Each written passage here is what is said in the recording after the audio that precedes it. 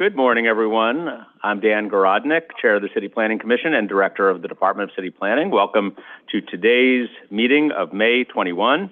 We're going to begin today's session with two votes. The first vote is on a proposal to facilitate the development of a new 6-story mixed-use building on North 7th Street in Williamsburg, Brooklyn.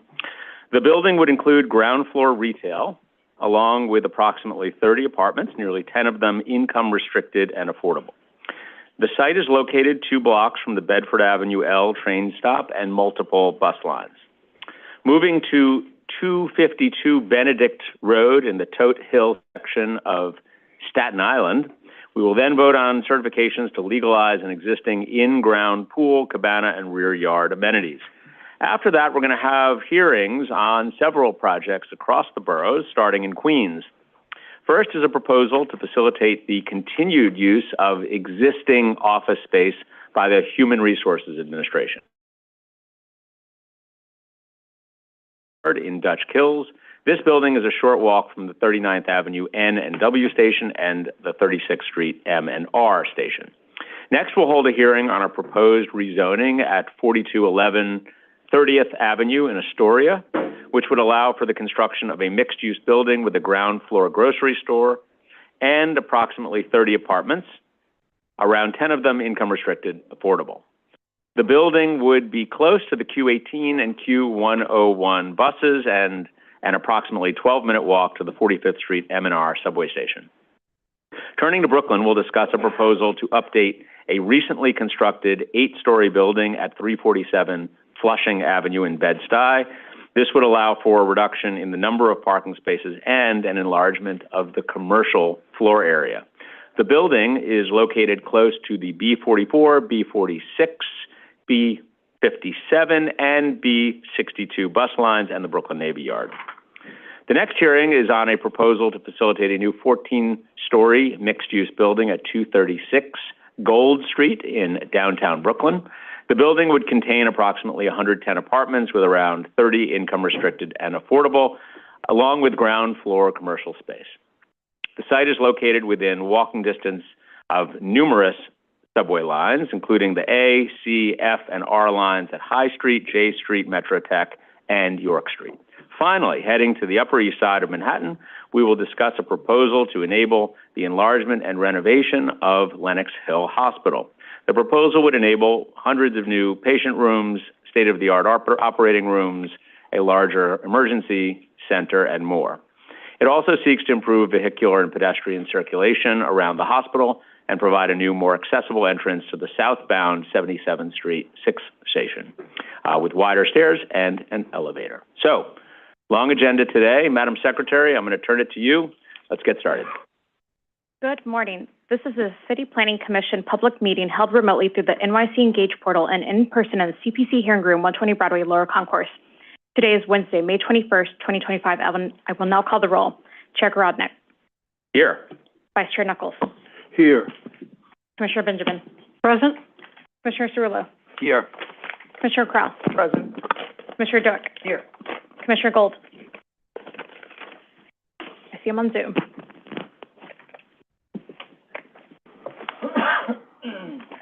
I see him on Zoom. We'll get his audio in a little bit. Commissioner Goodrich. Here. Commissioner Kamani. Here. Commissioner Mann. Here. Commissioner Baden. Here. Commissioner Osorio. Here. Commissioner Ramprashad. Here. A quorum is present. Sarah, I'm here. Sorry, I was having some trouble with the Zoom. Thank you, Commissioner. The first item is the approval of the minutes of the public meeting of Wednesday, May 7th, 2025. Great. I make a motion to approve the minutes of May 7. Second. Thank you, Mr. Vice Chairman. For the second, all those in favor, please say aye. Aye. Opposed, nay. Okay, minutes are approved. The next part of the calendar is the report section on page 4. Borough of Brooklyn, calendar numbers 1 and 2, North 7th Street rezoning, CD1, calendar number 1, C230064ZNK, calendar number 2, N230065ZRK, and the matter of applications for zoning map and zoning text amendments concerning North 7th Street rezoning. For favorable reports on calendar numbers 1 and 2, Chair Garodnick. Aye. Vice Chair Knuckles. Yes. Commissioner Benjamin. Aye. Commissioner Cerullo. Yes. Commissioner Crowell. Yes. Commissioner Dueck. Oh, just a point. Commissioner Gold, Yes. Commissioner Goodrich, Yes. Commissioner Kamani, Yes. Commissioner Mann, Yes. Commissioner Marin, Yes. Commissioner Osorio, Yes. Commissioner Ramprashad, And Commissioner Dweck and is Commissioner back. Dweck. Favorable reports have been adopted on calendar numbers 1 and 2. Borough of Staten Island, calendar numbers 3 and 4. 252 Benedict Road, CD2, calendar number 3. N 250013 ZCR, calendar number 4. N 250012 ZCR. And the matter of applications for the grant of certifications concerning 252 Benedict Road. For the adoption of calendar numbers 3 and 4, Chair Garodnick, Aye. Vice Chair Knuckles, Yes. Commissioner Benjamin, Aye. Commissioner Cerullo, Yes. Commissioner Crowell, Yes. Commissioner Dweck, Yes. Commissioner Gold, Yes. Yes. Commissioner Goodrich, Commissioner Kamani, Yes. Commissioner Mann, Yes. Commissioner Marin, Yes. Commissioner Osorio, Yes. Commissioner Ramprashad. Yes. Calendar numbers 3 and 4 have been adopted. The next part of the calendar is the public hearing section on page 6. Great. Thank you very much. And with that, we know there are a lot of people interested in being heard on various items today. We're going to take them in order, and we'll remind people who are here with us or on Zoom that you'll have 3 minutes, and we are glad you're here, and we look forward to hearing from you. Let's move to the first item. Borough of Queens, calendar number 5, 3328 Northern Boulevard HRA office acquisition. N 250174 PXQ. Public hearing on the matter of an application for a notice of intent to acquire office space concerning 3328 Northern Boulevard HRA office acquisition. Great. And on behalf of the applicant, we have George Donahue, Rushdi Patel, Nicole Pavez, and Rizwana Sheikh. And they are all on Zoom, and we're going to turn to them, Madam Secretary, as soon as they're ready.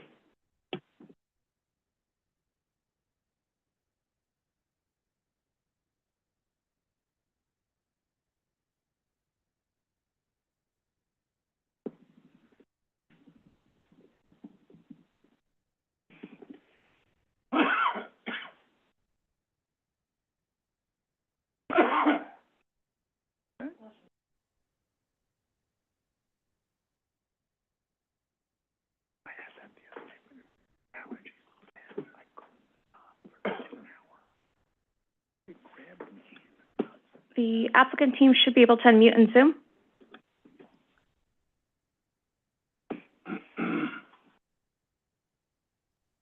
Good morning, Commissioners. Good morning. Good morning. I'm Rizwana Sheikh, First Assistant Deputy Commissioner for Facilities at New York City Human Resources Administration. Thank you so much for the opportunity to present our office space application at 3328 Northern Boulevard. Next slide, please. She needs someone over here.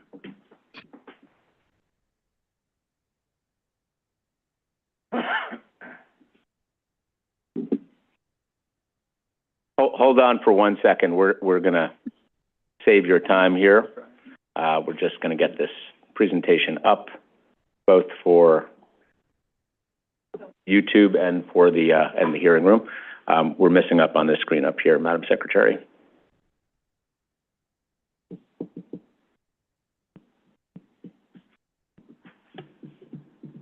Great. Okay. So we're going to reset your time, but you can go ahead and proceed. Thank you. Thank you so much. HRA is seeking approval to continue using 3328 Northern Boulevard, where HRA has been operating since 1973. Our lease expired earlier this year, and we're requesting an extension to maintain services while we secure a long-term replacement site. This site includes 2 interconnected buildings totaling approximately 104,000 square feet, located in Queens Community District 2. It supports a wide range of essential client-facing programs. Next slide, please. This facility has 2 entrances, a staff entrance at 3400 Northern Boulevard and a client entrance at 3328 Northern Boulevard. Together with nearby HRA offices at 3220 Northern Boulevard, they form a central HRA service hub in Queens. This location operates Monday through Friday, 8:30 to 5 p.m. And client-facing programs at 3328 Northern Boulevard include HIV/AIDS Services Administration and the Office of Burial Claims. Services at 3220 Northern Boulevard include cash assistance, supplemental nutrition assistance program, the Refugee Center, and a community Medicaid office. Next slide, please. 3328 Northern Boulevard is highly accessible via public transit. It's nearby multiple MTA subways and bus line, as well as the Long Island Ferry Terminal, connecting clients and staff. Next slide, please. Photos included in this presentation illustrate the functionality of the facility, showing various waiting areas, interview stations, open office layout, and a client-friendly entrance and staff entrance, all of which contribute to a dignified and supportive service environment. Last slide, please. Essentially, extending the lease is critical to maintaining uninterrupted service delivery and operational continuity during the transition to a long-term relocation. This facility remains a key part of HRA's mission to provide accessible and coordinated support to vulnerable communities. If there's any additional questions, I'm happy to answer them. Great. Thank you very much for that. There may be, but we're going to start with Vice Chair Knuckles. Thank you. I believe I read that your proposed extension is 3 years. Is that correct? That's correct. And the intent of the agency is to relocate. Yes, we'd like to relocate to a newer facility where renovation is going to be easier, so we can have a state-of-the-art facility like some of our newer facilities in other boroughs. So do you have possible locations under consideration as we speak? Yes, we do. Okay, so why do you think 3 years is a sufficient time frame to get the relocation done? That's a very good question. So in our experience, we have identified a location, and I'll allow DCAS to speak more to that. But from the HRA's perspective, typically once a location is found, all the processes that are involved with multiple city agencies, roughly that time frame is about 3 years, which includes also relinquishment activities at our current facility. So you, in fact, have a location that you expect to move into? And a location has been identified. The lease terms haven't been finalized. So Right. I say until the ink dries on the lease, we say we haven't found a site. Of course, right. Okay, thank you. Thank you, My Mr. pleasure. Vice Chairman. Okay, I don't see other questions for you. So thank you very much for being with us. And I'm going to see if there are any members of the public wishing to be heard on this item. Seeing none, we will close the hearing on calendar number 5 and move on to the next item of the day. Thank you. Okay.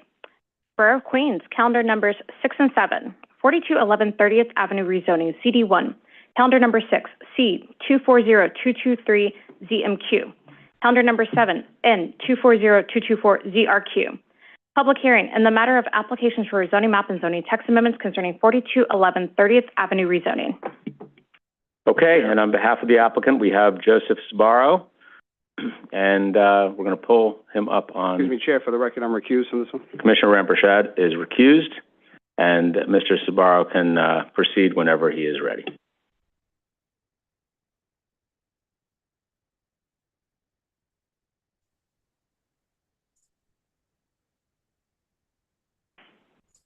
Good morning, Commissioners. Can you hear me okay? You can. Yeah. Good morning. My name is Joseph Sbarro from Ackerman LLP. We represent the applicant CG Stone Realty LLC. Next slide, please.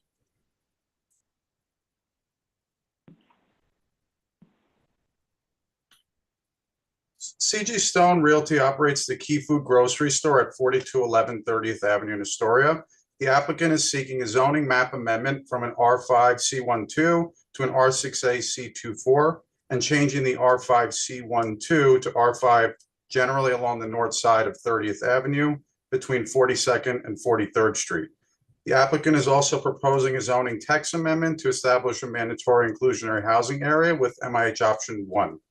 This will facilitate the enlargement of the existing one-story grocery store into a 5-story mixed residential commercial building. These actions will enable the applicant to continue to operate their grocery store business and remain competitive in the market for years to come. The project will also provide for new affordable housing in Astoria on a wide street in a transit-oriented area. Next slide, please. This zoning change map shows the proposed rezoning area outlined with the black dotted lines to the right, mapping the R6A C24 district.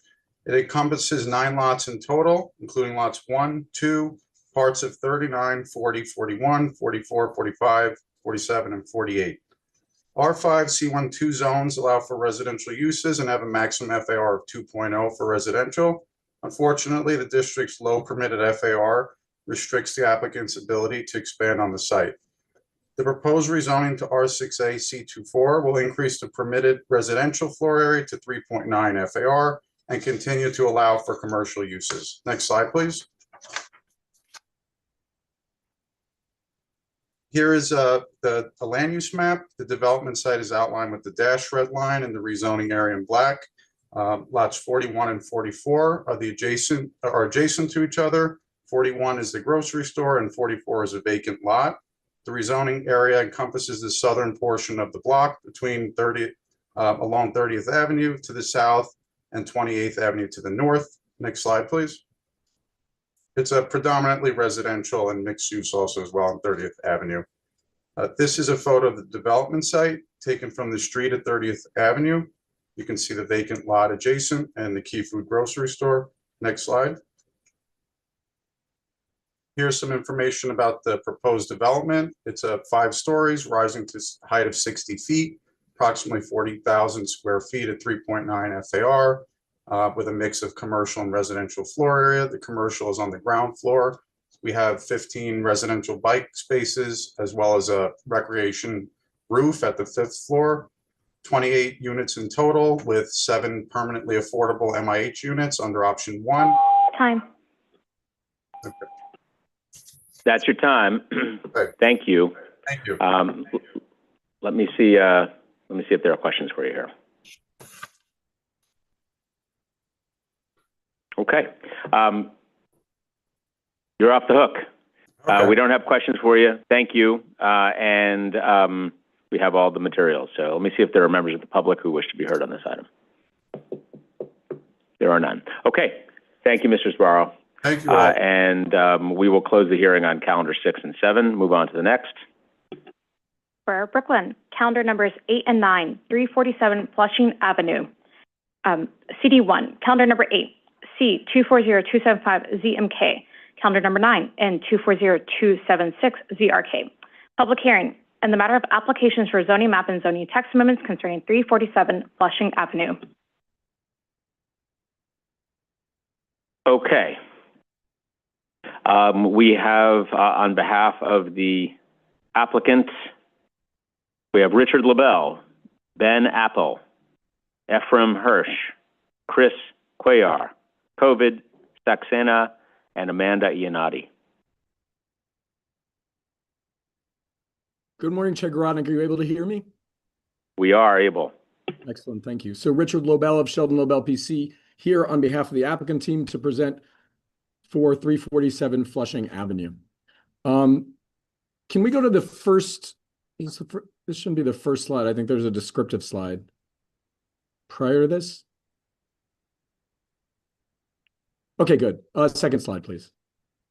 Thank you. I hope I get those seconds back. So this is a zoning map amendment from M12 to M15. As was stated previously, this is to allow for an existing 8-story building to provide for, first of all, a change in uses. Right now, the building would be primarily community facility and now would be able to be used for commercial uses. And second, to reduce parking. Right now, there's upwards of 300 spaces. This would reduce it to 86. There's also a small portion of the rezoning area not controlled by the applicant that is residential pursuant to a BSA variance. and this would allow for that to be zoned residential going forward, R71 C24 with an MIH area. The next slide has the numbers behind the development. The existing story, again, 8 stories plus cellar and subcellar. The proposal, the building remains the same, with, again, the mix of uses changing as well as the parking. As can be seen from the next row, the building currently has 140,000, back one slide, please. 140,000 square feet of floor area with parking on subcellar and first, roughly 58,000 square feet of commercial on the cellar, second and third stories, and 8th story office, and then 82,000 square feet of community facility warehouse. After the proposal, the building would be changed to allow for parking in the subcellar, and now there would be commercial use on that first floor, as well as commercial office above, with only the 4th floor remaining as community facility. Again, the parking decreases from 313 to 86. The next slide is the zoning map, which demonstrates the existing M12. Again, that floor area ratio at the time of the building's construction would have allowed for this building to be built with the understanding that the majority of that space would need to be used for community facility and manufacturing uses, and the parking requirement would be somewhat excessive. The next slide is the tax map, which shows the area of the rezoning. Again, the existing M12 converted to M15, and on the corner, these 5 residential buildings allowed pursuant to BSA variance, and now existing for close to 20 years, would now be R71 and would become conforming, with also the understanding that MIH would be required should the buildings be redeveloped. The next slide is the area map, which I think tells the story as to why this is so appropriate. Again, the street system in the area is well able to handle the proposed change in uses. The commercial office would allow for a more robust use of the building. And as you can see from the surrounding residential area, this is a building where people are now permitted and are able to walk to the building. As was noted by the community board, this is a well-utilized facility, and many local residents are able to conduct much of their shopping in this building without being required to go throughout the area, so it's quite convenient to those residents. The remaining slides are photos of the area as well as plans. Happy to answer any questions. Okay, thank you, Mr. Lavelle. Let me just ask you a little bit about the history here. Sure. The building was built recently, correct? 2022? Yes. Correct. Construction began prior to COVID, so roughly 2019. Sorry, did you say it was completed in 2019 or started in 2019? Oh, it started in 2019. You're correct. The construction completed in 2022. But I would say one thing, Chair, to note would be that construction began prior to COVID and then finished after the COVID pandemic had already begun, which is one of the reasons the building was in such challenging financial shape. Many of the units, which typically would have been utilized in the event that doctors' offices could populate those spaces, were unpopulated given the COVID pandemic, and so the building was in a state of financial distress. Okay, and there were on the 6th and 7th floor of this building, there are today offices. Is that correct? That is correct. And those offices are not they're not compliant with zoning today, but would be made compliant if we make the change. That's correct. Chair, as was discussed in the hearings prior to this at the community board and the Brooklyn Borough President's office, the building basically, as a matter of financial sustainability, basically allowed for some of these use changes prior to the rezoning, and so those changes have not been formally reflected on the C of O, given the fact that we are still zoned M12. In the event the rezoning is approved to an M15, the building would have an opportunity to change the C of O and allow for those commercial uses. Okay, because those uses were supposed to be accessory warehouse space under existing zoning. Is that right? Correct, accessory warehouse space, and as well as, if permitted, community facility, doctor's offices, as would be allowed in an M12. Okay. Okay, let me see if there are other questions here. Sure. Okay. There are none. So thank you for that. Thank you, Chair. And I'm going to see if there are members of the public wishing to be heard on this. I do not see any, Madam Secretary, if that comports with your understanding. That is my understanding. Just confirming that Ben, Ephraim, Chris, and COVID and Amanda are with you, Richard, right? That's correct. Okay. Yeah, Okay. no others. Got it. Then we're going to close the hearing on calendar 8 and 9, 347 Flushing Avenue, and move on to the next.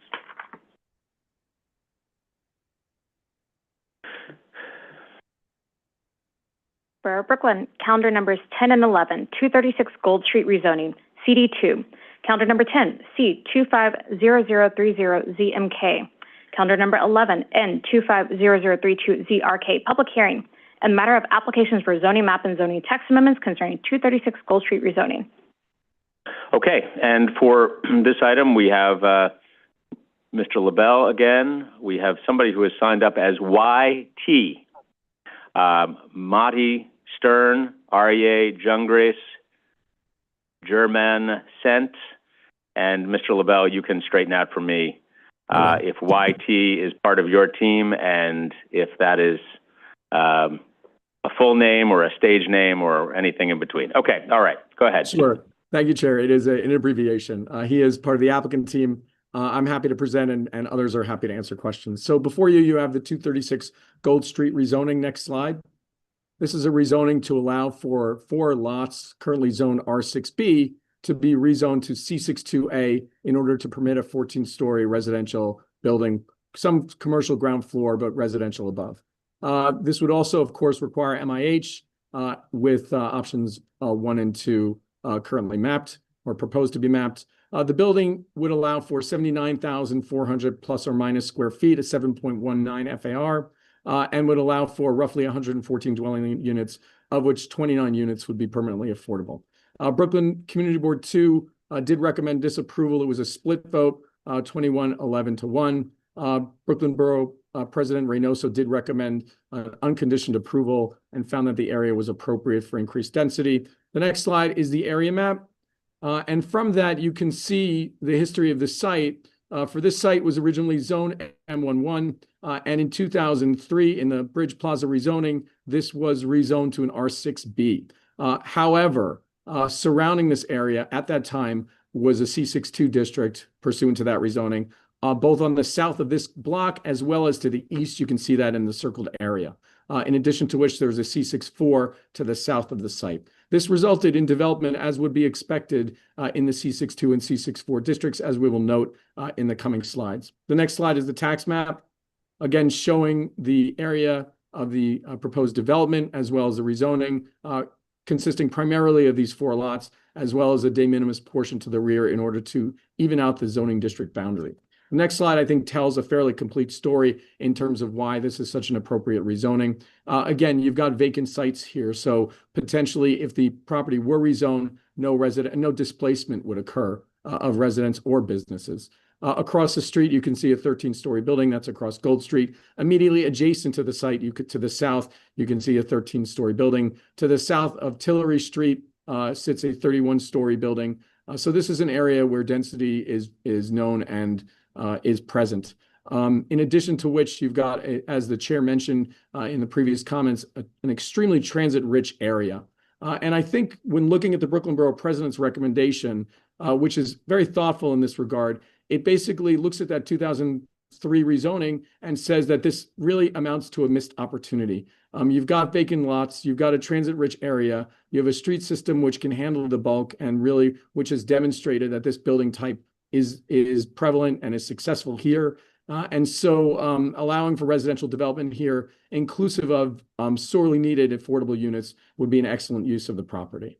The next several slides contain pictures of the area where you can see the tall buildings in and around the area. And after the slides, there are plans which demonstrate the proposed layout and massing of the building. And with that, the applicant is happy to answer any questions. Thank you, Mr. LaBelle. I think one of the concerns that we have heard from the community, and I know there are people here to testify on this item today, is that this area and site was rezoned 20 or so years ago, and downzoned back in 2003. This is a proposal to add some additional density here. Can you just spend a minute, because I think we're going to hear this today, and I think before you go, it's more important that you address it. Why make the change? Why enable this here and now? What has changed since the last moment that the Commission and the Council had a chance to address this site and this area? Sure. Thank you, Chair, for the opportunity to discuss this. It's obviously a very dense conversation, and one which has been engaged in both with the community members at large as well as with the community board. I would note that the community board's vote was a split vote, and having attended the full board hearing when it was discussed, there were members of the community board who basically said what is the case here, which is that yes, 20 years ago, 2 decades ago, there was a conversation around the site. And I would correct the record and the chair's comment for one moment, which would be that this was not downzoned in 2003. It was rezoned from an M11 to an R6B. And as was discussed by many members of the community board, as well as the Brooklyn Borough President, that represents a sadly missed opportunity here, that this is an area which basically is meant to house additional individuals, that while 20 years ago, the conditions may have been such that it may even have been appropriate to keep this at a very low density zone in R6B, times have changed. There are dire needs, not merely for the site, but for the area at large. And if you have a site that's vacant with no potential displacement, which is so transit rich, which has facilities, commercial uses, and other spaces which would supplement and serve the proposed residential population, it is an entirely appropriate site. And yes, while there was that discussion in 2003, things have changed, as we all know, dramatically since that time. And this site really, it presents an opportunity, both in terms of this rezoning, but also in the terms of the larger area, to house over 100 individuals, including 29 affordable units. So the building type, this building height, bulk, et cetera, completely matches with the building across the street immediately to the south. This is a rare opportunity, as we see it, in order to provide a building that is really fits within this area.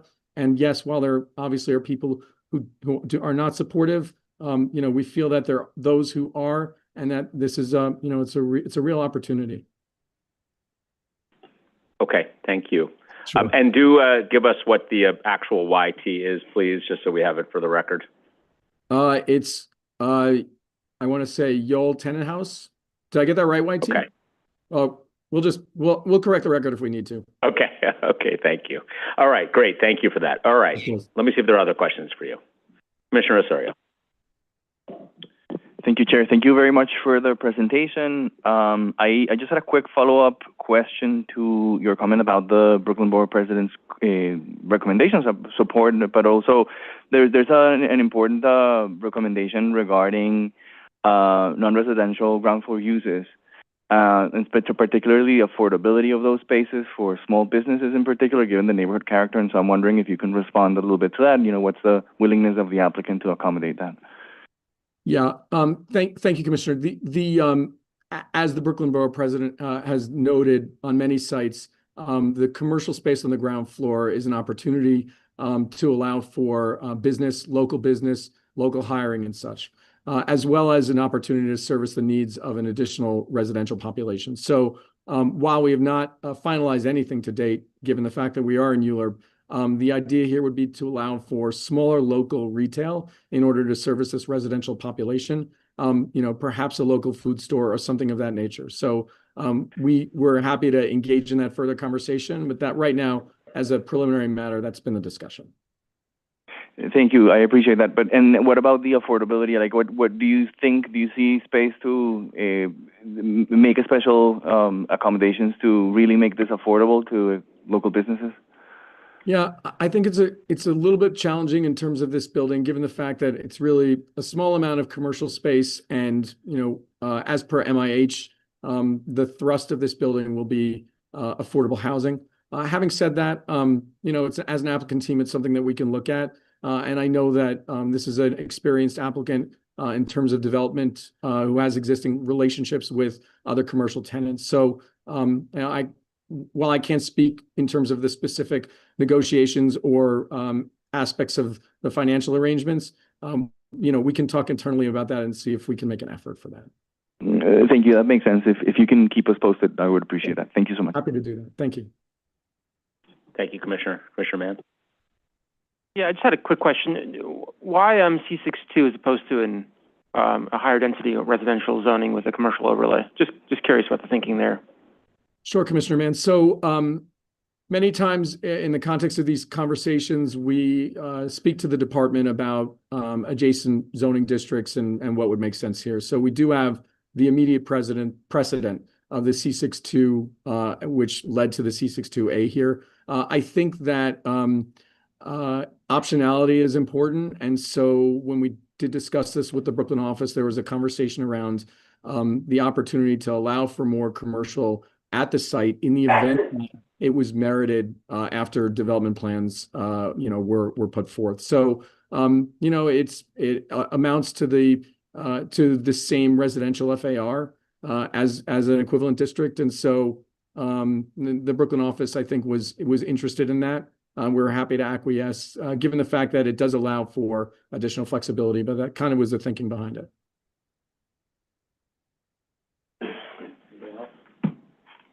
Okay, thank you, Mr. LaBelle. We don't have any more questions for you, but we do have members of the public wishing to be heard on this item. So I will thank you for your time, and I am going to next call Juan Salazar, Joseph Nebbiolo, excuse me, and William Vinicombe, all on Zoom in that order, if we have them.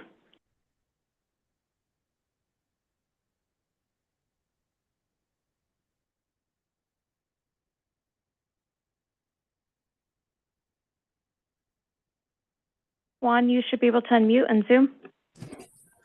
I am. Good morning. My name is Juan Salazar.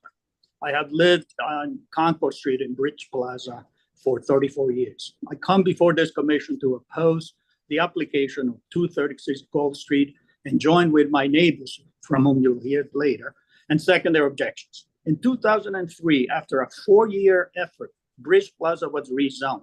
The main concern was preserving the R6B character of the neighborhood, homes over 150 years old. At the time, we worked closely with the Brooklyn Office of City Planning, and it was clearly stated that spot zoning was not desired, and that a comprehensive zoning plan would preserve the R6B character and also allow for taller buildings in the periphery. Behind me are some of the photographs of the existing buildings directly behind where this owner proposes to build a 14-story building over 4 times the height of the existing buildings. The developer, through council, just mischaracterized the neighborhood by just showing you roads and tall buildings, which are adjacent to them. What the owner here seeks is simply spot zoning and should not be allowed. Since 2003, every single owner has complied with the existing zoning and built 22 separate buildings with a total of 1,705 residential units plus a hotel, the Pillory. This includes 86 affordable housing units, and directly across the street, at 71 Prince, there'll be 212 additional units. Notably, the owners of this lot previously submitted plans to the DOB to build in compliance with the R6B zoning. They got the idea to zig spot zoning. The commissioner should be aware, and it was made aware, that the community board voted to reject it, first to the land use committee, and then the full board rejected it. And these are the individuals who live in the neighborhood and understand the needs of the neighbors. Directly downtown Brooklyn, the meeting is a block away from it. Okay, now, council mentioned that the borough president approved it. You would note that the borough president wasn't even at the hearing. We testified and council, he did not show up, and politicians have to do their thing, and he wasn't at the meeting, but the community board was there. There was a vote, 2 votes on the land use committee and on the minute. Finally, if all that is required to obtain a variance on spot zoning is to build bigger, then there will be no need to have a planning commission or a planning department. We worked for 4 years, real plan to have 6B, R6B and commercial, and that has worked for 20 years, and there's no reason to allow just one owner at the, and all the little guys like us is going to suffer because they're going to have this 14-story building behind those beautiful homes that you see behind. In fact, thank you. Thank you, Mr. Salazar. Okay, we appreciate your being with us. Next is Joseph Nebbiolo.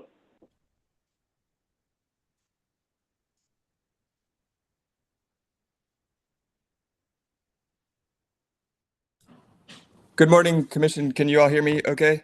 We can. Okay, good morning. Thank you for the opportunity to speak today. I am also a resident of the neighborhood. My family has been here since the late 70s, and we are a local business. I just, I want to champion what Juan was saying, and that, 20 years ago, we all did actively seek out the opportunity to creatively rezone the area to preserve the last two historical neighborhood streets of Bridge Plaza. And we did a lot to make sure that the surrounding area was allowed to be built up and built up with density and with higher buildings. That plan was, forged so that the area of these two streets, Duffield and Concord Street, could be retained as a historic district, but still allowing for density to be built up around it, but not detracting from the integrity of this neighborhood, right? I think it's important, Mr. Lobel mentioned that a lot has changed since 2003, and he's correct. A lot has changed since 2003. A lot of buildings in our area have been built, namely in the last 5 years, and currently there's one going up next to the precinct on Tillery Street. A lot of buildings have been built with a lot of density and a lot of affordable housing. But, what we're asking for is to help us preserve our community. And I think a big thing that's missed with affordable housing and density is also how it's impacting the community that these buildings are built in. And as the City Planning Commission and as the City of New York, right, what is important is what fosters community, not just putting more people in an area because the streets are wide and there's public transportation around, but is that area a community? And are we developing a community? Are we allowing these historic areas to be safe and free to exist and not be overshadowed by these large buildings? Thank you for your time. Thank you. Next is William Vinicom, followed by Nancy Vinicom.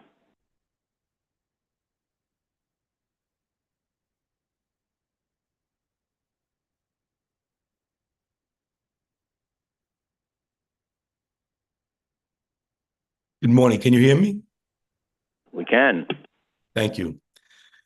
Good morning. My name is William Vinicom. I'm a former chair of Community Board 2 and a former chair of its Land Use Committee. I've been deeply involved with land use and planning issues in this community for over 3 decades. I'm here today to speak in strong opposition to the rezoning application currently before you. In 2003, Community Board 2, working in collaboration with this commission, initiated a thoughtful and comprehensive rezoning plan for Bridge Plaza. We closely worked with your colleagues, Regina Meyer and Winston Von Engel, to craft the vision rooted in community values, sound planning principles, and long-term sustainability. That plan was approved by Community Board, the Borough President, and City Council, and for more than 20 years, it has provided a clear, consistent framework for growth. In March of this year, the proposal before you today was thoroughly reviewed by Community Board 2. It was voted down by both the Land Use Committee and the full board. Why did the community oppose it? First, because the existing zoning has been effective. It's been a success. Numerous buildings have been developed in conformance with R6B and the C4 zones. The framework has successfully encouraged responsible development while preserving the character and the scale of the neighborhood. Second, the community board has a long-standing policy of opposing spot zoning, especially when it appears to benefit a single owner. Zoning should serve the broader public interest and not just one private gain. Third, approving the rezoning would set a dangerous precedent. It would open the door to a pattern of incremental changes to chip away at the integrity of Bridge Plaza. Over time, this could unravel decades of thoughtful planning and community engagement. For all these reasons, I respectfully urge you to oppose this application, honor the collaboration work that has been shaped Bridge Plaza into what it is today, and support Community Board 2 in preserving the vision, the planning, and the neighborhood that we've built together. Thank you. Thank you. Don't go anywhere. We have a question for you from Commissioner Osorio. Thank you, Chair. Thank you very much for your comments and for being here today. We received the memo, and I wanted to ask or give you an opportunity to share with us a little bit what's been the response from the applicant. I mean, have you been able to fully explain your concerns, and what's been the extent of that discussion at the different kind of like levels of the process so far? We had a Zoom meeting with the applicant and Bridge Plaza, and we brought some concerns back to him, and then the next time we had heard from him was at the community board. So that's the interaction we had. Not that much at all. We had one meeting. Have you received any written responses or anything or any additional documentation you can share with us? Not that I know of. Okay, thank you. I appreciate you being here, and thank you for your comments. And thank you for listening. Thank you for all of your help. Thank you, Mr. Vinicom. One more. Sorry, Commissioner Goodrich.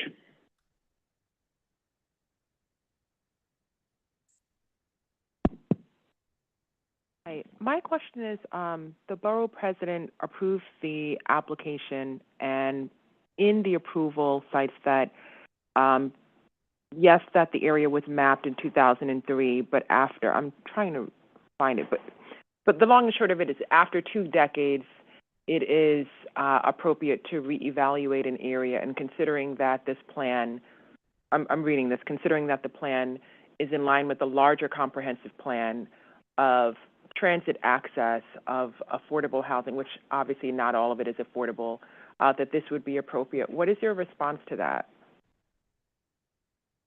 Well, like was said in previous testimony, there has been, this has worked. It's been successful, and the fact is that there is affordable housing in the neighborhood. So, in the R6B that was put in place 20 years ago, there's been beautiful, successful buildings. So it has worked. And to just come along and just chip away at one of the 4 of the lots, and keeping in mind, this property was bought under the R6B zoning, and it was purchased under the R6B zoning with the value of the R6B zoning, and also there was a plan to put R6B type of building here, and it was permits were put in. So all of this is just a demonstration of the past of what has gone up and what the future could be, and to chip away at one little piece of it and allow this to happen. And what's going to stop somebody from coming back, another year or so and ask to do another little piece of it, and just say that, well, so it's a plan that was in place, that was endorsed. City planning actually funded the EIS for it, and to come back in 20 years is a long time, but nothing really has changed that much, other than there's been success in what we had planned 20 years ago.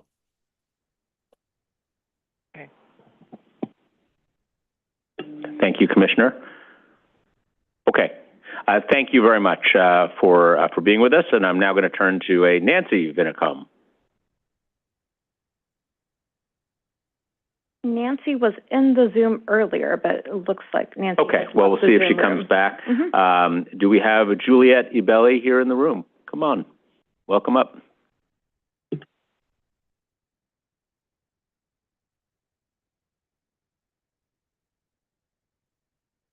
And after Ms. Ibelli, we are going to go to Olga Abinader on Zoom. Welcome. Before you start, there's a little button at the base of that microphone which there you go. Oh, there you go. Voila. Perfect. Magic. Good morning. My name is Juliet Ibelli, a lifelong resident of Bridge Plaza.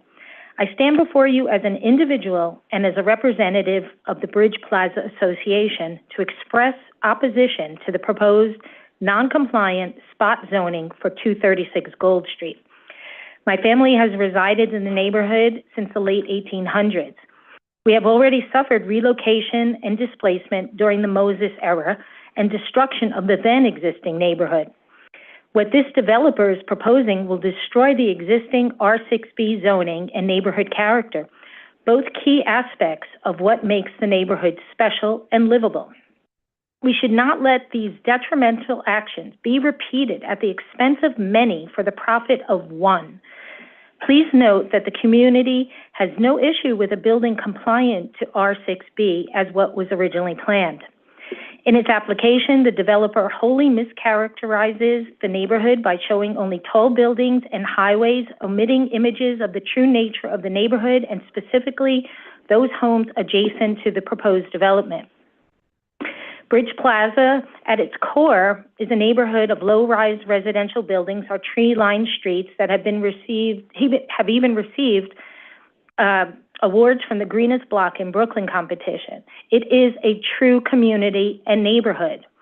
Bridge Plaza is a mix of owner-occupied and renters, long-term residents and new transplants, singles and families, and lots of friendly dogs. It is not the industrial wasteland and high-rise buildings the applicant would like you to believe.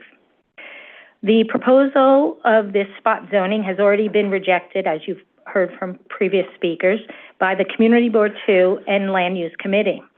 They know the neighborhood and know the history of Bridge Plaza and its rezoning. They are not politicians or developers seeking to enhance their careers by promises of affordable housing. They know what is in the community's best interest. The lots that are the subject of this application were rezoned, as you've heard, after many years of a comprehensive effort by Sitting Planning, Community Board 2, and its Land Use Committee, and the community itself. You've heard a lot of statistics, and I won't repeat all those.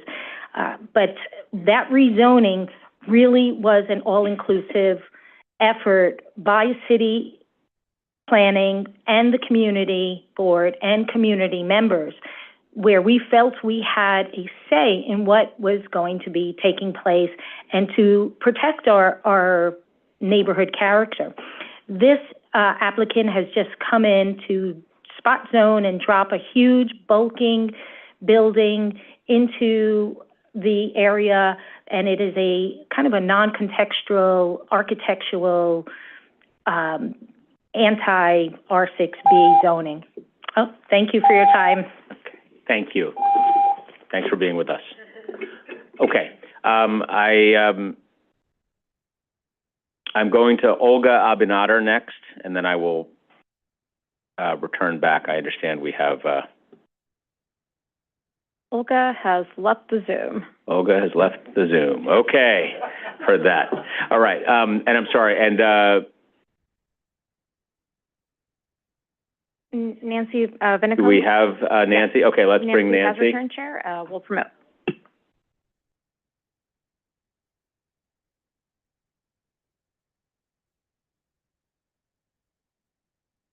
Nancy, you should be able to unmute in Zoom.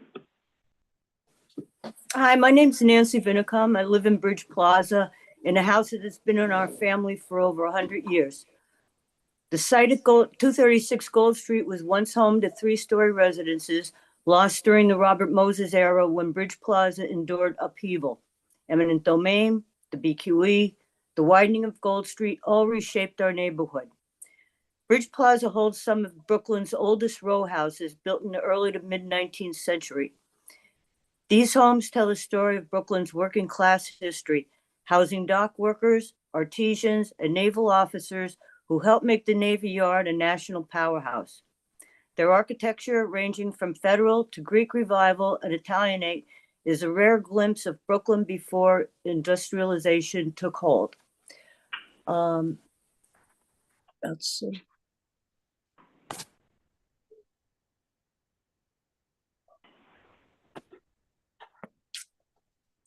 I keep losing my Zoom. The zoning changes approved in 2003 by Community Board 2 and this Planning Commission have successfully stimulated new development while preserving the neighborhood's historic low-rise character. The rezoning proposal that is being considered today disregards that vision. For these reasons, I urge you to oppose this rezoning, and I thank you. Thank you very much. Okay, next up is Matt Stone. followed by Yoshi Tenahouse on Zoom. Good job.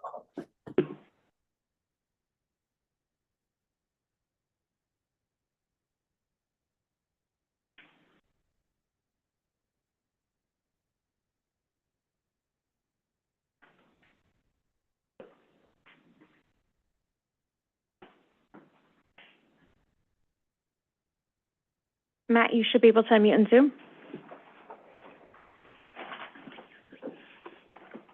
And it looks like Matt has left the Zoom. Okay. How about Yoshi Tenahouse? Yoshi, you should be able to unmute in Zoom.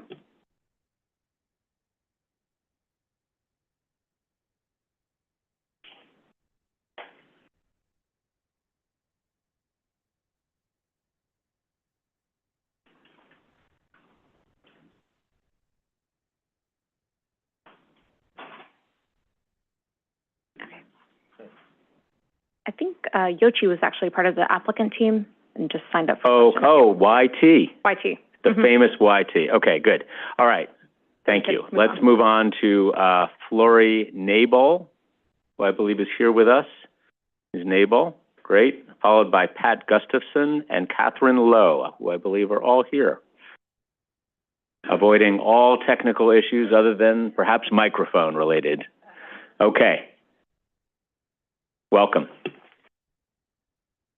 Good morning, Chair Garodnick. Good morning, New York City Planning Commission. My name is Flory Nebbiol. Sorry. That's all right. Sorry, my Never apologies. pronounced correct. It's fine. I've been a resident and building owner on Concord Street for over 40 years, my husband and I, and our family. I formally oppose the rezoning proposal for 236 Gold Street. This proposed development contradicts the carefully crafted zoning plan established in 2003 and 2004, which you've all heard about. It aimed to protect the low-rise character of this residential area. As a concerned member of our community, I ask that you respect the vision that the community has worked hard to establish and reject this spot zoning proposal. In 1999, when the process to rezone this area began, the community worked hand in hand with Community Board 2, its Land Use Committee, and the New York City Department of City Planning. They wanted to ensure that future development would be in harmony with the existing neighborhood. The outcome of this collaborative effort was a zoning plan that preserved the low-rise residential nature of the area while allowing for some high-rise buildings along the way of Tillery Street. This balance was reached after careful consideration of the surrounding infrastructure and the need to avoid spot zoning that could disrupt the neighborhood's character. The current proposal for a 14-story building at 236 Gold Street, however, completely disregards the zoning plan established in this 2003-2004 rezoning. Since 2004, new developments such as the buildings at 35 and 42 Duffield Street and 178 and 182 Concord Street have adhered to the zoning regulation, seamlessly integrating into the existing low-rise fabric of the area. These developments reflect the neighborhood's character and respect the boundaries set by the community's planning efforts. The proposed 14-story building, however, would be completely out of place and would tower over the existing homes, undermining the area's residential feel and diminishing its charm. Furthermore, the application submitted by the developer contains misleading representations of the area. The photographs and renderings provided from the proposal focus on areas outside of Bridge Plaza and fail to show the low-rise homes that characterize the actual neighborhood. These omissions create a false narrative of the neighborhood's character and mislead the decision makers into thinking that this type of development is consistent with the area. Additionally, the shadow maps provided in the proposal do not account for the significant negative impact of a 14-story building and the impact that it would have on the surrounding homes, particularly regarding light and air quality. Proposed development would cast a shadow over neighboring homes, further decreasing the life of the residents. Oh. Thank you for listening. Thank you. Thank you very much for that. No, we appreciate your being with us. Thank you. Okay, next is Pat Gustafson and Catherine Lowe, and we have about 5 more speakers on this item. So if you want to be heard on 236 Gold Street, good time to sign up now. And then I know there's hello, and I know there's plenty of people here for the next item too. So that's coming after 5 speakers. So welcome, Ms. Gustafson. Good morning. My name is Pat Gustafson, and I have lived on Concord Street in Bridge Plaza since 1991. It's a charming area. I was supportive of the 2003 R6B rezoning of these lots and strongly object to this proposed development not complying with the zoning and rules that everyone has adhered to since 2003. Please do not allow this spot zoning and high-rise development to proceed. Thank you. Thank you. Okay, Catherine Lowe. And I'm going to call the rest of the people while Ms. Lowe makes her way up. Harold Watrous, Andrew Begg, and Maria Del Greco are all signed up. Again, if you want to be heard on this item, now is a good time to sign up. Welcome, Ms. Lowe. Hi. Thank you all, Commissioners. I oppose the spot zoning proposal for 236 Gold Street. I live at 178 Concord Street. I've lived there since 2020. My peers have made it very clear. They've gone over the facts of the rezoning that took place. I don't necessarily want to repeat that, but what I do want to say from a personal point of view is that I volunteer with a citywide nonprofit organization in which I work directly with people in affordable housing and low-income housing throughout the 5 boroughs on an everyday basis. So I want you to know that I'm 100% in favor of affordable housing and new housing in our neighborhood. But the rezoning approved in 2003 was a good faith deal to keep one part of this neighborhood low-rise and preserving the character of the Bridge Plaza with its 150-year-old homes. We are very proud of our small historic neighborhood and welcome all new housing, which is compliant with the RB6 zoning. Thank you. Okay, thank you. Harold Watrous on Zoom.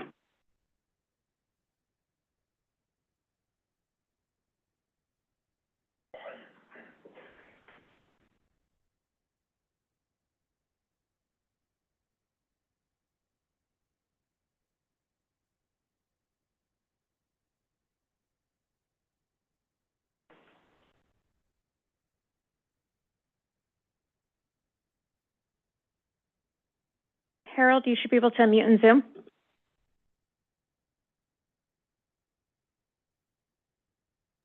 Can you hear me? Yes, Hello? We can. Okay. All right. In 2017, we purchased a unit at 42 Duffield Street, which is opposite 35, which was in the block that we're concerned with. The unit we purchased was also in a 4-story building.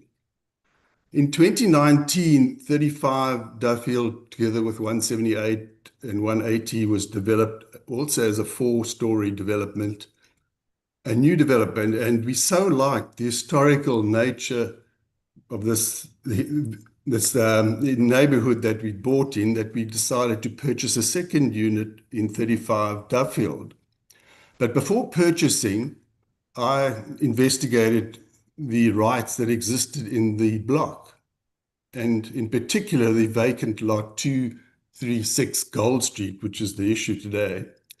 And all my investigations showed that the permissible rights were for 4 stories. And in fact, a permit had been submitted for a building of that nature.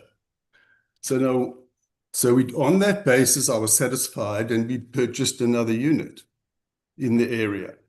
So what do we have now? In 2003, we discovered that the neighborhood was rezoned to include residential commercial zoning, allowing for a maximum of 4-story building. New construction since 2003 rezoning has been in keeping with the character of the neighborhood. Example is 35 Duffield and 178 and 182 Concord. The developer bought the property knowing the permissible zoning only allowed 4-story building. The developer is simply seeking to profit by changing the zoning to build a 14-story building without providing parking, which is currently not allowed, all to our detriment. Noise, light, parking would detrimentally affect us. We would be looking into a 145-foot wall immediately adjacent to our backyard. It would be totally unreasonable to change the zoning of this building after community worked tirelessly alongside the New York Department of City Planning to create a long-term plan that would maintain the character of our low-rise neighborhood while allowing the reasonable height rise development on Tillery Street. A 14-story building is inappropriate and will dramatically change the landscape, overshadowing our homes and destroying the neighborhood character. There's enough housing within this area. Thank you. Time. So let me pose a question to you because we're getting close to the end here, and I just want to make sure that I fully understand your position and the position of the neighbors immediately surrounding. Yeah. So it sounds like you live in one of the buildings that would be on the back side of this proposed site at 236 Gold. Is that correct? Yes, absolutely correct. I mean, our balconies look straight into this building. Okay, so the proposal here is for a 14-story building on this site. What size? And there's there are, and I think it's important for us to note that there are 12 to 14 or 12 to 15-story buildings immediately adjacent to this site, the south, southeast, and east. What size building would ameliorate your concerns here? It seems like almost any development would have a pretty significant impact on you, but I'm interested in knowing if the building right next to this site were built on this site and it were to match it exactly in size and scale, would that be something you would support? If we're stuck to the 4-story building, I'd be absolutely fine. I'm not looking at the 4-story building. Yeah. No. I'm looking at the 15-story building next door to this site. No, I'd oppose that. I just feel we're changing the character of this beautiful little unique area of Brooklyn. And I mean, I could ask a question. I mean, my training was a land surveyor and a town planner, and I did do rezonings.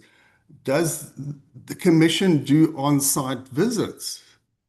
I mean, I'm asking, I'm new to the country, but on any rezoning, surely there's a site inspection to see what surrounds the site that's going to be developed by the planners. Does that happen in Brooklyn or in New York?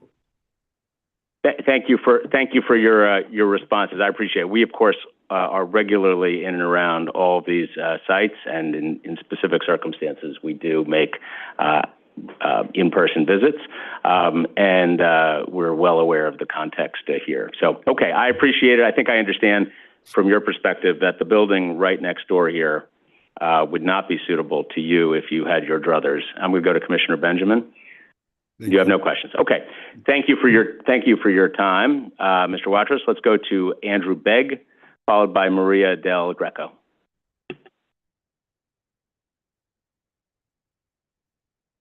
Welcome. Thank you. Good morning, Chair. Good morning, Commissioners. My name is Andrew Begg, and in 2019, I purchased a new condo on Duffield Street, directly behind the lots that we are talking about. Before I bought it, I researched the current zoning to see what would be built in that vacant lot, and I saw that a huge amount of work had been put into the rezoning of the entire neighborhood in 2003. I found a comprehensive plan. I found that it had been done by the Planning Commission and by neighbors that I would soon come to know. The environmental analysis study of that plan is impressive. It goes into a huge amount of detail on the history of the neighborhood and the character of the neighborhood. And I would urge you to go back and read that as part of this decision, because there is nothing in the applicant's application and environmental assessment that refers back to that 2003 environmental assessment. Importantly, the 2003 rezoning decision forecast that there would be 295 new units built as a result of that rezoning. In actual fact, 1,705 units have been built. And just over Tillery Street, there's a building with 400 new units. So this is a plan that had a compromise at its heart, as my friends and neighbors have pointed out, and that plan has worked. 1,700 new units have been built in high-density housing around the edge of the historic core of Bridge Plaza. By contrast, the applicant's application is anti-planning. It only looks at the fact that this empty lot abuts against a higher density neighborhood, but it doesn't refer back to the reasons for the low density core of Bridge Plaza and why that lot is part of a historic compromise. So any decision to grant this application without looking at the neighborhood as a whole and without looking back to the 2003 zoning is anti-planning. And I would ask you to look at the results of that 2003 plan and the fact that 1,700 apartments were built according to it. And the reason why it's so important not to look at this as just a vacant lot abutting high density is that you will get more applications. This is going to set a precedent for the rest of the zone. 4 historic Greek revival row houses on Duffield Street were just sold recently as a single unit to a single developer. Those lots also abut against the higher density zone. If this lot can be rezoned to be high density, what's to stop the developer demolishing those 4 houses and then applying for rezoning for Duffield Street to shrink the R6B zone even further and put up another 14-story building abutting? So I would say, please let's stick to the plan. The plan worked. It was a success for the Planning Commission. It was a success for building new units, and we ask you to thank you. Thank you very much. Last up is Maria Del Greco.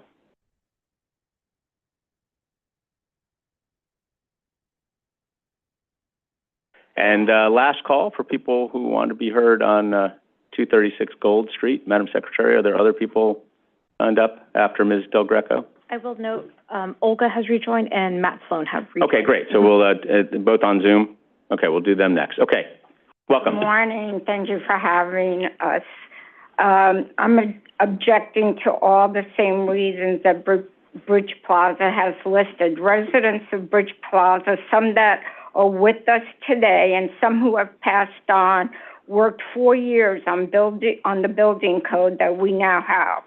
The board and the land committee rejected the proposal after debating and voting. For 20 years, any new building that has been built has respected the building code. This is a neighborhood that was once working class, filled with growing families, until it was mostly destroyed to make way for the BQE. Duffield Street and Concourse Street still standing today. It is a bit of calmness in a very hectic area between Flatbush Extension, Tillery Street, and BQE. This small area represents what Brooklyn is about: small houses, stoops that people can sit on, tree-lined streets, small backyards and neighbors, some that have families that bought houses going back 100 years. Manhattan has all the tall buildings. Brooklyn is becoming a borough that is unrecognizable with all the tall buildings. We need more streets like Duffield Street and Concord, not less. Feel the quality of life will diminish with the buildings due to the lack of light, all the additional cars with no accommodations for a parking garage. We already have a problem with parking. I love dogs. My brother had 3 all at once, but with all the extra dogs and people that don't clean up, Not to mention the noise. My brother moved to this neighborhood 50 years ago when it was not desirable. He put his blood, sweat, and tears in rebuilding a building that was going to be demolished, a pre-Civil War building.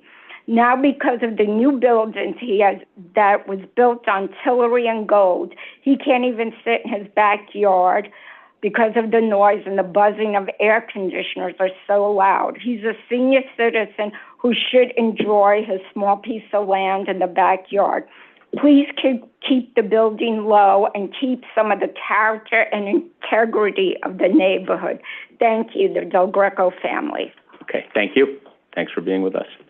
Okay, Madam Secretary, you said we have some folks ready to join us by Zoom. Yes, we have been rejoined by Olga and Matt Sloan. So okay, let's go to Olga. And Matt Sloan. Hi, everyone. Olga Abinader, Matrix New World Engineering. We're part of the applicant team, and we were here to respond to any questions. I also wanted to mention that a correction for the record, the environmental assessment statement that was prepared on behalf of this application does reference the 2003 Bridge Plaza rezoning. It has about 15 mentions of that prior study in the environmental review. So I wanted to make sure that that's on record. Thank you. Okay, thank you for that. Okay, next.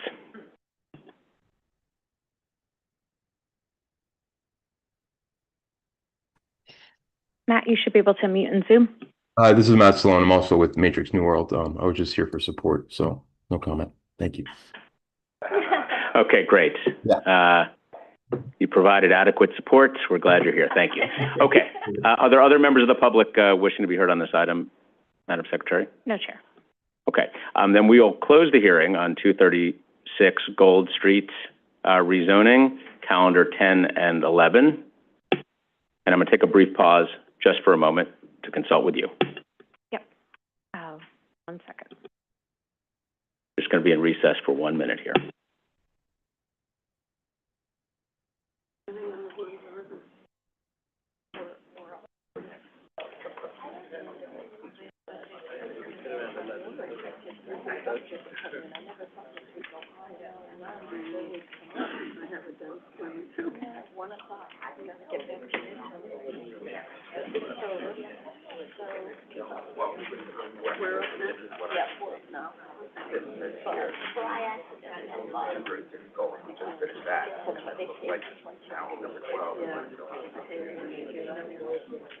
I did not. I thought the other thing would be, I glanced and thought, oh, that'll be fast. These last one was an hour. Yeah, I don't understand how the neighbors feel. Well, that's funny. We're hearing the same theme. Let's go there anyway.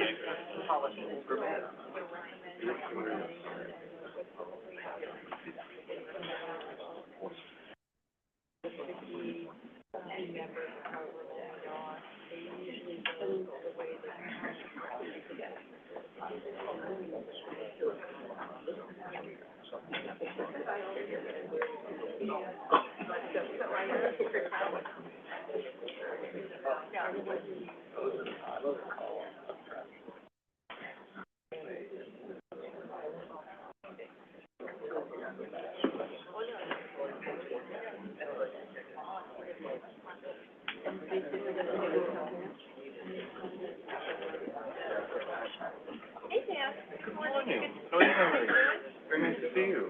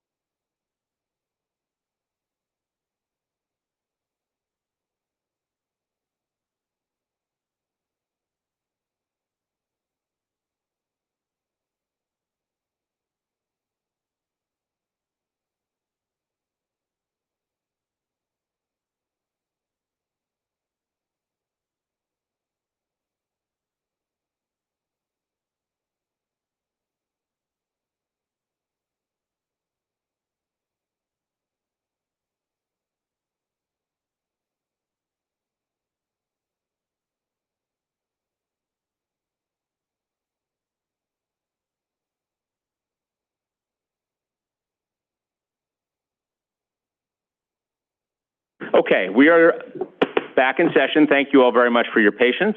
The next item of the day is, well, I'm not going to preempt you, Madam Secretary. Why don't you call the item, and then we'll get right into it. Borough of Manhattan, calendar numbers 12, 13, and 14, Lenox Hill Hospital, CD8. Calendar number 12, C250151ZMM. Calendar number 13, N250152ZRM. Calendar number 14, C250153 ZSM, public hearing, and the matter of applications for zoning map and zoning text amendments and a special permit concerning Lenox Hill Hospital. Notice. A public hearing is being held by the City Planning Commission in conjunction with the above actions to receive comments related to a draft environmental impact statement. This hearing is being held pursuant to the State Environmental Quality Review Act and the City Environmental Quality Review. Okay, now with that as an intro, and before I call the applicant team, I know there are a number of folks who are here with us and on Zoom to testify on this item.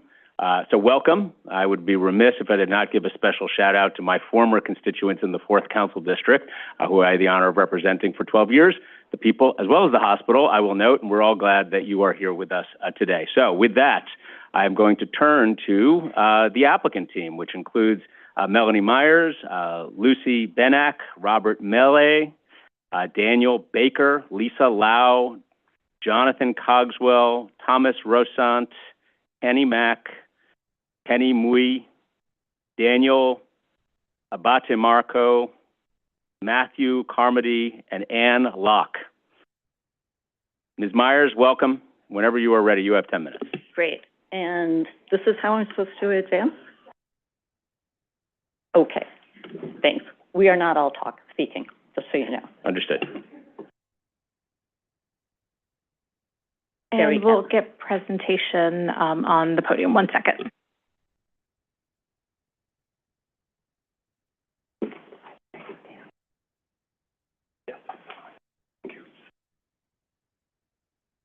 Hi, how are you?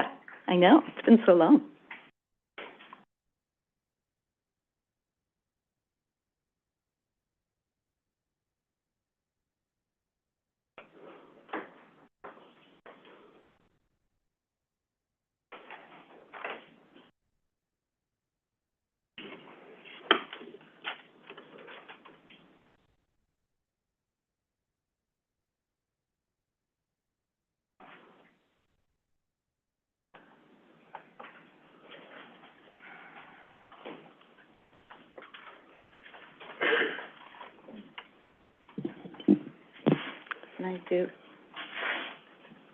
I mean, we can see it here. Looks good. And are you able to move the slides? Okay, then you can go ahead and get started. Welcome. Great. Thank you for having us. My name is Melanie Myers. I'm with Fried Frank, and I'm Land Use Counsel for the applicant. I will be joined today by Dr. Daniel Baker, who's the Executive Director of Lenox Hill Hospital, and Lisa Lau of AKRF. The application before you is for a series of land use actions to secure the future of Lenox Hill Hospital. It is an application that has been a long time in the making, and we're very happy to be able to present it to you today. In this presentation, Dr. Baker will discuss the programmatic needs of the hospital, as well as the evolution of the proposal. I will speak to the precedents informing the land use decisions and requests that we are making. And finally, Lisa will speak to the DEIS findings. We also have representatives from the team, including architects, building operations, and environmental, to answer the Commission's questions. And with that, I will turn it over to Dr. Baker. There you go. Thank you, Melanie. Good morning. Thank you for the opportunity to be here to present to you all today. A question that we need to ask ourselves as we consider this project is the value and importance that we place on one of the most impressive and innovative healthcare systems. New York City has long been home to a bastion of clinical firsts, of academic fortitude, and empowering research. And Lenox Hill Hospital is very proud to have been part of that for the past 160 years. Yet with that said, the system remains fragile, as we have seen with the recent closure of Mount Sinai Beth Israel Hospital. And in order for Lenox Hill Hospital to continue for generations to come, we need to modernize and renew our facilities. We are very proud at Lenox Hill of our mission statement of putting the patient at the center of everything we do to create world-class service. We're equally proud of our clinical services, with multiple, including 6 ranked in the top 50 nationally, and a consistent ranking as a top 50 U.S. hospital by Health Grades for the past 4 years. We're equally very proud of the community partnerships that we have created over the course of many years, whether that's Harlem Grown, God's Love We Deliver, Carter Burden, or through the services that we offer with vaccinations, cancer and blood pressure screenings, or pulmonary function testing, as well as our house calls program. I want to talk a little bit about the importance of the patient population that we serve. We have over 144,000 patient visits annually. This includes some 4,000 deliveries, as well as some 14,000 surgeries.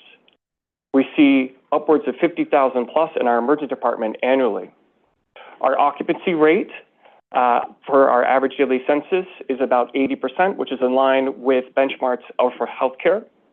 And equally, when we take a look at our patient population, you can see that while 46% of our patients come from Manhattan, over a third of our patients come from the outer boroughs, and then further and beyond.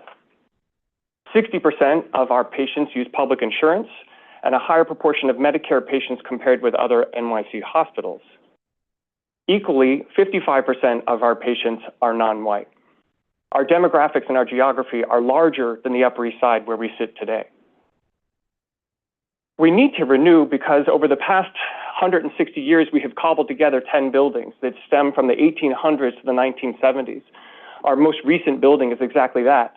In the 60s and 70s, we demolished one of the last remaining 19th century building on Park Avenue and rebuilt the Uris Pavilion that still stands today. Unfortunately, it has been some 50 years, and now we need to modernize again. We have physical limitations in terms of the size, configuration, ceiling heights, which limit our ability to improve the current existing facilities. The majority of our beds are in shared patient rooms, which is no longer the standard for healthcare. Our operating rooms are undersized and poorly configured, and equally, our emergency department is unfortunately undersized for the current and projected need. When we took a look at how we would rebuild Lenox Hill, we started with what we already know about the clinical need. We know this clinical need because we live it each and every day in the services that we provide to the community, whether that's through our behavioral health, both inpatient and outpatient, our maternal child and the births that we have every day, our emergency department, our surgical departments, again, ranked nationally, and on and on. We took that idea of these services and continuing these services, looking at population growth, looking at the aging population and the rising demand for specialized services, and then understood what we think we need in terms of bed counts and how we can really create the continued clinical programming that we have. Without this proposed rezoning, unfortunately, we will have a failure to modernize, which will have an impact on the clinical services that we're able to provide as we do today. Some of the key drivers with this project is really, again, putting the patient in the center of what we're doing, and that's right at home with our mission statement. Single-bedded rooms are what patients deserve. They're better for outcomes, they're better for privacy, they're better for compassionate, and they're better for the care that we can provide both to the patients, their families, and as well our care teams. There will be equitable assignment of these rooms at no increased cost to any patient who comes in our doors, whether they have ability to pay or not. We need to modernize our ORs because modern ORs are much bigger, they house much more equipment, and they need more space for the people in them. And equally, we need to right-size our emergency department. So as you can see on the right, our proposal is to go to a total of 475 beds, up from 450 beds. But that 450 beds currently is in 2/3 of shared rooms. So we're going from 450 beds to 475 rooms. As a summary, again, the important pieces of what we're trying to do with putting the patient first in the rooms, putting the patient first in the OR, putting the patient first in the emergency department, and putting the community first in how we interact with the block. Improving the 77th Street subway station, improving our ambulances, taking them off the street, improving the pedestrian and vehicular traffic. Our project development has been quite long. We have probably, I think, one of the longest task force preceding a ULIRP process. We started in 2019. We had a task force with the Manhattan Borough President and council members at that time, which included multiple community members. Unfortunately, the pandemic shuttered our project for many years, and as we came back out, we went again to the community board, both at their behest as well as ours. And we finally had a scoping hearing, and we have continued to develop our application, and it leads us to today. Our project development started with a building that was 516 feet in 2019 and has shrunk to under 400 feet in the current proposal of 2025. This is important to remember because of the length of time that has ongoing. Our ground floor plan will redesign the entrances to improve, again, the vehicular and pedestrian traffic and bringing the ambulances off the street. Just a quick look at the stacking of what option 1 and option 2 in terms of the envelopes will look like, with the building housing patient rooms on the top and our other services such as emergency department OR below. And just a quick few renderings so that you can understand what the possibility of what this project can look like. These, however, remain illustrative. This is looking south from 79th. That was option 1 into option 2. This is looking at the new entrance on 77th and Lexington, the new subway entrance brought into our property, and then again, what it would look like from Park Avenue, both looking northward on option 1 and option 2. And now I'm going to pass it back to Melanie Myers. Thank you, Dr. Baker. The application requests a series of land use approvals that will allow the program that Dr. Baker described. They're consistent with the types of approvals that other hospitals have received from this commission, including all of the other hospitals on the Upper East Side. Lennox has not expanded and has not received any land use approvals for more than 50 years, and at this point is by far the smallest full-service hospital among its peers. Just a couple of bar graphs to demonstrate that. With the proposal, Lennox will be able to achieve its objectives of ensuring the highest quality of care, but it will still remain the smallest full-service hospital, substantially smaller than its peers. Similarly, in terms of the tallest element of the proposal, is consistent with the heights of the other medical facilities, including with the other hospital located in the Park Improvement District. Hospitals need to expand to provide state-of-the-art healthcare and to adapt to new technologies. And with these actions, Lennox will be able to do so and ensure the future of the hospital. I will turn it over to Lisa Lau. Thanks, Melanie. Good morning, Commissioners. I'm Lisa Lau, the EIS Project Manager with AKRF. I just wanted to make 2 quick points. The EIS was prepared in accordance with SECR and identified significant adverse impacts in 2 analysis areas: shadows on the 8th Church of Christ Scientist Garden vegetation, and temporary construction noise impacts on certain facades of buildings on East 76th and 77th Streets, as well as rear-facing facades of buildings along East 78th Street. No other significant adverse impacts were identified. Thank you for your time today, and we welcome your questions. Great. Thank you very much. I recognize the challenge of summarizing zoning actions and the SECR technical points in the final 2 minutes of the thing. I'm sure there will be questions for you all. Let me just start by setting the table here a little bit for the day. I think there's a general recognition of the need for modernization here. And 77th Street, incredibly difficult as it relates to community and hospital today. It just is a mess. And it is worthy of revisiting how to do that better. And of course, you have expressed need for the hospital to grow and to evolve over time. So let's focus, or I'm going to focus, everybody else will focus on whatever they wish to focus on the relationship between what you're asking for and what your need is. You cited, we went really quickly through it, but you cited the difference in the number of rooms that were going to be enabled here. Let's start with that. How many additional patient rooms are you going to get out of this if approved as you proposed it? The additional patient rooms will be a total of 25. Again, it's a little bit challenging because we're going from beds to rooms. We usually use bed counts with our occupancy and understanding the majority of our beds, which we currently staff and utilize 450 of, 2/3 of which are in shared rooms, and then about 1/3 which are in single-bedded rooms. The proposal goes from 450 beds to 475 beds, so it's an addition of 25 beds, but it becomes 475 rooms because each bed will be in its own room.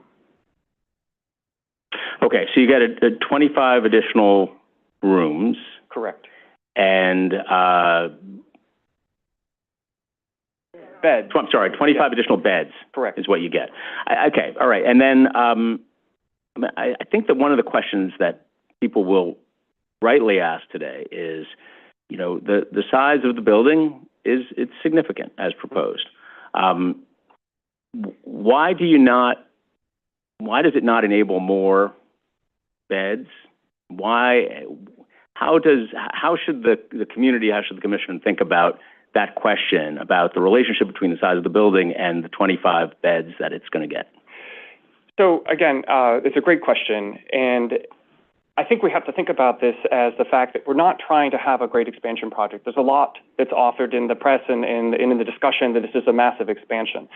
While it is definitely an increase in the size and the zoning and the square footage, we are trying to continue the current clinical needs.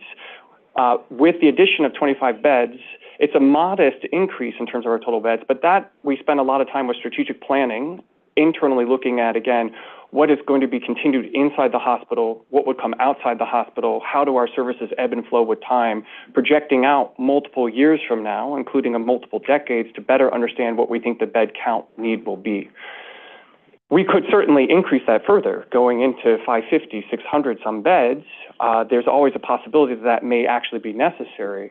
That, however, would add substantial volume, square footage, and massing to the project, which we did not feel was necessary based on the projected clinical needs. Does that make sense? It does, I think. Although it sounds like you believe that the scale of the building as proposed is needed to accommodate essentially the population that you have today. Correct. Is that correct? Correct. And what will be different for a patient experience? Let's just say we were to fast forward from today down the line for a patient experience between the building today and as you have envisioned it. The patient experience is unparalleledly different. To come into the hospital through the emergency department, as an example, and to await a bed because of your gender or because of the nature of your illness, because we have to match gender in order to put patients in shared rooms.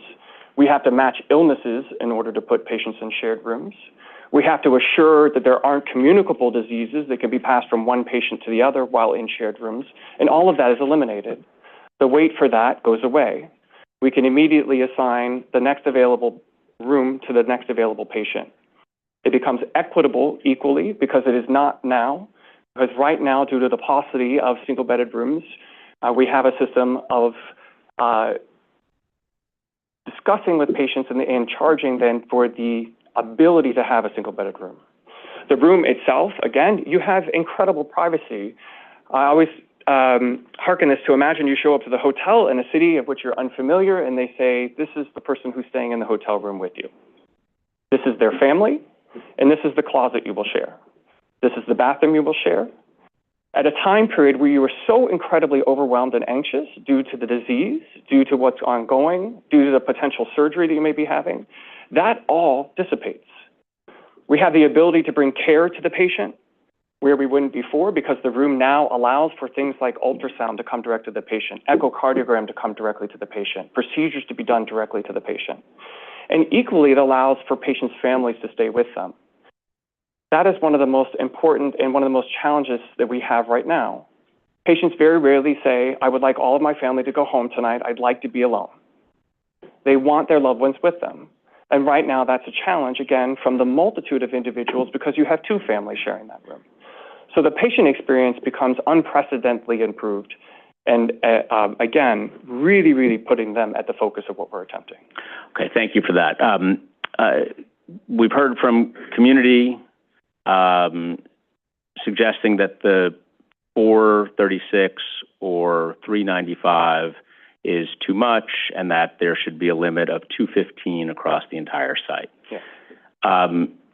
Since we're going to be talking about the rest of the afternoon, but you probably will not be at the podium, I'd like you to address that point as to what the meaning of that would be, and why you could not or could you accomplish a 215 height limit across the site.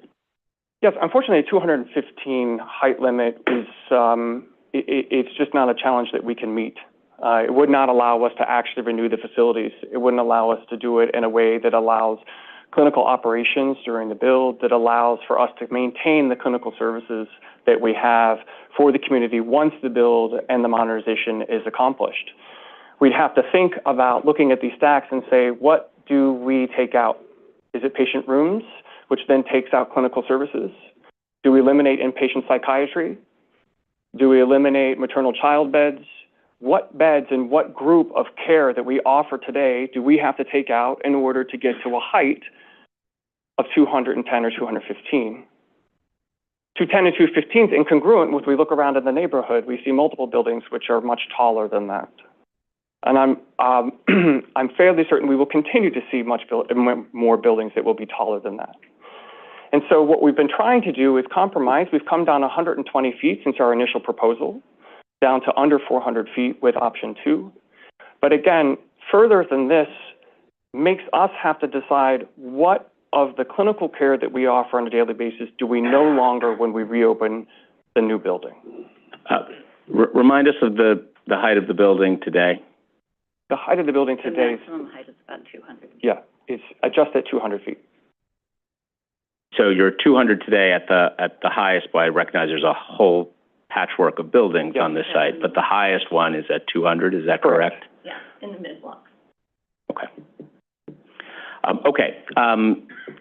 Can you give us a sense of the vacancy rate of the hospital today, like how many open beds you have? Yeah, so our occupancy rate is 80% when we look year over year, so that puts the vacancy rate at about 20%.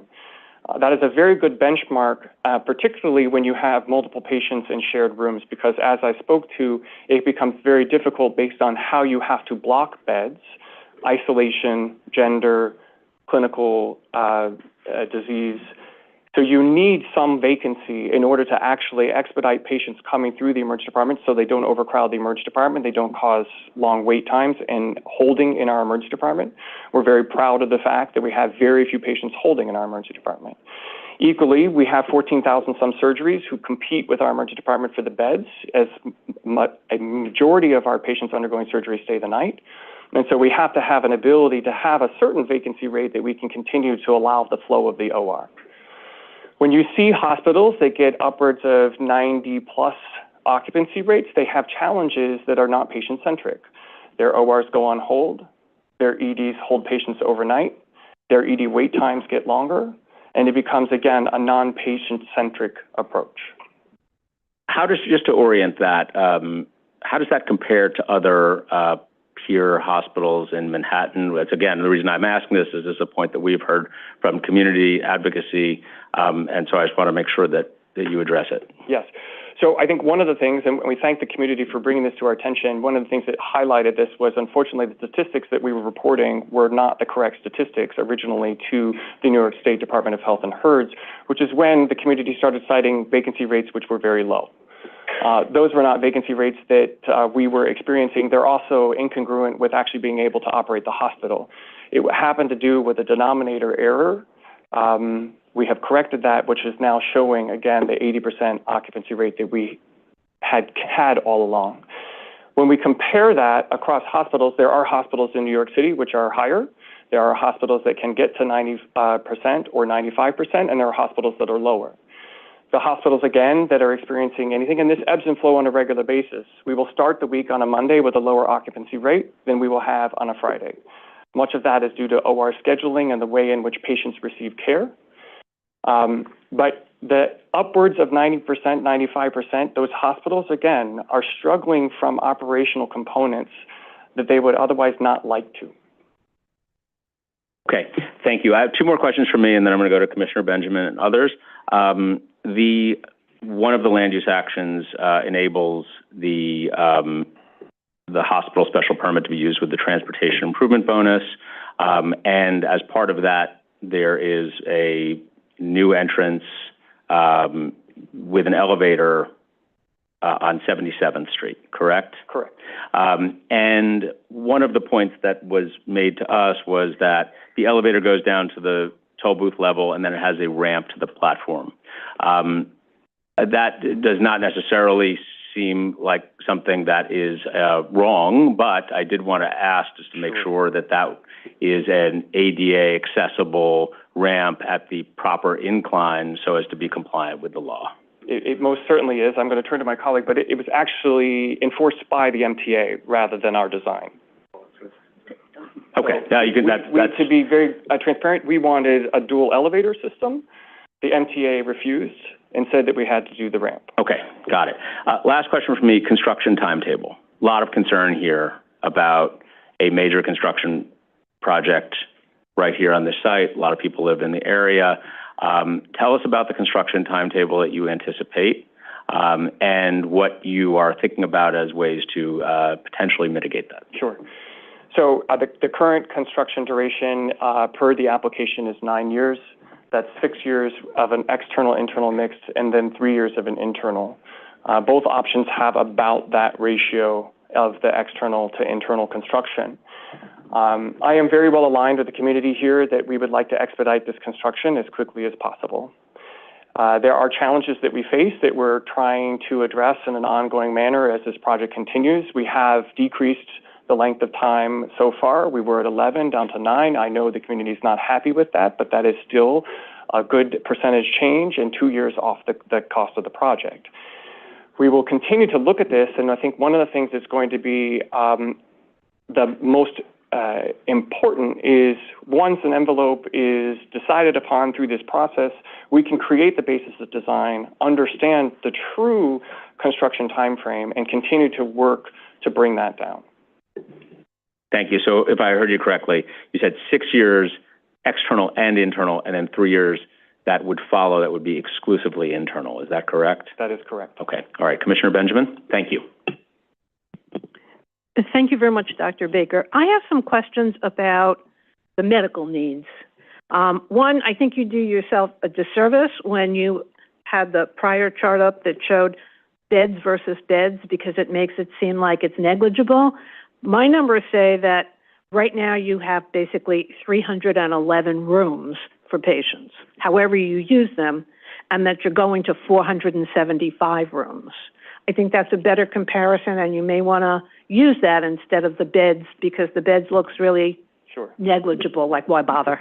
Thank you for that. I appreciate that. But it goes to the heart of the need, and I know that state, federal, all your insurers are trying to reduce the number of med-surg beds in hospitals around the country, not just yours. So have you had a reduction, or are you looking to reduce the number of med-surg beds? And can you tell us your projections for both med-surg beds, and in other documents, you've also pointed to the growth in cancer, the need for beds for patients with cancer. If you could go over kind of by service where the increased beds are going, or increased rooms. Let's not confuse the two. Sure. I appreciate the question. I won't be able to go into as much detail as I think you might want without a full analysis in front of me in terms of exactly what bed is demarcated to what. We have seen a reduction in occupancy that happened post-COVID, that we have continued to increase in our occupancy since then. As many hospitals did see that, as the face of New York City changed, as many New Yorkers left, we equally saw a reduction in terms of our occupancy from a pre-2019 time period to where we stand today, but it has been, again, on a growth curve since. We took that into account, again, with the aging population, the understanding for what the Department of Health and many healthcare agencies look like in terms of projected hospital need, which is where we came up with a total of 475. Of that, there will be 72, I don't think I have it in the presentation, 72 of which will be earmarked as ICU beds. So that is an increase from the 48 that we have today. And I don't have the total maternal child beds at the top of my mind. The remainder of the beds, it's probably going to be in the 70 mark in terms of maternal child. And the remainder of the rooms would be for med-surg.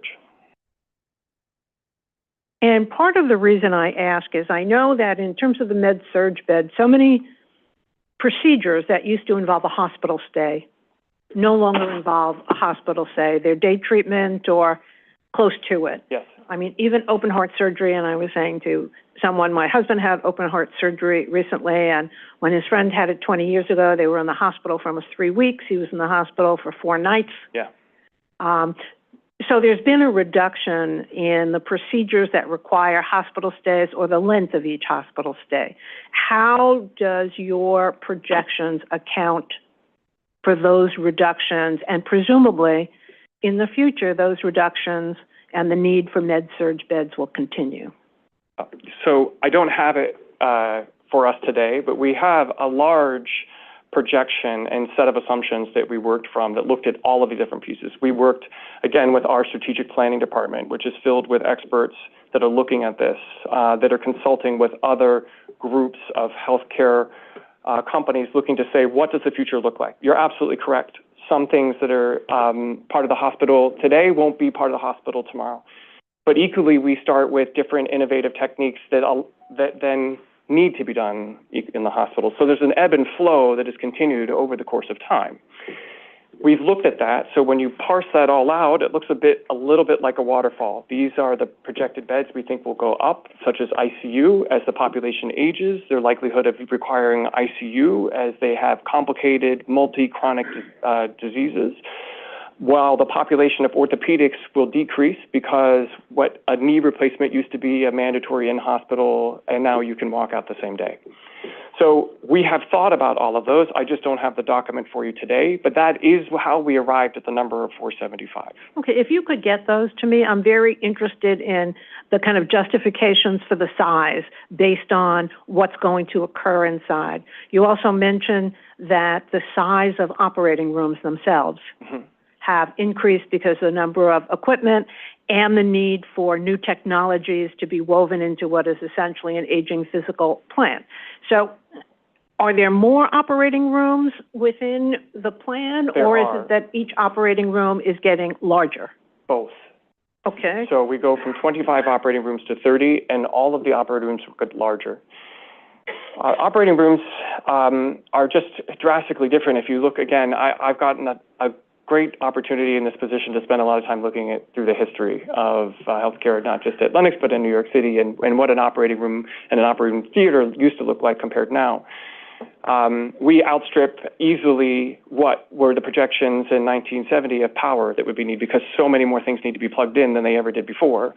You have so much more technology where it looks much more like a modern office than it does what you might imagine an OR actually looking like, because there are giant screens so that everybody can see what's actually happening, so that you can be mindful of all of the different data points, whether it's blood pressure, pulse, all of these different pieces, and where we can actually bring in components of AI to help the surgeons as well as the robotics. So we have a large percentage of our surgery which is done robotically. Walking out of the hospital in 3 or 4 days after a bypass surgery is usually a minimally invasive robotic surgery. That robot is big. That robot takes space. You need space for the robot, for the console, for the people, and for all of the technology in the room. And that's why these rooms need to be bigger. Okay, and as I said before, if you could kind of give me that analysis that shows which services are increasing and why, I would really appreciate it. Okay. And thank you for your service. I mean, hospitals are so important to the livelihood of so many, and as one of those seniors you're talking about, who's going to be in one of the hospitals, I appreciate the concern that hospitals have for us. Thank you. Thank you, Commissioner. Thank you, Commissioner. Commissioner Mann? Great. Just a couple of quick questions. One, I was just curious, overall population served in the current facility versus in the future, just from a number of people in a year standpoint. Do you have a sense of what the sort of more efficient room layout would do in terms of the number of people who could seek health care? I'm not certain I understand. So the facility today, yes. We've talked about beds and rooms, but I was just curious about people, the number of people who actually can seek care in the facility today versus in a construction, post-construction world. Do you have a sense of over the course, a year or a month or a week, what that delta is? So as far as patients, we're not expecting a great change. Again, that is where we get to the number of 475s. It's not a huge change from where we are today. So we're not expecting massive growth in our clinical services. We want to continue all of our clinical services more than anything else.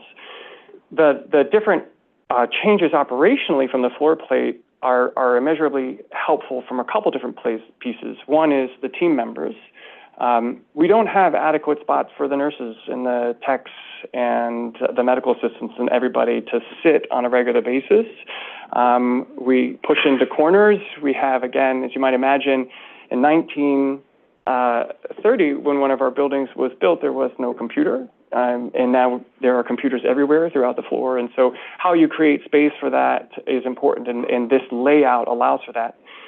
Equally, the layout allows for a better staffing ratio. So when we look at how a nurse ratio of patients occurs, the way that our buildings are set up, they create units that have different sized beds. So one unit may have 12, another 17, another 24, and 36.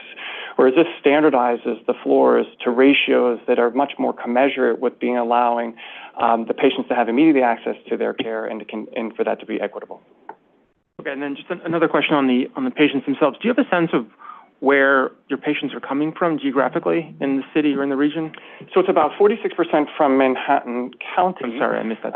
You see then the 12.8 from the Bronx, 11.3 from Brooklyn, and 10.9 from Queens. You see a small piece from Westchester. That's mostly driven with our association with Northwell and Phelps and Northern Westchester hospitals. A small New Jersey and Connecticut, and the all other tends to be other areas of New York. Yeah, apologies for missing this one. Do you have a sense of within the Manhattan slice of what neighborhoods are? Yeah, so in New York City, it's about 240 different zip codes. If you follow the 6 train, is where you will see the most light up of a heat map in terms of where the patients come from. It stems right from the proximate vicinity of the hospital, goes north through the 6 into Harlem. There is a western Manhattan component piece equally across the park due to the cut-through of Central Park. And there is a portion in Greenwich Village where we have our Northwell Greenwich Village Hospital centered there. Got it. Okay. And then just to drill down on some of the site planning questions, I don't know if you have a ground floor plan in the presentation. Just to the chair's earlier comment about kind of the existing traffic flows and pedestrian flows there today, I think most would acknowledge not great, to be generous. But understanding the 2 loading docks on 76th Street here, and one, the reason for 2 as opposed to a consolidated loading dock, and then 2, what about a turnaround table in the building so that we don't have the back-in, back-out condition, which compromises 76th Street sidewalk and also traffic flows on 76th Street. I appreciate the need to segregate the ambulances from the receiving function of the hospital, but I'm just curious about the thinking there. Yes. So the total number we got to, again, at looking at the deliveries that we currently have, our loading dock right now is terribly undersized for the materials that we need, and we're not good neighbors because of it. We've tried very hard to change a lot of different pieces. Some 5 years ago, we routinely blocked the sidewalk fully with semi-trucks. We tend to no longer do that because we have asked all of our vendors to use smaller trucks, which increases, unfortunately, the frequency of deliveries, but at least gets them in so it's not blocking the pedestrian traffic. The idea of having the 7 different receiving stations here is that we can bring in very quickly, the door comes down, and you see sight unseen to the community what's happening with the loading. Right now, there's often a queue from trying to get in because of, again, the undersized nature to what we have. This accounts for that. As far as the turntable, I don't believe that it was feasible to be able to do in terms of putting an actual turntable so that there was not a backing in phenomenon. But this is our best alternative and best solution to making it as safe and as unseen to pedestrians and community. Okay, just to drill down on a little bit more, help me understand the reason for the 2 separate loading facilities on 76th Street. Oh, Jonathan mentioned if those sterile, non-sterile. I'm gonna phone a friend. Okay, great. Dan needs a break. Good morning. My name is Jonathan Cogswell. I'm the Vice President of Design and Construction for the Manhattan region of Northwell. Thanks for having us here this morning. So just to build on what Dr. Baker was talking about, one of the reasons we have bifurcated the loading docks is soiled to clean. So the dock closer to Park Avenue would be our soiled dock that we could remain closed. and only open when we need to remove and deliver trucks, et cetera. The loading dock in the center of the block would be our clean dock, so that would be where we would receive our sterile supplies and food, et cetera, into the facility. It gives the ability to bifurcate those two streams. And you will see that what we're showing in that middle dock, in an effort to try to mitigate the not being able to do a turntable, is we canted the loading docks so that we don't have as much of that problem with the trucks trying to get in at a 90-degree angle. They can pull up the block and kind of just slide in, close the doors, and then pull right out and keep driving without having to go through that turn procedure on this street. And again, just to understand this a little better, I'm far from an expert, but do most hospitals have separate facilities for soiled and sterile? It's definitely a best practice. It really gives you that ability to maintain that differentiation and make sure that there's no cross-contamination. Got it. Okay. And then just the last question here on the kind of sidewalk spacing, just kind of trying to focus on the ground floor condition. Lexington is one of the narrower sidewalks that has this kind of pedestrian volume it does today. And as far as I understand, Lexington will still be the primary entrance. The mother and baby entrance on Park Avenue, I imagine, will be much quieter than the, and so, and there's subway grates along Lexington Avenue, and it creates pinch points for pedestrians, and I imagine there'll be a busy swirl of activity depending on the time of day with, staff shifts and all of that. So I'm just curious about setting building back further. I asked about this at the beginning of the process, but to create a little more relief on Lexington Avenue, so there's a little more space, not just for patients and staff and visitors, but also just the general public.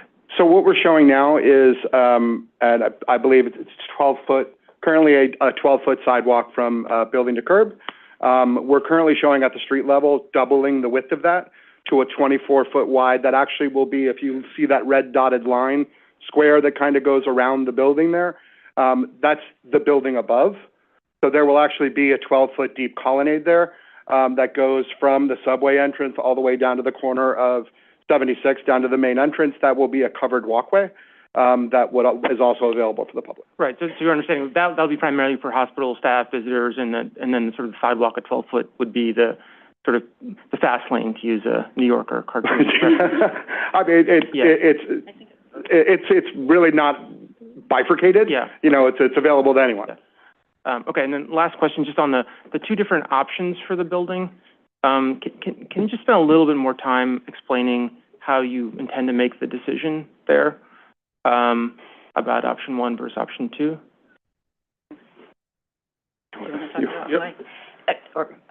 Yes.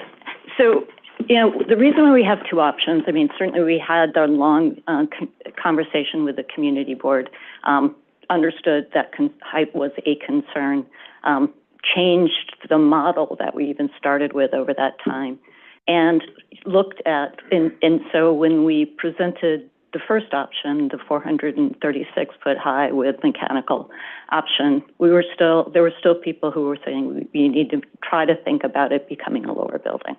So we spent, frankly, another year working on that, as well as trying to work on the construction schedule. And so the reason for option 2, both of them work, but we wanted to try to address the comments that we were hearing over the course of the review by thinking about how to accommodate the program in two different ways. Got it. So Northwell is sort of neutral on the outcome here? Both of them work. Got it. Thank you. Thank you, Commissioner. Commissioner Marin? Thank you, Chair. Some of the questions that my fellow commissioners asked were of concern to me as well, but I'd like to kind of dig a little deeper. So we talked about, Commissioner Benjamin talked about, which I think is very prudent for you guys to do, to talk in one language. It's either beds or rooms, because it's hard to understand beds to rooms without really identifying the impact that has, going from single-bedded rooms to double-bedded rooms to single-bedded rooms. So along those lines, what are the size of your existing rooms? What are the size of the new rooms? And what's the difference in those two? Is that a state mandated up, like square footage? Can you talk to that? Yes, I'm going to need help on, I believe, our current size and I'm just going to get the current sizes for you, but I can speak to a little bit pieces. There is a Department of Health component about moving to single-bedded rooms with new builds. So while that is an adopted regulation that we intend to adhere to, there isn't a necessary, this is the amount of square footage that this has to be. There is variation in that. We are going for really kind of a middle-of-the-road option in terms of allows us a fluency with the use of rooms. COVID is a perfect example of why that's important. So in COVID, as we discovered what this disease could do and how it clinically affected individuals, it acted much more rapidly than so many of our other respiratory illnesses, where a patient could come in and seem to need no oxygen and really no monitoring, and then within 6 to 12 hours suddenly need ICU level care. That requires complete movement of the patient, changing where they are, bringing a bunch of equipment into a small room to get them monitored during the time period before you can get them to the ICU. The new build would allow an ICU-capable room in all rooms so that you wouldn't have that problem, that you could render all levels of care, whether it's no monitoring, heart monitoring, or full ICU from that. The actual numbers in terms of the square footage comparable across our contemporaries in Manhattan are on par. We are not bigger than what is being built on a regular basis by any demonstrable nature to the Kimmel Pavilion, NYP, Mount Sinai, or any of the other new builds. Our current room dimensions for a single-bedded room at the moment is 190, and the current proposal will be 234 square feet. Okay, thank you for that.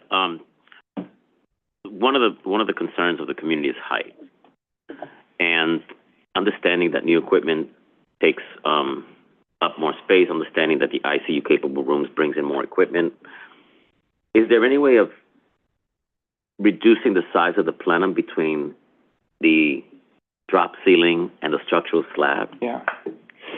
That's a great question, and while I've learned a lot in this process, I'm not an expert enough to answer that question. I understand a little bit difference between concrete and steel buildings more than I ever anticipated, but I'm going to turn it over to Jonathan. So the challenge that we always have with the plenum is more than just air. So we are bringing a multitude of services through the ceiling into the space. And also, as we look towards Local Law 97 compliance and all air systems, that's also giving us additional challenge to this. We are in complete agreement that we want to make this building as tight as we can, and we will continue. We actually have already brought the building a little bit lower than what is the benchmark standard across the country from a floor-to-floor height perspective, working with our engineers to try to cram it in as much as we can. But between the air, the medical gas systems, the plumbing systems, the IT systems, everything that has to run through that ceiling, it just becomes very challenging to squeeze it as much as we can. But we continue to look, and we will continue to strive as we learn more about emerging technologies and the mechanical systems, et cetera, on what we can do to try to condense that. Thank you. In the scenario, well, before I go to beds per floor, no, let me stay with that. So how many beds per floor, rooms, because at this point, number of rooms equals number of beds because they're single bedded. How many beds per floor are you projecting? It will be variable. So if we just look at the diagram on the left, you will see in the blue, it's hard to read, but on your left, right. Both of our left, oh. There are patient beds that remain on the Park Avenue side of the campus. There are patient beds that will exist on the Lexington side of the campus. Those floor numbers will be different. The layout of the floors in the new build is approximately 40 beds per floor. Sorry? I think it's a little less than that. Yeah, 24. And out of the 450 beds/rooms that you are projecting, how many are staying in the existing building?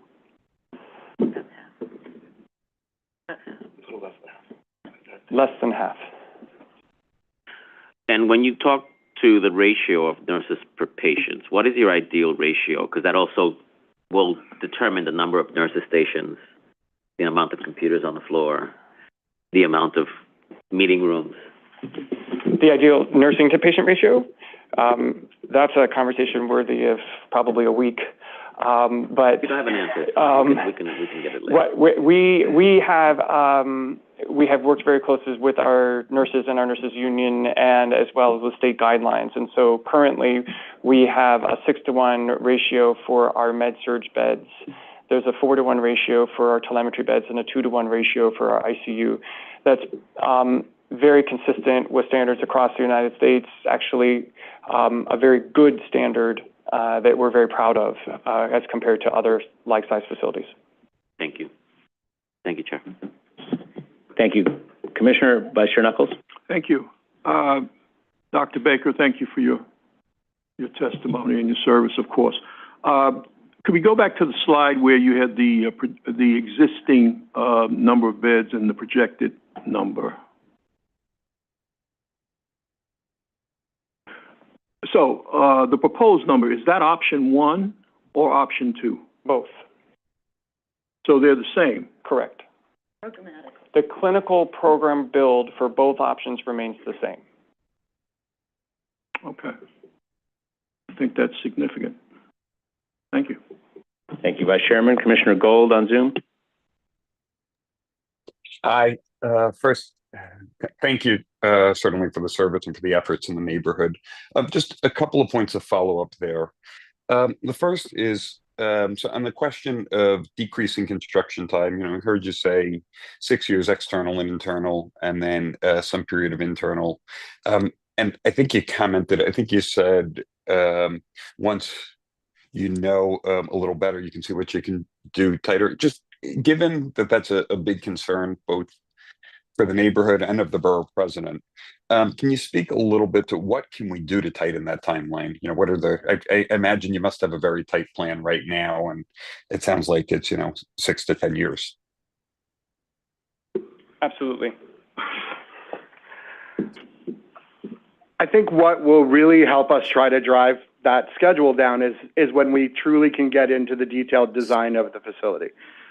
We will continue to look at modularity in the current construction climate. How can we build more offsite to reduce the amount of time it takes to build it on-site? We will continue to drive with, as I said before, the mechanical systems and the modularity of mechanical rooms that can be built off-site and brought in. There's a lot of stuff that we will continue to look at as we go into the detailed design of the facility to try to continually reduce that time frame. Because as Dr. Baker said, that's one thing that we're aligned on. We want to build this as quickly as we can. Right. I get that. But, at the same time, there are, certain things. Listen, I think the stat that I heard yesterday was the Empire State Building was built in 410 days. Right. So, when there's a will, there's a way. And, it was an interesting statistic, and that was many years ago, but, and candidly, 6 to 10 years, we can certainly see why the community is concerned about this. We've seen other facilities go up quite quickly. So one, would be helpful to have, perhaps maybe some more formal ideas than just modular mechanical rooms. We would ask you to think about that pretty specifically. The second question in there, which we haven't spoken a ton about, but also seems to be an issue raised by both the community and the borough president, is parking, right? How are we thinking about that? I know it's a transit-rich environment, but also the expansion does create some additional need both for staff and for patients. Thank you for that question. The program, as Dr. Baker said, is really to ensure that there's a continuation of services at the hospital. So we do not expect, and the environmental review does not anticipate, that there is going to be a substantial increase in the number of patients, the number of employees, and there won't be a significant need for additional parking. Having said that, during construction, there has been, and the EIS includes an analysis of the parking facilities in the area. There are many, something on the order of 26 within a 5-minute walk. There are about 2,800 spaces within those facilities, and there's a capacity at this point of about 12%. So there's plenty of spaces for an increase, and those are the statistics that we can provide. Right. So one of the things, so I live in the neighborhood, and one of the things that I see very readily, particularly around your facility and some of the others, including Sloan, are really long lines of cars each morning waiting to go into facilities and sometimes getting turned away.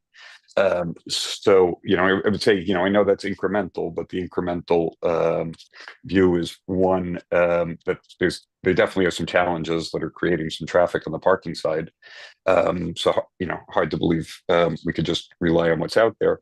But two, if we're increasing the number of rooms, and granted, 475 is not huge, but it is a big increase, on a relative basis.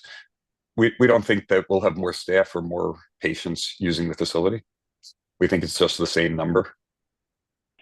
It will be approximately very close to the same number. We're not anticipating, again, a great increase in the staff in terms of what we will need, even to continue 24/7 operations. Got it. So we think the larger facility is really just status quo. Right. I'm sorry, I didn't hear what you said. We're saying that we think that despite redoing the facility, increasing the number of rooms, that it's just going to be status quo, that it's the same number of staff and same number of patients. So we're serving the same number of people. We're not actually increasing our capacity by doing this. So we're not anticipating. Again, we're going an additional 25 does not cause a massive staffing upheaval for the hospital in terms of what we need to be able to supply both from an ancillary services as well as direct patient care. We aren't trying to cause a need to have a staff increase that is market. We're not trying to outgrow what we think we need to continue the clinical services that we currently provide the community. That's a tenet of what we're trying to do, is to preserve our services rather than cut them, to remain in where we are in providing world-class care for generations to come, but not at an expense of a massive expansion in terms of the total patients that we would see, the services that we offer, or the staff that we would employ. Got it. Okay, that's helpful. Thank you. And then just the one last point to follow up, and it's come up already, but the concept of not having the turntable does not feel like the ideal design, given the challenges to traffic and traffic flow that can create. So I know it sounds like you've thought about it, and it sounds like it feels like it would be too much of a giveaway to figure something out there, but would certainly encourage more thinking there, because it does seem like a solution, a problem that you guys can solve internally, right? Certainly. Thank you. Perfect. Thanks. Thank you, Commissioner Gold. Commissioner Goodrich?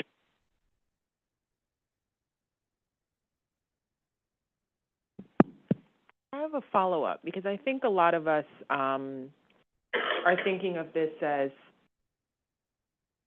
one of the justifications, right, is that the improvements and the upgrades will reach more people, and not necessarily the staff, but mainly patients. The upgrades in more patient beds, in more rooms, the whole purpose would be to reach a larger segment. I think at one point I'm glad that Commissioner Benjamin clarified, because I thought at one point it was only 25 additional beds or rooms, but I'm glad to hear it's 300. But no, it is not. Okay, so let me clarify. Is it only 25? We're not trying to greatly increase the capacity of our ability to provide inpatient services at the hospital. We currently, the reason that we did beds is because it's 450, and the rooms piece is a change because while the room number goes up drastically, the bed number does not. So it's not showing a massive attempt at trying to increase the inpatient services that we offer. Okay, so the goal is not to reach more people. It's more about improving the patient experience. The goal is to improve the services for the patients in the community that we serve currently. There will be some more people that are going to be affected by that. So that's always a goal, is to affect the healthcare for any patient that you can. We're not, however, trying to outgrow what we think we need to provide to the patient population that we have. We're not trying to take on a larger portion by growing outside the scope of the block. We would need, frankly, more room. We would need a much bigger campus like we see at NYU, at NYP, or at Mount Sinai. Okay, and so please clarify for me exactly how many additional beds or rooms this will be, because I was confused about that part. It is 25 additional beds. And 300 and 200, I'm looking at the map, and 302 additional single room. Additional room, single bedded. Okay, let's have the applicant say it in response into the microphone so everybody can hear it. Thank you. So in terms of the number of beds, the answer is it will be 25 additional beds. However, in terms of the number of single bedded rooms, which is industry standard, which allows for your loved ones to be as part of it, to be with you, to address issues and concerns about infection and things like that, the number of single bedded rooms will increase from 172 to 475, which I always worry about my math, but I think that is 302 additional single bedded rooms. Is that clear? So it would be 302 additional rooms. Single bedded rooms. Single bedded rooms. No, it will not. Okay. It will be. It'll be 302 additional single bedded rooms. No, sorry. We cannot have interruptions from the audience, even if they were members of my college class in the same graduating year. So everybody will have a chance to be heard, but please don't interrupt the applicant. Applicant will answer, and then members of the public, we're going to get to you, I promise, and I know there are a lot of you who want to be heard today. Melanie, would you like to answer that? I'm sorry, it is, but I said 302, it's actually 303. Okay. 303. So this project will result in an additional 303 single bedded rooms. Correct. Is that correct? As well as an enlarged emergency room, as well as state-of-the-art operating rooms for the patients. Can you provide some insight into why there seems to be some mistrust of that, like from the community, clearly? Was there a back and forth about the number with the community board, or? We had a quite long estimate. Again, this has been a long process. Right. We had a working group and task force and actually went through with some level of detail about the needs for each of the individual components. And the program, while the project has changed over time in terms of the size of the building, in terms of thinking about a residential component to finance it, the program has not changed. We started with an intention to create highest quality health care for our patients, knowing that there was an obsolete building or growing obsolete hospital, and this is the program that would ensure that future. Questions. The community board says that the FAR of 12.5 is unprecedented for a Manhattan and for a hospital of that size, and that it exceeds, at least for the following: St. Luke's, Mount Sinai, New York Presbyterian, NYU Langone. There was a slide, however, there was a slide before that you say that. Yeah, we'll move it to that. So I think one of the questions that was asked at the last community board meeting was, why does the hospital need 1 million square feet? And there's actually another ambulatory building that Northwell is building, which is another 200,000. So the question was, why would a hospital need 1.2 million square feet? And the answer is they do. Every hospital has need to grow. Every hospital has gotten approvals. And in the course of every other hospital asking for approvals, they've increased enormously and have been able to survive and thrive as a result. So we are asking for waivers and heights and densities that are consistent with others. You asked about FAR, so which is the 12.5. So every hospital that's on the Upper East Side is located primarily in a zone that allows for 10 FAR.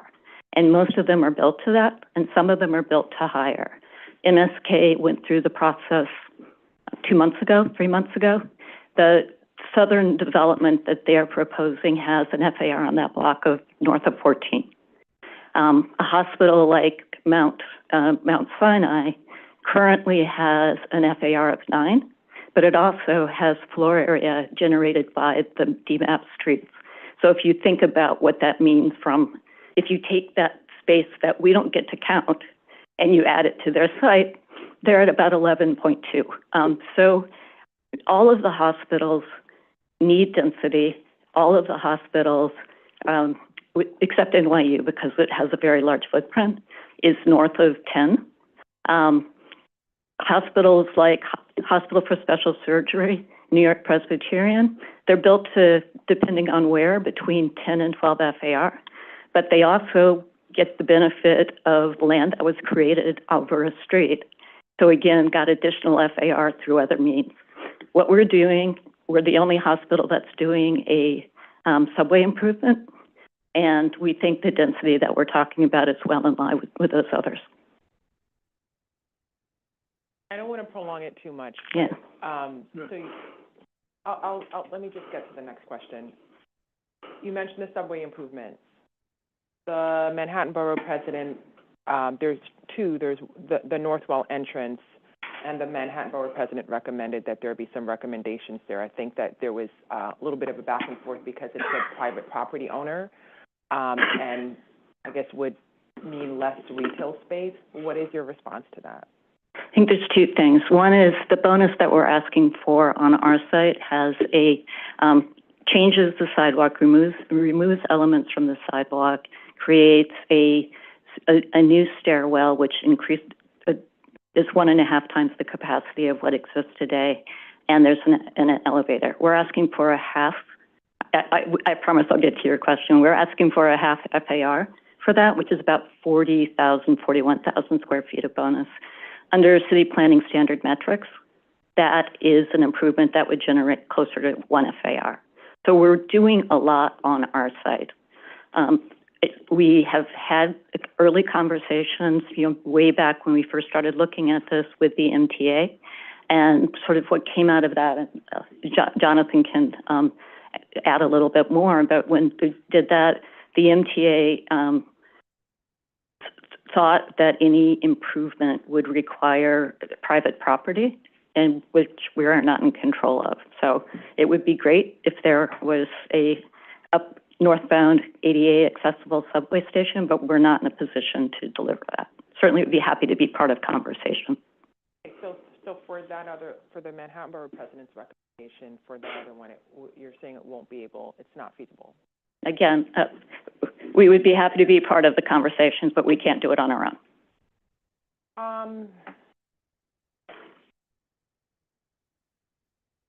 Traffic. I know, Commissioner Gold addressed this one, and I just want to circle back on it. Community Board recommended parking. Correct. Yes, they did. Right. What is your response? We don't see a need for additional parking. It's not part of the proposal. And again, we can provide the statistics. We don't have the ability to put parking into the build of what we're currently structuring.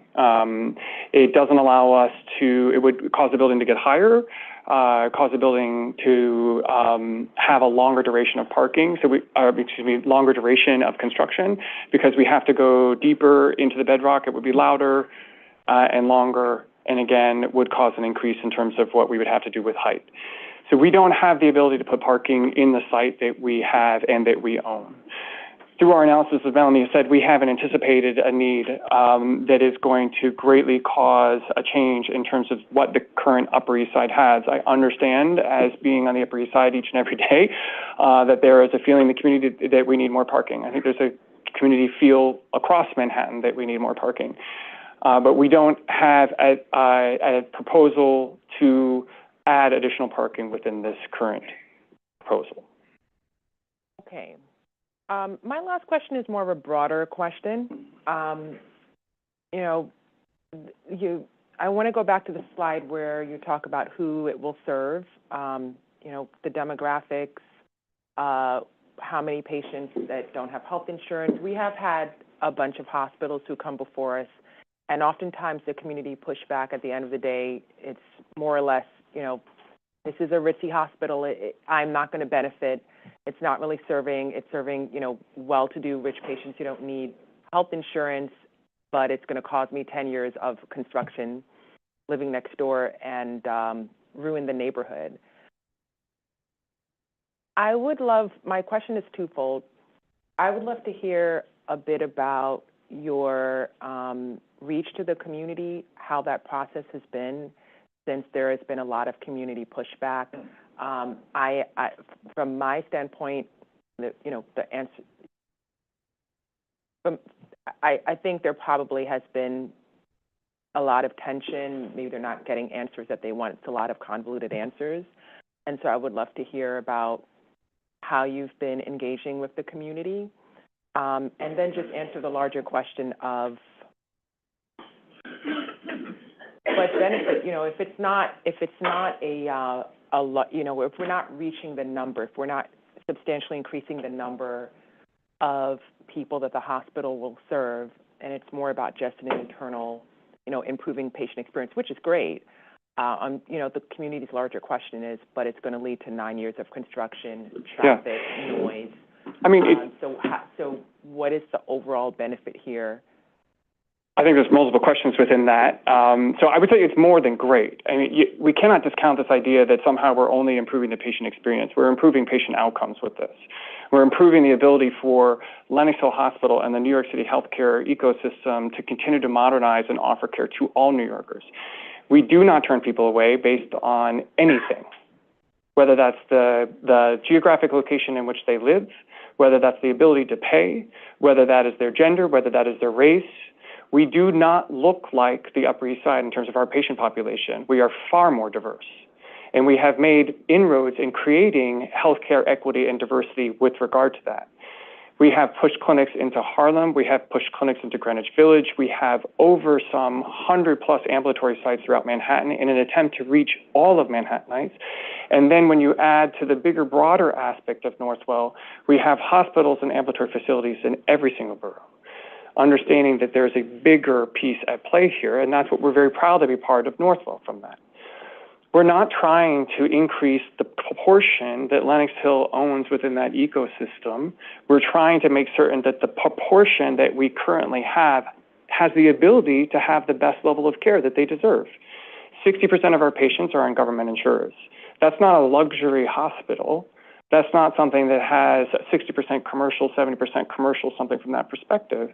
That's a hospital that's looking at this, and again, our demographics here are skewed more towards, again, a different patient population and different governmental payer than most of our competitors. So we're not trying to be only to the vicinity of the Upper East Side. We're trying to be to the patients that we have always served and we hope to continue to serve. In the community engagement? Yeah, so I think, again, when we go back, we've been talking with the community for quite some time. I understand, and as I hear the murmurs from the community behind me consistently, that we're never going to be able to communicate with them enough. I understand that. That is something that they, have made very clear as they continue to. That's not for the fact that we don't value them, and it's not for the fact that we don't value their voices, and we have continued to utilize their improvement. We've come down from a height of 516 to a height of 436 because of the community. We changed the face of the project because of the community. They may still not like exactly what it looks like in terms of the height and the duration and understand, and I understand and respect that. But it's not for want of not attempting to listen. We've been with Community Board 8 multiple times throughout the process of 2019 onwards. We had a task force, again, with Gail Brewer and Keith Powers originally when we launched this. We continue to go to the community board. We went to the community board with our site on 3rd Avenue, which was an as-of-right build, but we wanted to make certain that we were transparent with them with what we were doing and what we were trying to achieve. And we've been trying to work with the community. We may not see eye to eye on all aspects of the project. That part is clear to me, but it's not, again, a lack of attempt of trying to listen and trying to participate with the community. Thank you. All righty, thank you. Commissioner Cerullo. I hope this is just a quick question. It's really a thought, and perhaps less about the direct sort of land use implications of the proposal. But I found it interesting, the idea of the rooms being designed in order to actually accommodate ICU purposes. And the one thing that I thought about at that moment, but then it sort of was followed up. I don't remember who asked the question, but in terms of your nursing to patient ratios, the ICU component was 2 to 1. Mm-hmm. Do you envision, and I guess this is an impact question in terms of staff size and access in and out of the neighborhood to the facility, that in creating an ICU capable room, it's not just about the machinery that can come in. Obviously, there's a different level of care in an ICU circumstance. How do you envision, or is there planning that you know that's been determined or underway to figure out how to support on the staffing level some of the things you're proposing to be capable, for the hospital to be capable of in the future? And then what implications does that have on the community with people coming in and out on a daily basis, whatever the scheduling may be? Yeah, it's an excellent question. The answer is yes, that we have taken a look at what the staffing needs would be in the proposal with the 475 beds, 72 of which would be ICU. So there's a standard that we're adhering by to begin with to create a general staffing plan. We change our staffing plan each and every day for the next day based on the clinical need of the building, the occupancy of the building, and everything from that standpoint. And so the ability to do that will continue throughout that project. It's not just about the room being capable of providing ICU, and then we increase the total number of ICUs, which would then increase the total number of staff from that perspective. It's about the care being able to be rendered within that room as you change what's actually being done. So there's 2 components there.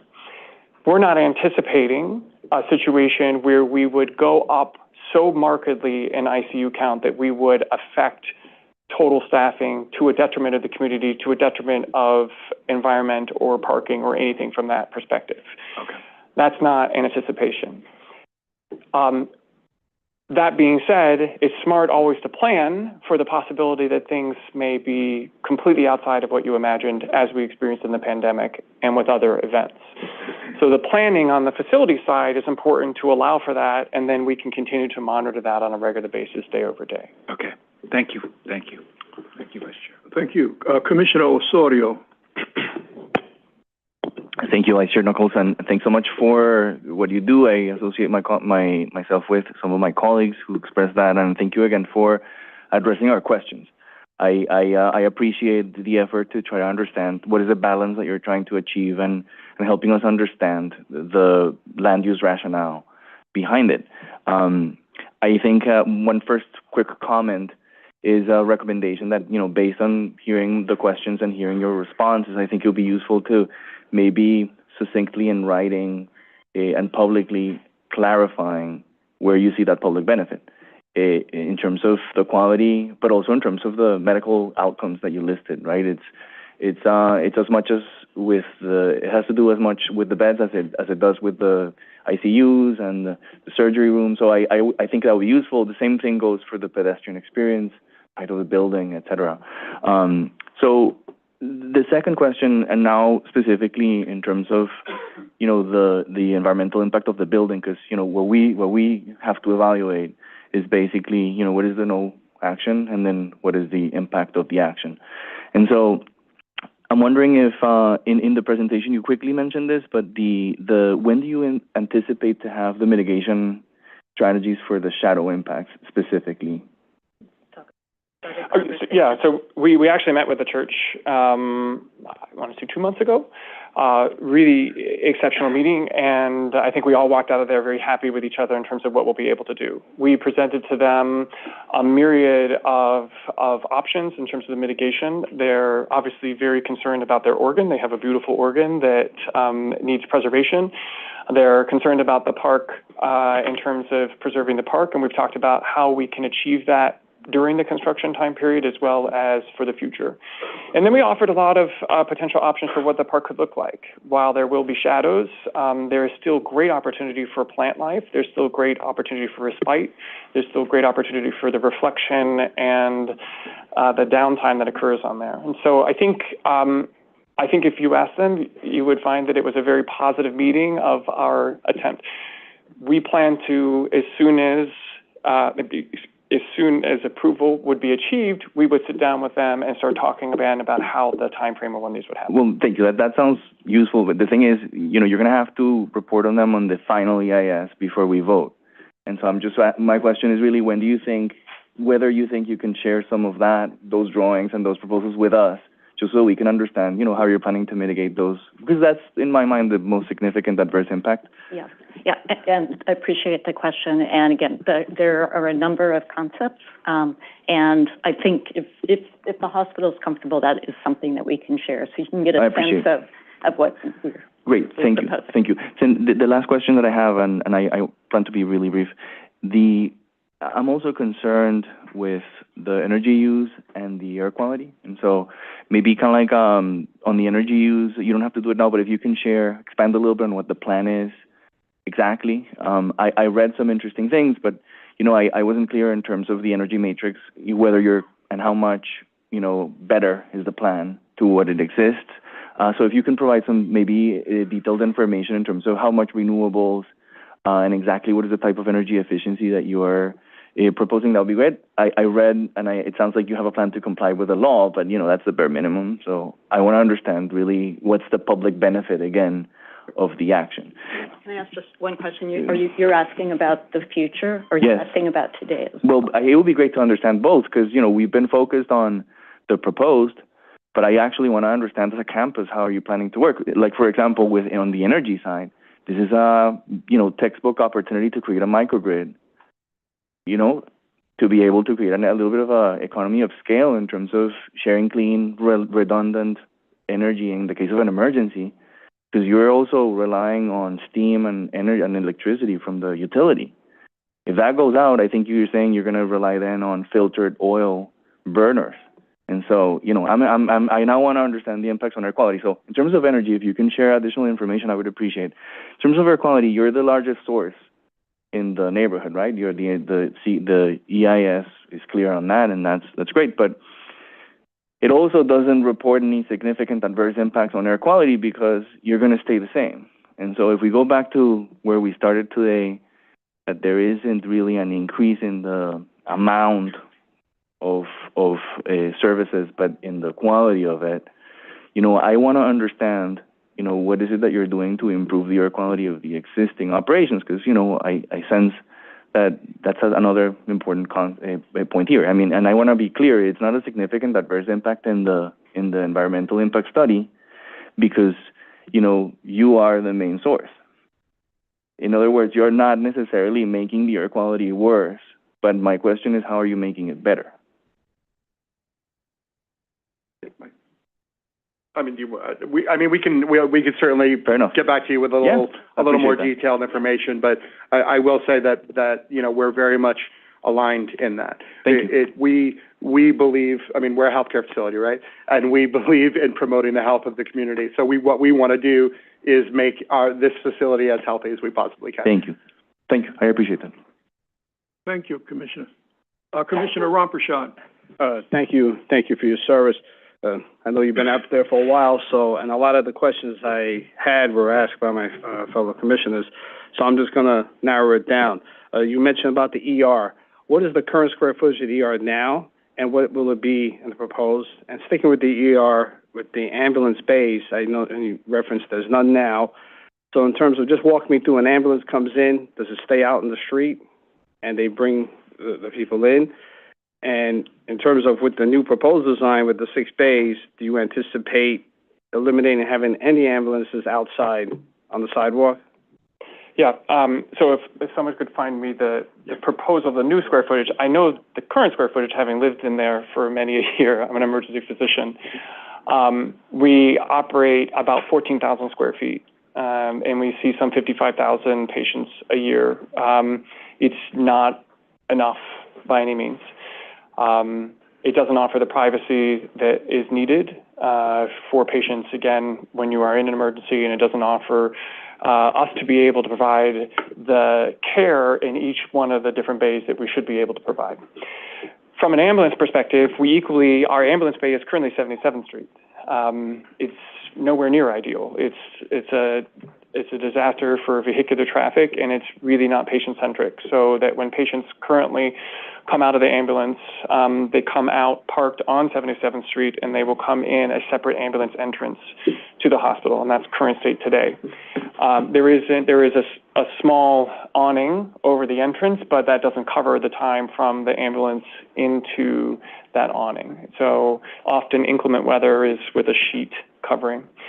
The proposal greatly expands the emergency department to 36,500 from 14. 36,500 square feet. And we go up to 48 treatment bays, which really allow for, again, a much better and comfortable environment for the patients as well as the clinicians. The ambulance will be brought off the street, so there's no intent on having the ambulances on the street. They would pull into the building so that they are no longer faced with inclement weather. They also will have faster access to the emergency department because of that, because they don't have to deal with the traffic, they don't have to deal with the double parking and everything from that perspective by coming directly in.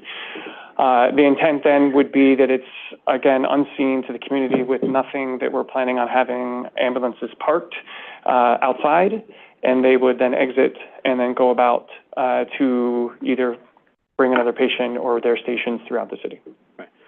Two more quick questions. Commissioner Marin brought it up earlier in terms of the design and the height. How do you, and you use the other hospitals in comparison with square footage, how does this compare in terms of floor-to-floor heights with the other hospitals? The floor-to-floor heights, I don't know that answer. I don't know if we can compare it to other hospitals. Well, if you can get back to us, I'm just curious. Yeah. And the reason I bring that up is I know you've been through this process for a number of years. You went from 536 feet to what it is now. I know the program would have changed, but from the original design, does your floor-to-floor height change? And I understand the design intent in terms of what's needed. So I'm just trying to wrap my head around that. The other thing I'm trying to wrap my head around is also the time frame. I understand you talked about it. Commissioner Gold brought it up. What are the long lead items to get in terms of, I understand design takes a while to get done, but also to his point also, and I know this is not the Empire State Building, you're not going to build it in 410 days, but the longer the job takes to build, the more money it costs, obviously. And I know you said you cut down on the budget, so I'm just trying to understand, why would it still take 6 to 9 years to build out this project? So a lot of the challenge in constructing this facility is its location, right? We're building immediately adjacent to the current hospital in a dense community. So we're not looking to, the Empire State Building, they work 24/7. We're not going to work nights. We're not going to work overnights. We're going to greatly limit our weekend work. We're going to try to keep this to daytime work during the week so that we can be as respectful as a construction project can be of our community. And it's not an insignificant building in its connection point to the existing facility, which is a little more surgical in how that work has to be done as we're looking at the superstructure work of the building. We also sit directly on bedrock, so where we have some excavation that we're going to need to do for the foundation, and we are also share a wall with the MTA subway station. With the track platform in what will be the foundation of this building, which is going to make that work a little more surgical as well.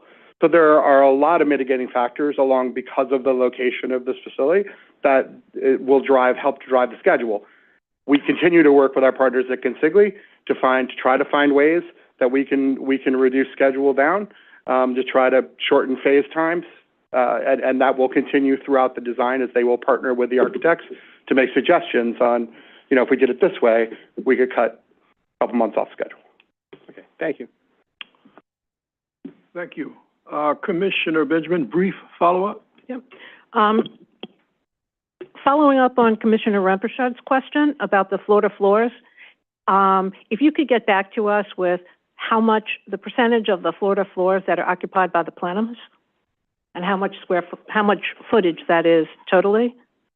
And the second question is, are you increasing the kinds of ambulatory services that will be available to people, the number of labs, and the work that will go on in those labs? So ambulatory services, which is traditionally outpatient, we're constantly working on equally. We have a new building designed just to do that, again, trying to put the patient at the center of that building. So we're going to continue to make certain that we push out into the communities equally and offer services in the communities that don't need to be in the hospital. We don't want things in the hospital that don't need to be. We're not anticipating that there will be a large change in terms of the ancillary services, whether it's imaging or laboratory, that will occur within the building itself. We are anticipating that will get much more technologically advanced with the use of digital pathology, digital radiology, the use of AI, and these component pieces. But that shouldn't cause any kind of space or change to the programming of the building. Just allows for an improvement in terms of the services that we can provide.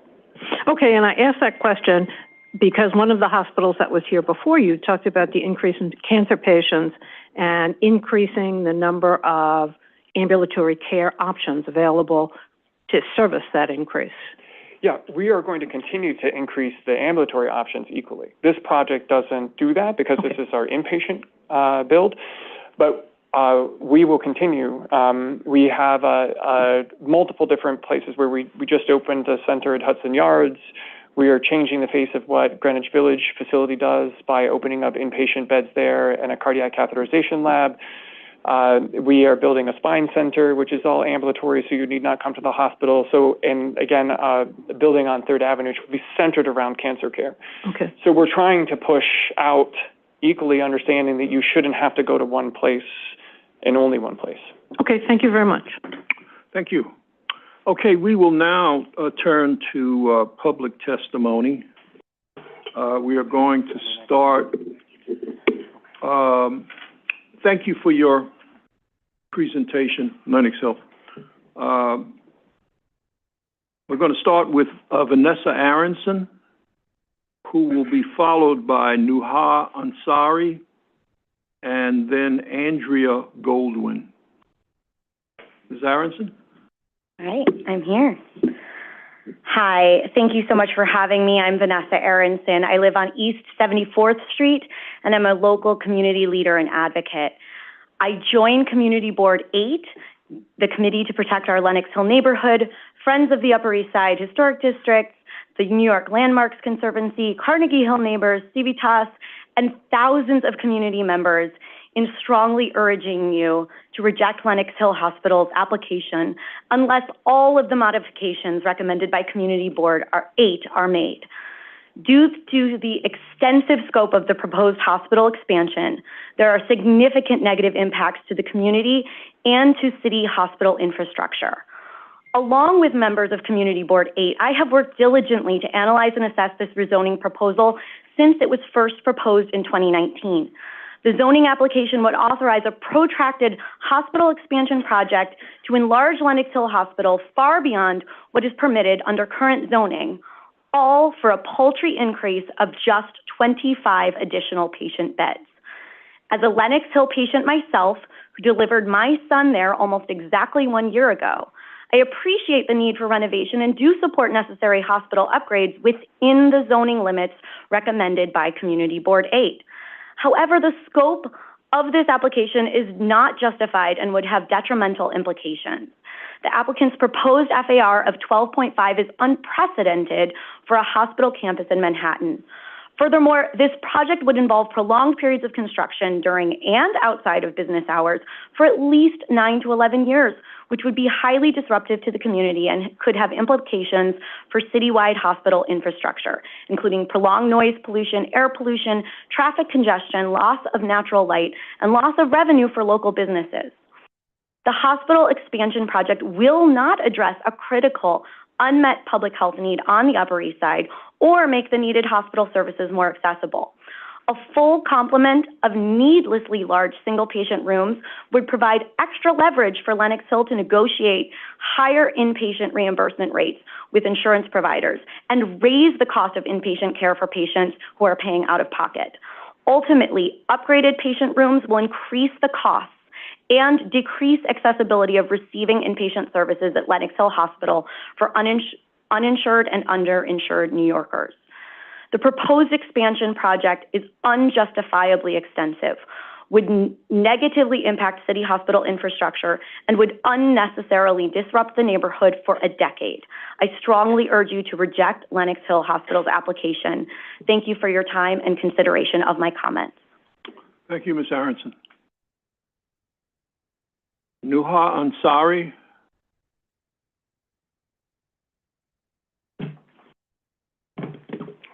Hello, Commissioners. My name is Nuha Ansari. I'm speaking on behalf of Friends of the Upper East Side. Friends believes that at its core, this redevelopment proposal for Lenox Hill Hospital is a zoning issue, even more than it's a healthcare matter.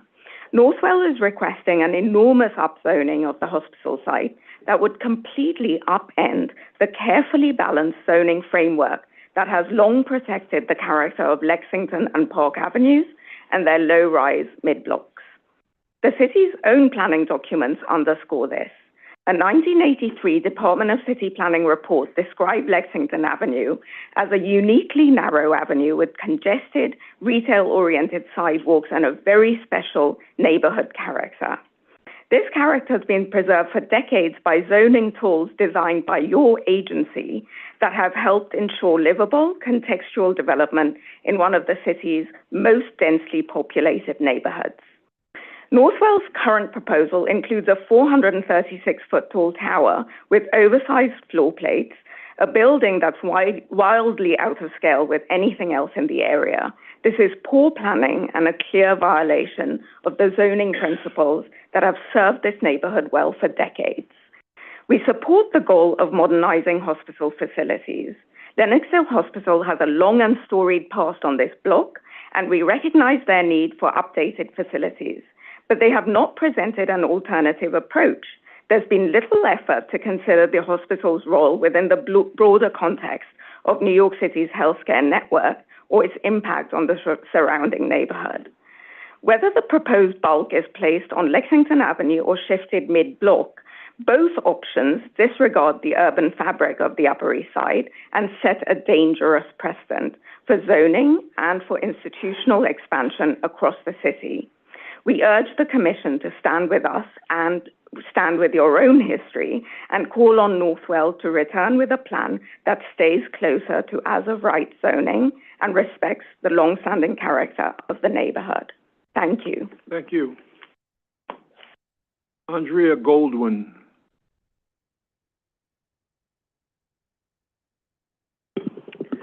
Good afternoon, Commissioners. I'm Andrea Goldwyn, speaking on behalf of the New York Landmarks Conservancy. The Conservancy is a 52-year-old organization dedicated to preserving, revitalizing, and reusing New York's historic buildings and neighborhoods. We want to ensure that New York's rich diversity of architecture continues to enhance the city, creating jobs, housing New Yorkers, encouraging sustainability, and welcoming visitors from around the world. The Conservancy opposes Lenox Hill Hospital's redevelopment plan, which would radically change zoning on Lexington Avenue.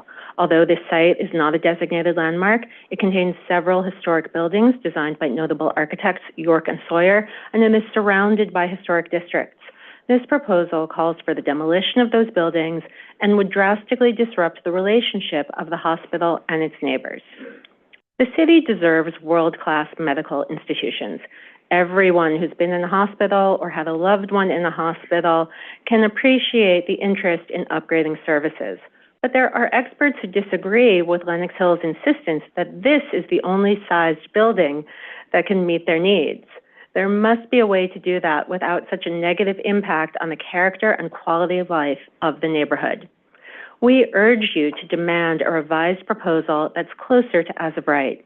The proposal is not a minor change to the zoning. The new building would be 3 times larger than what zoning currently allows. The hospital tower would have massive floor plates rivaling the Freedom Tower and exceeding those of any other hospital tower in the area. This upzoning of the Lexington Avenue site and the mid-block on East 76th Street threatens the carefully calibrated zoning protections that have maintained the character of Park Avenue and Lexington Avenue and their low-rise mid-block corridors. It disregards Lexington Avenue's historic constraints as a narrow, pedestrian-heavy, retail-oriented corridor with special neighborhood character. The proposed tall building additions along 76th would disrupt hard-won, low-rise character of the mid-blocks, which are largely residential. If the proposal is approved, it would set a precedent for upzoning throughout the neighborhood and across the city. Thank you for the opportunity to express the Conservancy's views. Thank you. Andrew Sousloff, who will be followed by Alita Camp, and then Susan Holliday.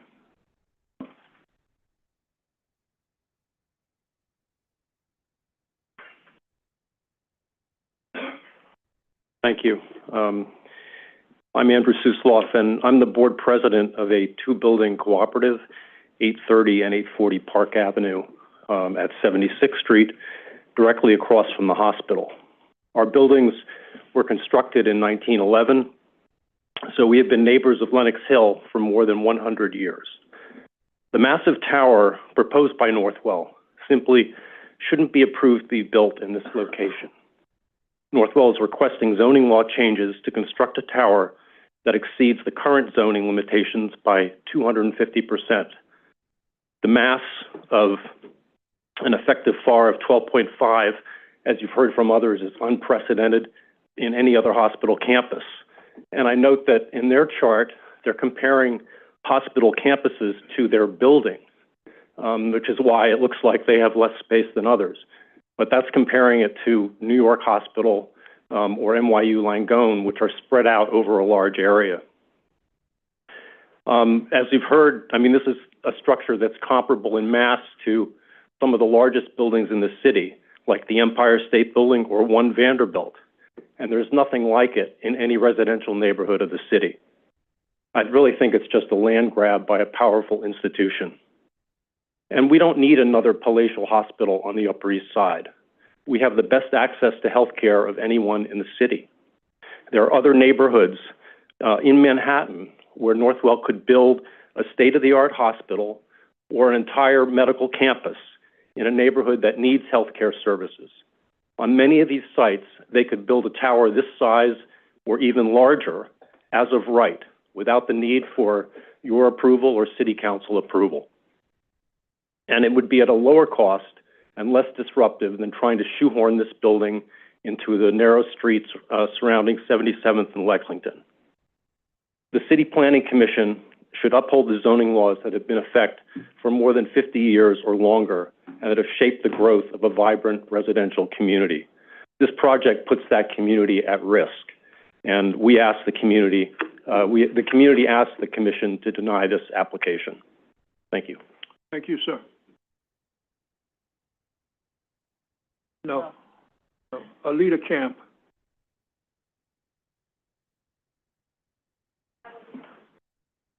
I'm sorry? Oh, okay. Hello, sorry.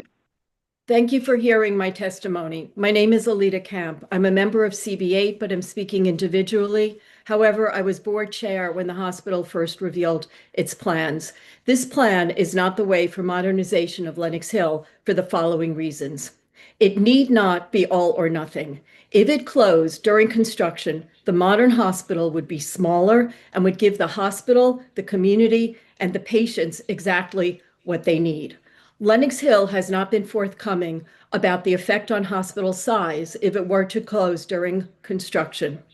Hospital beds are needed in New York's hospital deserts. We saw this during the pandemic, and it's gotten worse as Beth Israel closed downtown. Beth Israel would be a suitable envelope for a new or temporary hospital if Lenox Hill closed while it undergoes modernization. Tellingly, Lenox Hill brings patients from the emergency room at the old St. Vincent's location downtown to the Uptown Hospital on 77th Street to be admitted. Elevator shafts are expressways for pathogens. A 43-story elevator is asking for trouble. Lenox Hill intends to be a luxury destination. The community should not be irrevocably harmed for a luxury hospital. On its original website, when it unveiled the plans, it noted crystal chandeliers, spa-like amenities, a Michelin chef, and a quoted patient who liked being in the hospital so much that she didn't want to leave. Even now, it talks about the views from the tower. Would you want to be admitted to a hospital undergoing construction?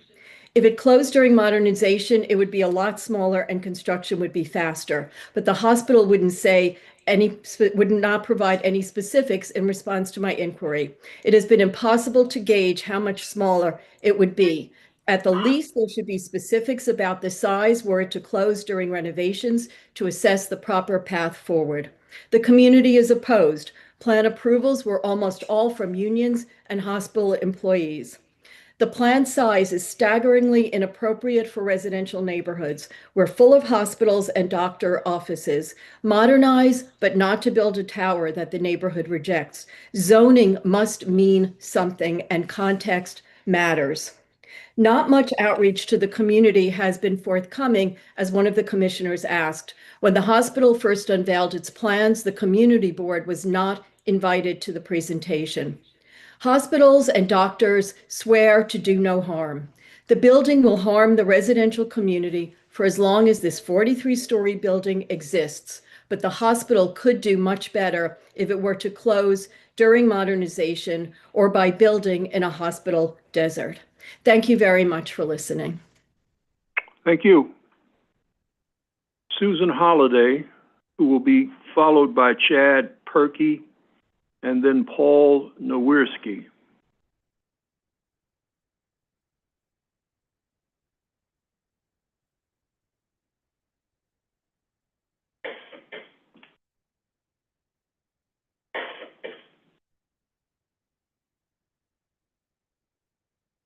Vice Chair, we do not have a phone number in the Zoom that matches Susan's registration. Okay. Chad Perky? Is he here?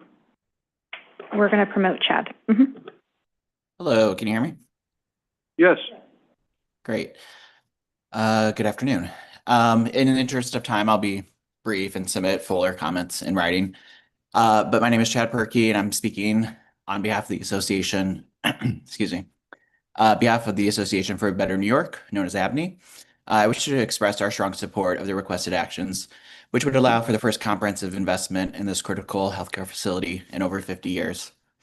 We believe the requested actions in the current modified plan, the result of incredible lengthy engagement, offer an appropriate balance between the hospital's needs and the site's use within one of the city's densest neighborhoods.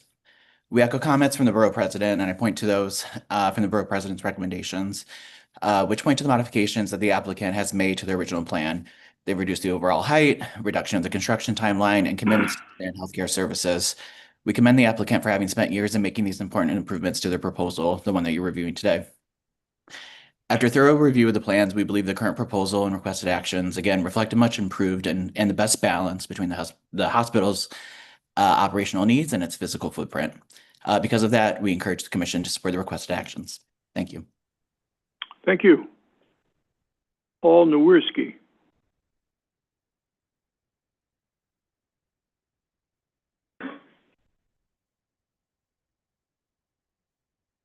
Hi, good afternoon. Thank you for listening to me. My name is Paul Nowierski. I am the Senior Director of Pharmacy Services at Lenox Hill Hospital. I have been there for 22 years. And I think everyone on the council can agree that in the last 22 years, healthcare has dramatically changed. And the use of pharmaceuticals has also dramatically changed. We talked briefly about COVID and what happened during COVID. But when we take a look at space and changes, We learned the concept of ultra-low temperature freezers and what was the space requirements. We still keep those, and we still look at the future of what that is going to look like in terms of what we need in space. We take a look at federal regulations and things like USP 797 and USP 800 and 795. These are regulations that everyone knows about, and it expanded the space needed within a pharmacy. So I'm talking about.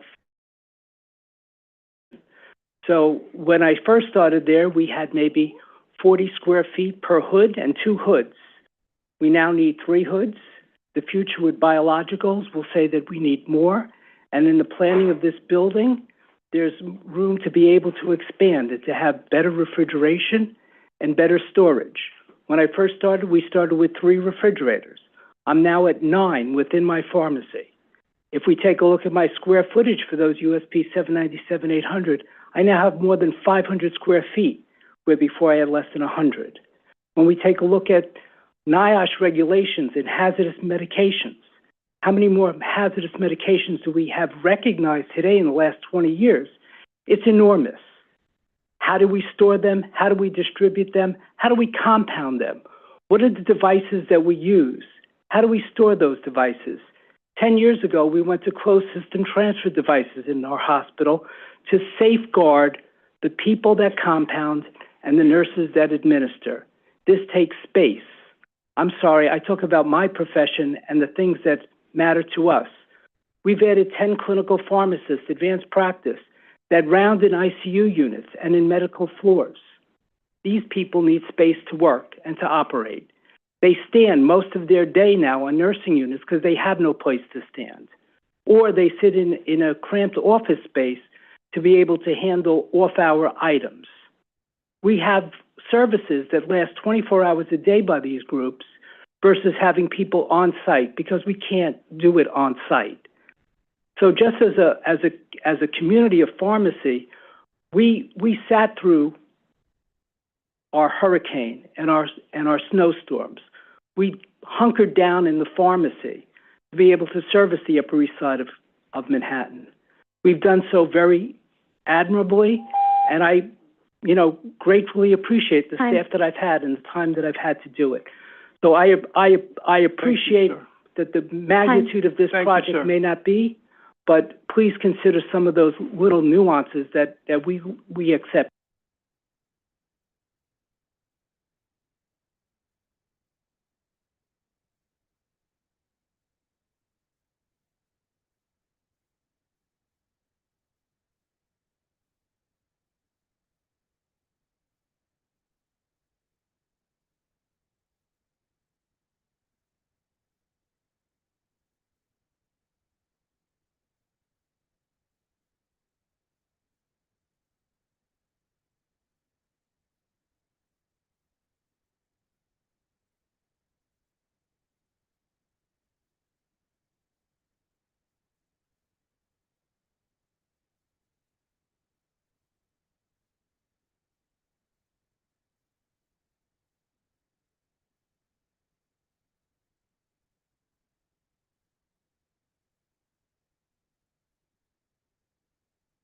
Hello?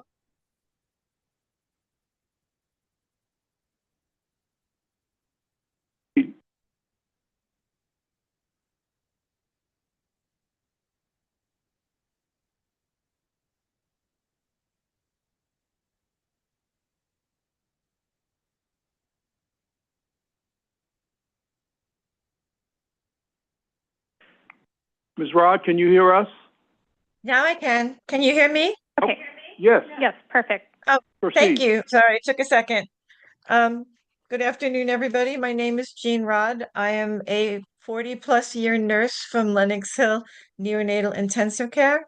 I'm currently the secretary of the New York Professional Nurses Union, and I'm going to speak for a second about the in behalf of the redevelopment project. I will speak to the NICU because it's what I know.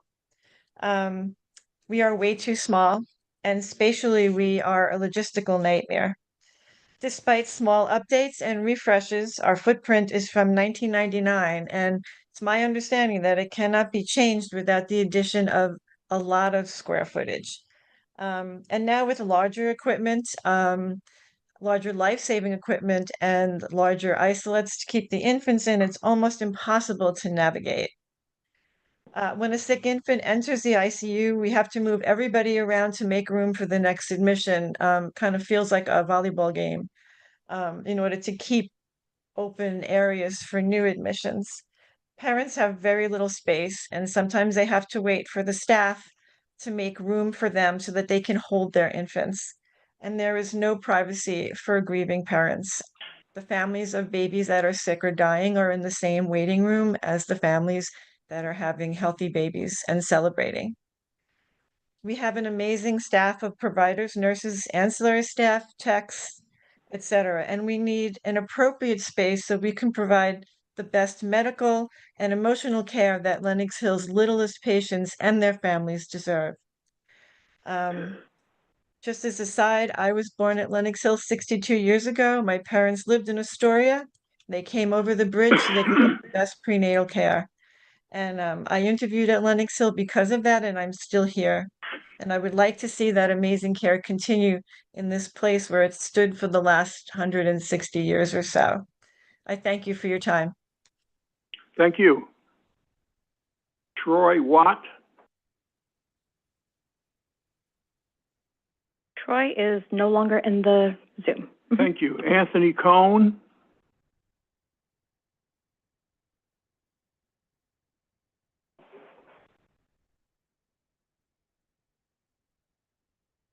Anthony has left the Zoom. Thank you. Bernard Seltz.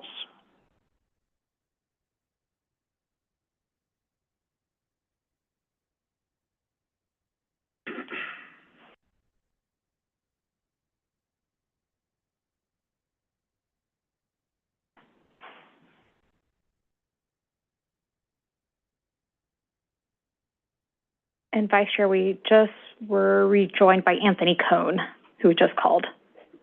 Okay, can he go immediately to him? Yes. Okay. Anthony, we're going to promote you. Bernard, you'll be next.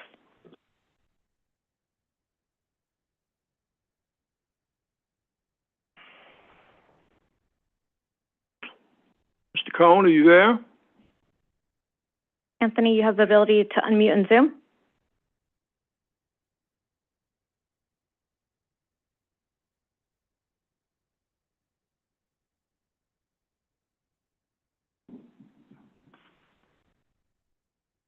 Anthony, you should be able to unmute in Zoom.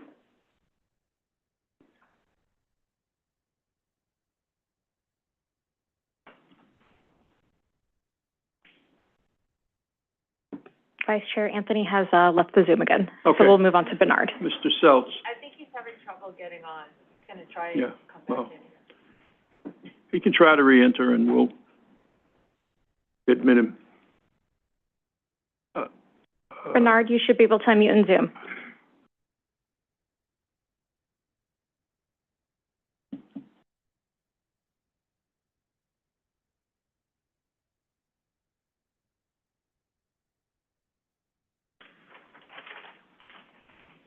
Bernard, you should be able to unmute in Zoom.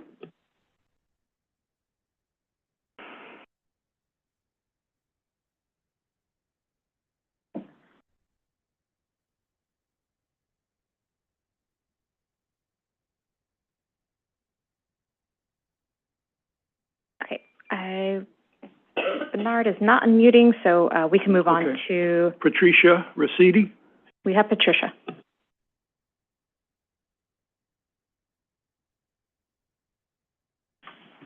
Or do we?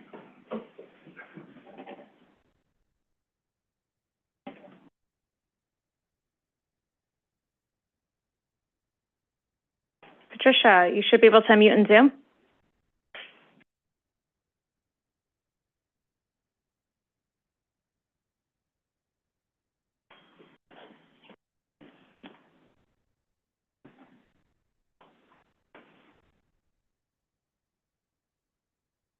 Patricia has declined promotion, but should be able to unmute in Zoom. Patricia?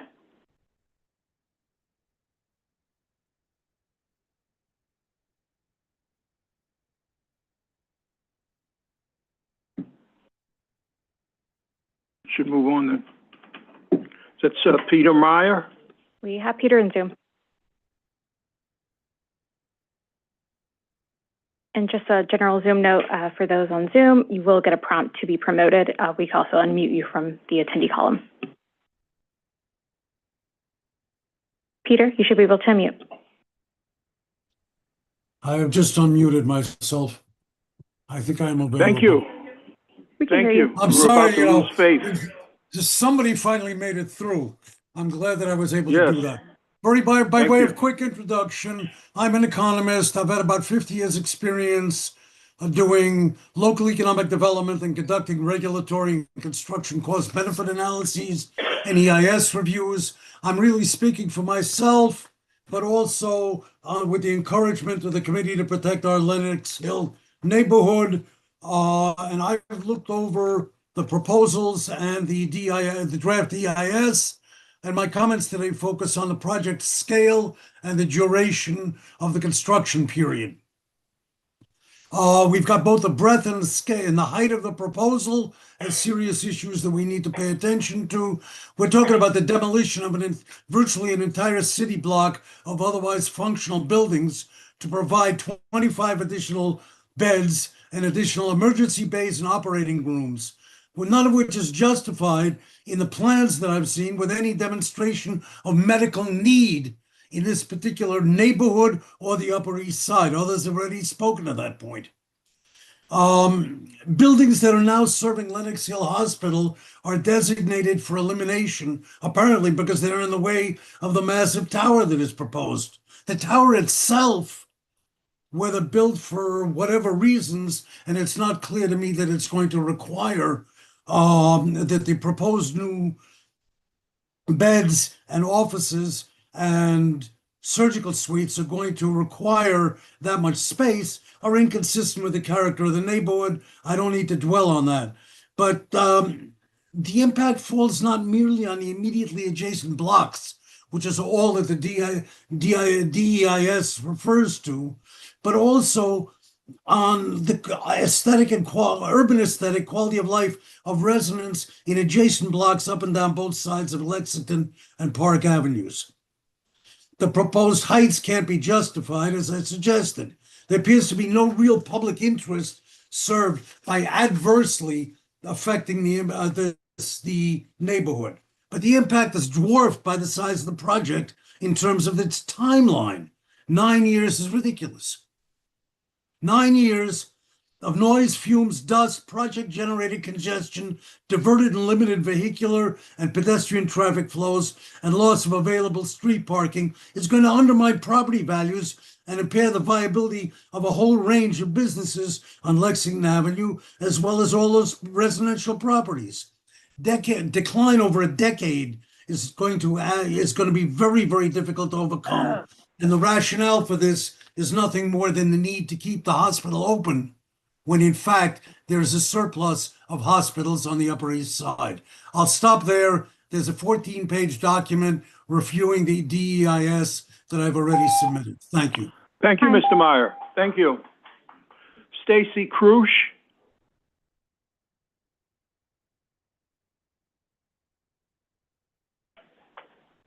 So I just want to start off with thanking you, but no increase in patients or staff. It just doesn't fit in the space. For the last 5 years, I've been involved in trying to make sense of the Lenox Hill project. I've been on the task force with Gail Brewer. While the players of the hospital have changed several times over during that time, I have been here the whole time, as have my Upper East Side neighbors and community, steadfast in our opposition. Why? Because we're the people who live here. We're not the hospital staff that come and go to work and then go home somewhere else, or the transient patients or visitors. This is our home. We are the actual community who have to live with a massive, oversized, unnecessary structure in our residential community forever. Most of the hospital staff, I'd venture to say, won't even be there 10 plus years from now after construction, but they will have had to work in a dangerous construction zone all the while. And this is an abstract. I invite each of you to join me on the corner of 76th and Lex to see firsthand in reality, not in a glossy presentation, what this looks like. Yes, the hospital is outdated and dilapidated. In fact, it's crumbling. And it's a shame that Lenox Hills let their facility fall into such disrepair for decades. Now they're trying to make it the community's problem, the city's problem. It's not. Lenox Hill, yes, renovate, modernize, bring your facility up to the 21st century standards, at least before the century is half over, but not at the size and scale in this neighborhood. It's a residential neighborhood. 12.5 FAR, 250 to 500% zoning increase on the narrowest avenue. I don't know why we just don't stop at that. No more staff, no more patients, 25 more beds, shoehorning a 40-story midtown-sized building in a residential neighborhood, 7 loading bays, 6 ambulance bays. Really?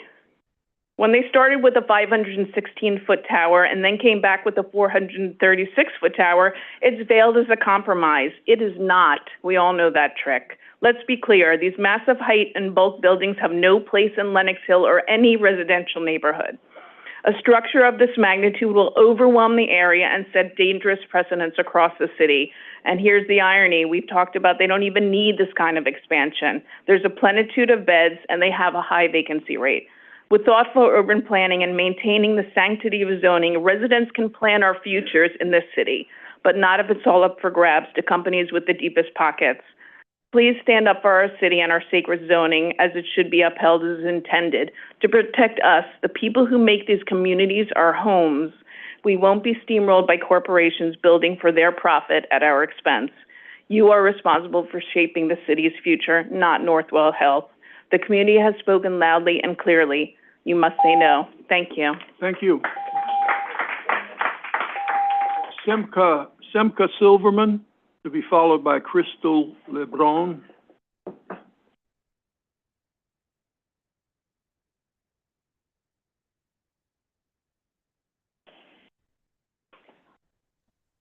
Good afternoon. Thank you Hello. for the opportunity. Is this Mr. Silverman? Yes, it is. Thank you. Thank you. Can you hear me? Proceed. Thank Yes. you. My name is Simcha Silverman. I'm a very proud employee of Lenox Hill Hospital for over a dozen years. I serve as the Director of Spiritual Services. I'm here today to strongly encourage the Commission to support the redevelopment plan of Lenox Hill Hospital. In my capacity, I see many, many patients and families from all the communities that Lenox Hill Hospital serves and the entire trajectory of their hospitalization and course of illness. I look forward to these patients and their families receiving top quality medical care in an optimized facility, in a place where the most up-to-date medical care can be delivered, where life transitional moments can be marked in a most appropriate fashion. And so therefore, in advance, I thank the Commission for standing with patients and families, standing with delivering best quality medical care and supporting the redevelopment plan of Lenox Hill Hospital. Thank you. Thank you, sir. Arlene Sano Henry, who will be followed by Naja Barlera, who will be followed by Dejere Blunt.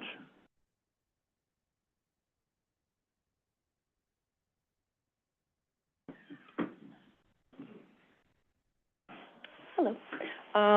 I am Crystal LeBron. Good morning. Well, actually, good afternoon. I am a local 79 laborer, and I am in support of the Lenox Hill project. As a lifelong New Yorker and a mom, I know there's a lot of challenges of finding quality health care for families in the city, and this would be a major upgrade for that. We need high quality care and good paying jobs in construction. Building with union labor provides family health benefits and family sustaining wages for people like myself. Frontline nurses and healthcare workers as well deserve to work through better medical facilities in order to support their patients. Thank you. Thank you. Now Arlene Sano Henry.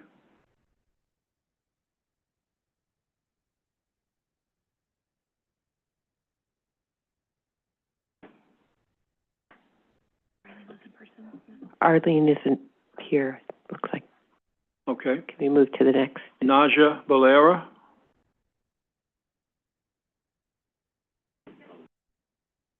Okay.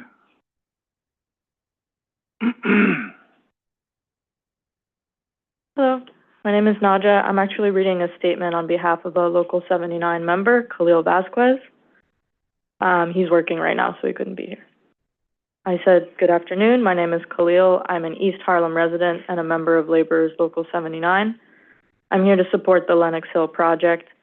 I have to work today, as do many of my 10,000 brothers and sisters, so they can't attend long hearings like this. Our entire city will benefit from family-sustaining jobs, career opportunities for New Yorkers of color and low-income households, and expanded medical facilities. We need more services at Lenox Hill, like single-patient rooms. Leaving things as they are would be a huge disservice to my community, and we cannot afford that. Opposition to this project is narrow, but Lenox Hill can uplift hundreds of families from surrounding areas, like Harlem, South Bronx, and the whole east side of Manhattan, through union jobs in construction. I joined Local 79 through the apprenticeship program, and it changed my life. Now more than ever, we need to make sure that everyone has access to top-tier healthcare facilities and family-sustaining jobs. Thank you. Thank you. Dejere Blunt.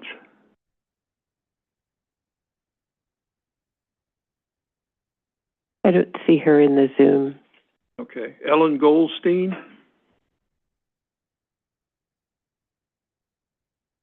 To be followed by Layla Law Jasico. Good afternoon. I'm Ellen Goldstein. I'm a resident in the area for 40 years. The outrageous zoning variance request is not justified. Even Northwell Health's longstanding CEO, Michael Dowling, said recently on numerous occasions, and I quote, "The hospital is only one part of the continuum of care. The hospital is not as centric anymore as it used to be," unquote. Unquote. "The hospital is not the center of the universe anymore, yet Northwell certainly wants to make themselves the center of the Upper East Side. And they just built a 200,000 square foot building on the same streets between 76th and 77th Street, just one block away. How does that figure in? And now, with the recent announcement of Michael Dowling retiring this fall, it's a great time to say no and kick this proposal back to Northwell. I can't imagine that it's impossible to figure out a way to build a great community hospital, reducing the size and construction timeline. That's in keeping with the scale of the neighborhood." Thank you. Thank you. Layla Law Jasico. Thank you. Good afternoon, Commissioner and members of the group. My name is Layla Logisico. I am the president of the City Club of New York. We stand in unequivocal opposition to the Northwell Health proposed expansion of Lenox Hill Hospital. This proposal is a textbook example of zoning creep disguised as institutional necessity. The requested upzoning would enable the construction of the 436-foot medical tower with 4 plates that grossly exceed both the neighborhood norms and the functional requirements of contemporary hospital design. The proposed FAR increase from 6.5 to 12 FAR would obliterate the carefully calibrated bulk, height, and sky exposure plane regulation that have preserved mid-block and avenue scales. In land use terms, this is not a desired modernization. It is a spot zone institutional incursion into a district governed by contextual zoning precisely to prevent this sort of vertical leapfrogging. We recognize the importance of medical infrastructure, but the floor area increase and the net gain of only 25 beds is simply inadequate. This is not planning. It is an FAR distortion algorithm operating in defiance of logic, need, and neighborhood fabric. Lenox Hill admitted that they do not intend to outgrow their capacity. I guess they only want to outgrow their zoning envelope, and this is not okay. Even if one were to entertain the idea of a strategic expansion, Northwell's proposal fails the basic test of contextual fit.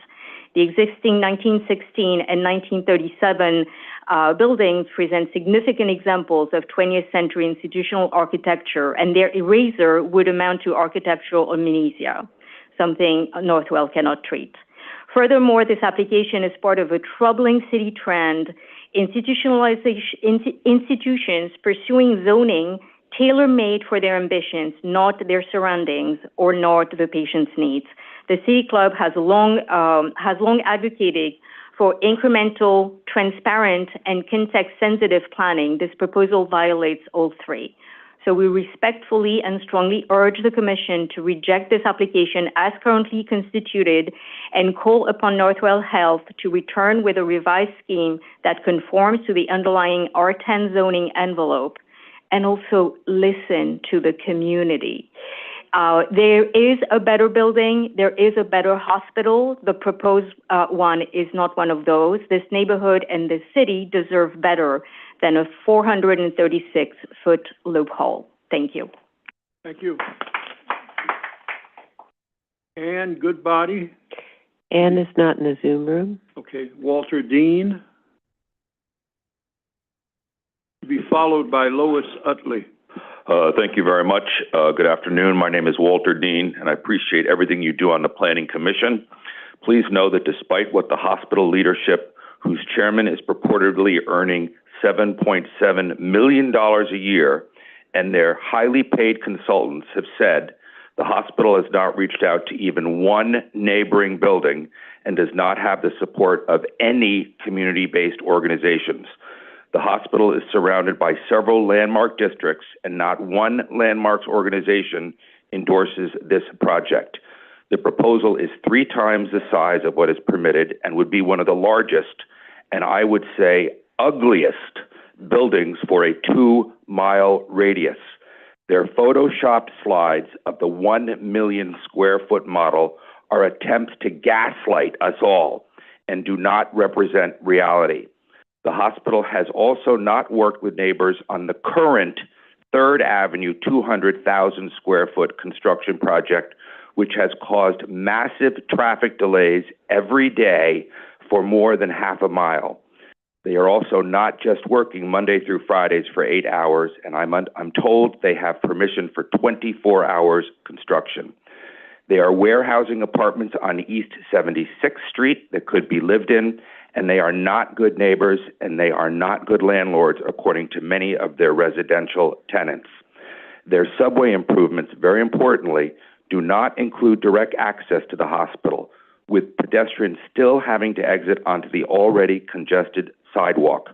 Their proposed covered colonnade is nothing more than a permanent scaffold, which no serious urban architect would ever propose for New York City. Their timeline is 3 times longer than it took to build LaGuardia Airport, which was constructed with planes taking off and landing and millions of passengers coming and going. All of my neighbors join me in urging you to reject this ridiculous proposal. We understand that our hospital needs to be renovated, but this is the wrong tower with a timetable which will destroy our neighborhood. A new plan is needed with unified height from Lexington to Park Avenues with dramatically shortened timetables. The hospital needs to start working with its neighbors and with its neighborhood. They also may want to consult with HOK, which has built several beautiful hospitals around the world that have not faced significant community opposition. Also, there have been several magnificent tall towers that have been constructed in our neighborhood, including a 36-story tower down 77th Street that have been supported by many of our neighbors, and each has been built in under 2 years. So this is not about NIMBY, but our issues are with the timetable, the horrific design, and the non-contextual spot zoning that the current hospital leadership is trying to force on all of us. Thank you, Mr. Dean. Thank you. Lois Utley.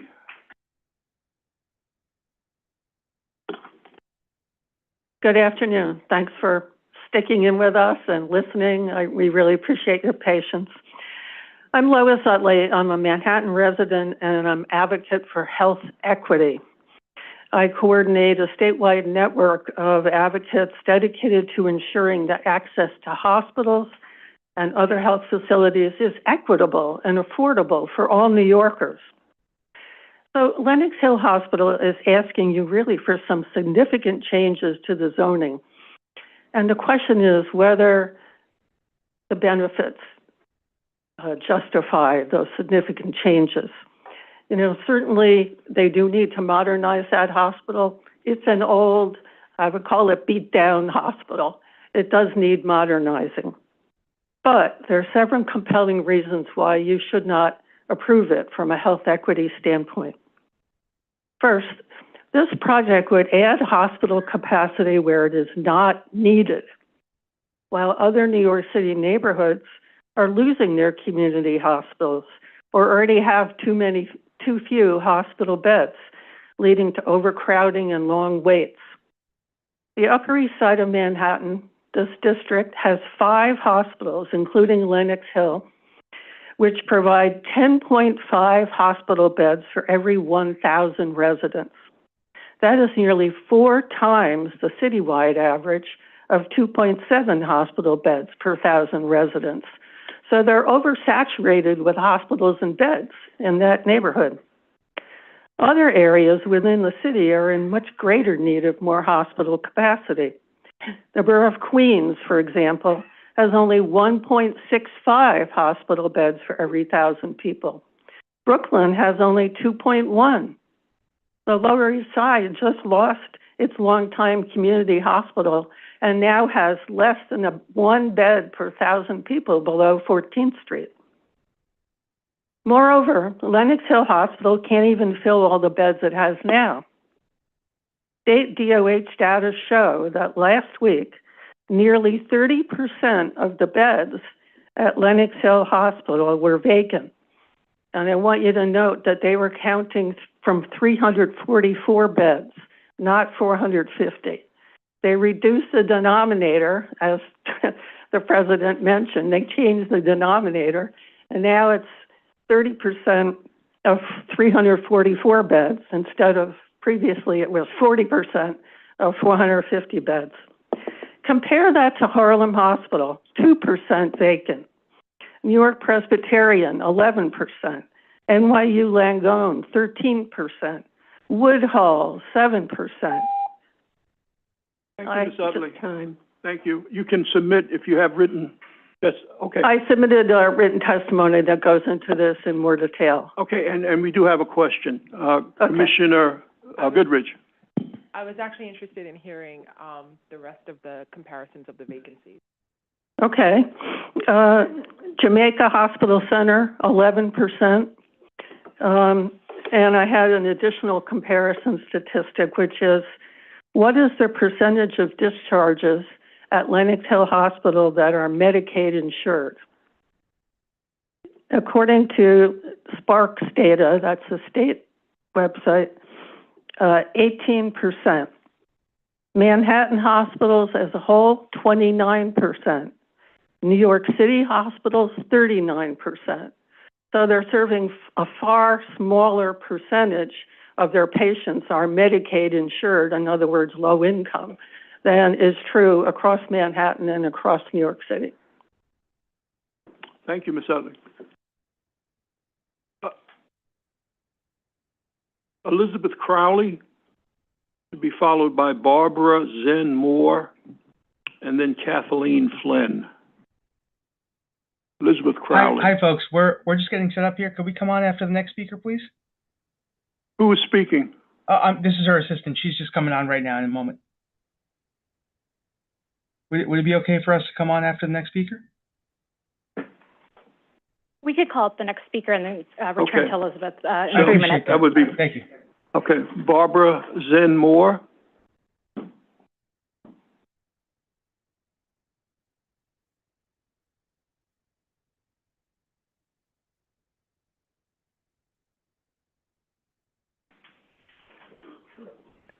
Hi, can you hear me? Yes. Okay, my name is Zen Moore, and I'm honored to serve as the chair of the Auxiliary of Lenox Hill Hospital. I've seen firsthand how this hospital touches people's lives every day, from teaching new parents infant CPR to giving local students their first experience working in healthcare through summer internships. But more than that, I'm here today as a member of this community, as a New Yorker who, like so many of you, depends on Lenox Hill, not just as a hospital, but as a lifeline. For me, it's personal. My grandson was born at Lenox Hill, and that will stay with me forever. When families welcome new life, when emergencies arise, or when our loved ones need world-class medical care, Lenox Hill is there.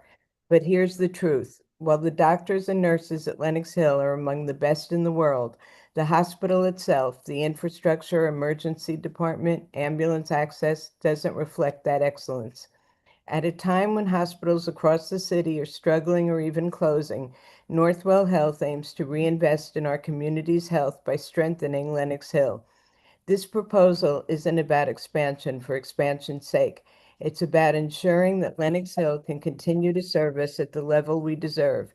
A new state-of-the-art emergency department will provide privacy and efficiency, which are critical for patients in their most vulnerable moments. An improved subway entrance will enhance safety and accessibility, and a modern dedicated ambulance service will reduce congestion and delays that impact emergency response times. I understand change can be difficult.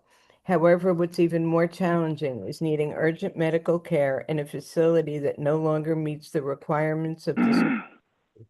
We should not have to choose between world-class doctors and a world-class hospital. We deserve both.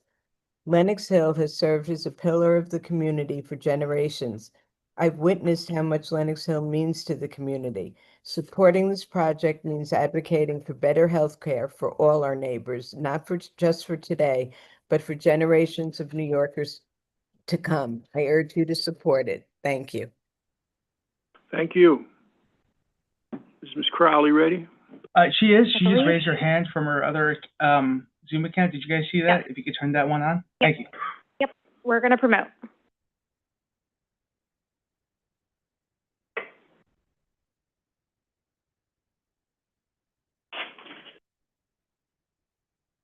Good afternoon. Good afternoon. Good afternoon. My name is Elizabeth Crowley, and I'd like to thank the New York City Planning Commission, especially your Commissioner Dan Garodnick, my former colleague at the New York City Council. I want to thank all your board members as well as your staff for the work that you do and for allowing me the opportunity to testify today. I'm the president and CEO of the Building Trades Employers Association, representing over 1,200 businesses from union construction management firms to small MWBE trade contractors. I'm here today to voice our support of the Lenox Hill Hospital redevelopment project. Northwell's plan to modernize and rebuild the Lenox Hill Hospital will create thousands of good-paying union jobs with as little neighborhood interruption as possible. I'd like to emphasize two important aspects of the current plan. First, a state-of-the-art healthcare facility that will replace the 160-year-old hodgepodge of buildings we now have.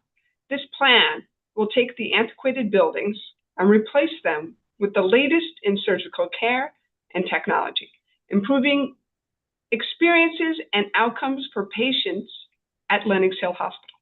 And second, I'd like to highlight the tens of millions of dollars that Lenox Hill is investing in community incentives. The plan will invest in the subway and the street infrastructure adjacent to the property with a new and improved 6-train station that will finally be accessible to all. Moreover, Northwell will be taking ambulances off the street into the envelope of the building, mitigating traffic and easing congestion for local residents and businesses in the surrounding area. The investment that Northwell is making at Lenox Hill will ensure future generations will continue to receive health care that is second to none. I'd like to thank you today for allowing me to testify again and for your consideration of my testimony. Thank you. Thank you. Kathleen Flynn, to be followed by Eric Farbman, and then Phyllis Cohn.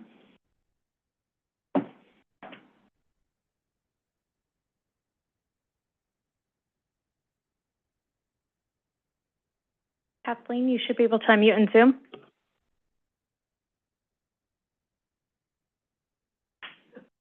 Thank you. Good afternoon. My name is Kathleen Flynn. I'm president of the New York Professional Nurses Union, NIPNU. NIPNU represents the over 1,000 registered nurses. Wait a minute. I'm sorry, Ms. Flynn. Hold on for 1 second. We've lost our quorum. Kathleen, we're going to pause your testimony real quick. We have to establish quorum. Thank you.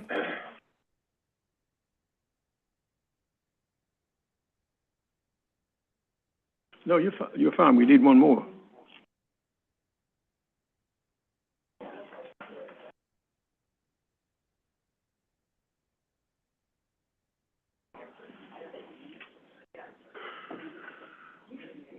Okay.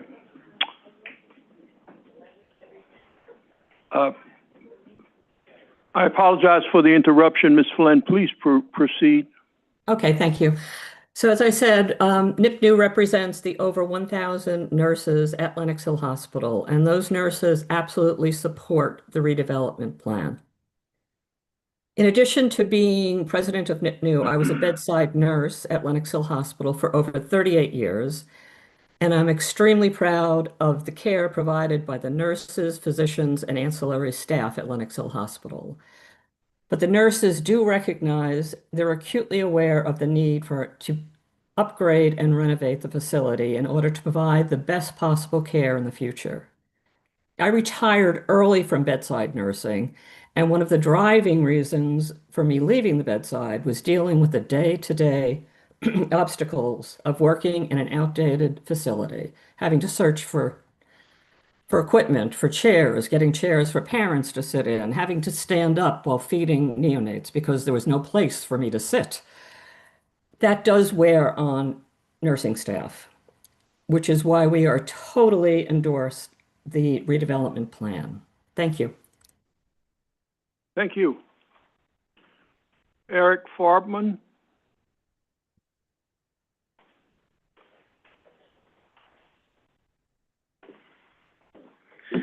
Good afternoon, Commissioners. Thank you for allowing me to speak on testimony on behalf of this. My name is Eric Farbman. I'm a proud member of Local 3 IBEW.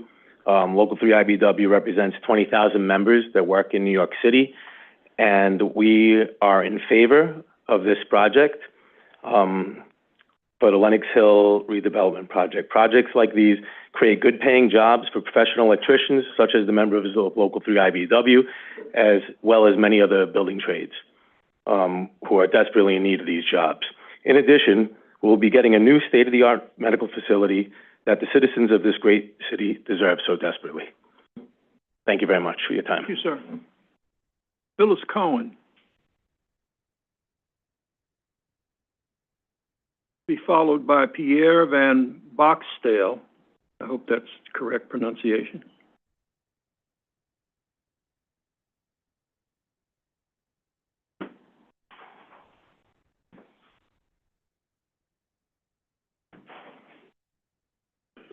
Ms. Cohen, can you hear us? Can you unmute?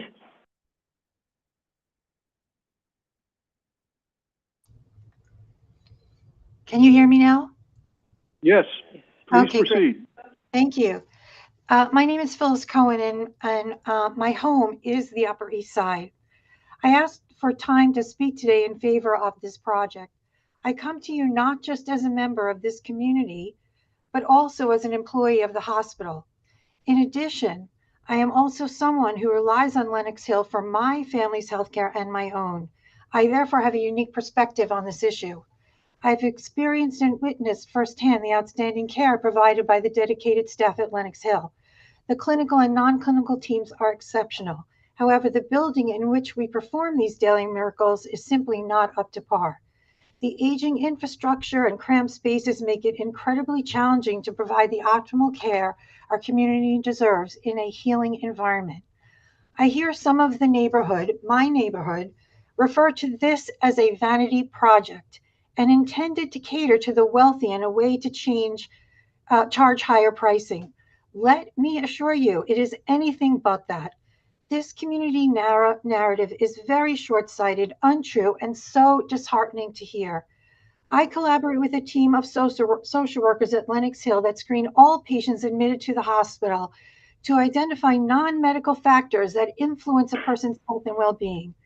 We are serving increasing numbers of patients who are homeless, living in shelters, are food insecure, and have no support systems to support their transitions outside of the hospital. The goal of this project is about providing the best possible experience for all, and honestly, a safe and efficient work environment for the staff who dedicate their lives to caring for us. My team and I speak with patients and families daily, expressing their frustrations about the care environment. That is the true community we are serving. They want the dignity of a private room and bathroom. They're understandably distressed by noisy roommates, late day patient admissions to adjacent beds, waking them up in the middle of the night, sharing facilities, and the lack of privacy and space for their support persons. We often play King Solomon, trying to facilitate fairly allocating limited resources. Patients and families say how mortified they are when being taken from an ambulance and displayed to all the pedestrians walking on 77 streets. These are not trivial complaints. I understand the concerns about the disruption during constructions, and I appreciate the change that change can be difficult. This is an investment in our community's health and future. I urge you to approve this project and allow Lenox Hill to build a facility that matches the caliber of care it provides. Thank you. Thank you. Good afternoon, Commissioners. My name is Pierre Van Boxdale. I'm a resident of the neighborhood on 77th and 3rd. My family's been there since the late 60s. I rise today to voice strong opposition to the current outrageous and flawed Northwell Health expansion plan for Lenox Hill Hospital. This plan has fundamentally disregarded the input and needs of our community organizations. It proposes a flawed design that, importantly, was not approved by Community Board 8. Furthermore, Northwell Health is attempting to ignore the current zone footprint of Lenox Hill Hospital. From the very beginning, Northwell's ambition has been clear: to transform Lenox Hill into a massive flagship medical facility, a destination hospital aimed at attracting national and worldwide patients. This vision takes no account of the actual neighborhood it resides in and the impact it will have on us. Let me be clear. Our community is not against upgrading the current hospital. We are not against local union working. But the sheer enormity of this proposed project is simply not needed in our community. There are other underserved areas of this city where new hospital facilities are genuinely and desperately needed. Northwell should look there. Therefore, I urge you to vote down this project. Thank you. Thank you, sir. Stephanie Reckler, be followed by Alexander Hodis and Nora Ryan. Good afternoon. I'm Stephanie Reckler. I have lived on the Upper East Side for the past 8 decades, and I am one of the original members of the Committee to Protect Our Lenox Hill Neighborhood. I've also been president of the board of 885 Park Avenue for over 25 years. I urge you, the commissioners, to examine Northwell's application for the development of Lenox Hill Hospital in terms of how it will destroy a beautiful, thriving neighborhood for no need. During this session, you will hear many voices in opposition to the application and many in favor. Because I want to use my precious time constructively, therefore, what would have been said last in my testimony comes first.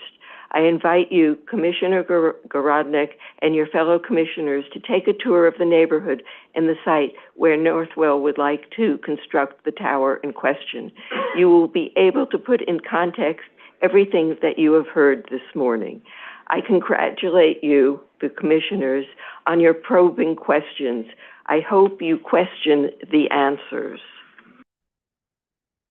Everyone agrees, including Michael Dowling, the CEO, that healthcare is evolving and fewer patients will be treated in hospitals. Northwell has never acknowledged this evolution of healthcare needs, nor has Northwell acknowledged the easy accessibility of healthcare to 6 world-class hospitals on the East Side. How, besides Northwell, says we need better health care on the Upper East Side. Tell me, we certainly don't need better health care on the Upper East Side. We are privileged to have the 6 world-class hospitals. Lenox Hill Hospital has always been known as a good community hospital. My mother in the 1950s worked on the auxiliary. We appreciate the hospital as a good community hospital. Northwell, in the 15 years that they have owned this hospital, has let it fall into disrepair. Northwell should make Lenox Hill Hospital an outstanding community hospital, known throughout the city as the best community hospital there can be. And they should build their signature hospital on a more appropriate site in an area that is calling out for better health care. We are appalled at the entitlement that Northwell Health has shown in trying to steamroll their application through the ULURP process.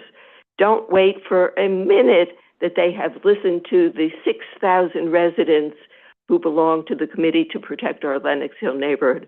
I have developed the database. I know exactly who the 6,000 people are. Thank you, Ms. Reckler. Okay. Thank you very much. Thank you, Commissioners. Thank you. Alexander Hodis, to be followed by Nora Ryan.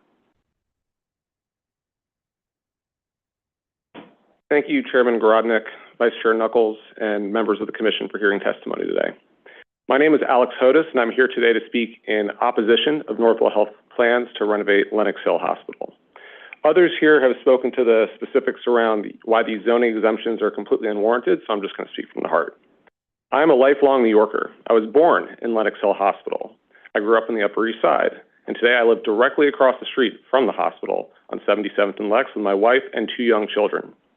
I love growing up on the Upper East Side, and I've always been fond of Lenox Hill Hospital for obvious reasons. But there is no justification for these renovation plans to be approved. The neighborhood does not need it. The community overwhelmingly opposes it. The scale of the proposed project and resulting construction is completely out of line with anything resembling appropriate, and the expected construction timeline would cause undue harm to the community, especially those of us that live closest to the hospital. And let me just note, those of us that live in buildings where Lenox Hill already leases parking can attest to the fact that the parking is completely inadequate today and would become an absolute nightmare during proposed construction timeline and beyond, especially for all those construction jobs that we brought in. So those claims about it wouldn't be an impact are just completely wrong. I've not met a single member of the community that wishes to see the project move ahead. If it goes forward, our lives will be forever altered for the worse. Do no harm would not be met here. My children and all the children that live in the neighborhood will have their childhoods forever marred by this project should you choose to support it and move forward. It is telling to me and to everyone here, and it is quite obvious, that the only people in here who support this project are those that stand to benefit financially, whether they be employed directly by Northwell or stand to benefit from the lengthy construction timeline and costs. I recognize, and we can all recognize, the benefits of modernization, but I would encourage all of you to recognize that at what cost. If you cannot do that, then I think it is prudent to consider other alternatives, up to and including redirecting these resources to other areas that need it more, even if that comes at the expense of Lenox Hill Hospital itself, up to and including its closure. More importantly, if you cannot be responsive to the community that you purport to serve, then you are no member of the community at all. Now, Chairman Garodnick, if you were sitting there, I would say I remember meeting you when you were first running for City Council 20 years ago, and you pledged to represent our interests on the Upper East Side. I urge all members of the Commission to do that today and respect the wishes of the community who will bear the brunt of the most egregious adverse impacts that will be faced by this hospital development plan. Reject Northwell's efforts to take advantage of the community. I urge you to vote no. Thank you. Thank you. Nora Ryan, be followed by Valerie Mason, and then Sally Shaw.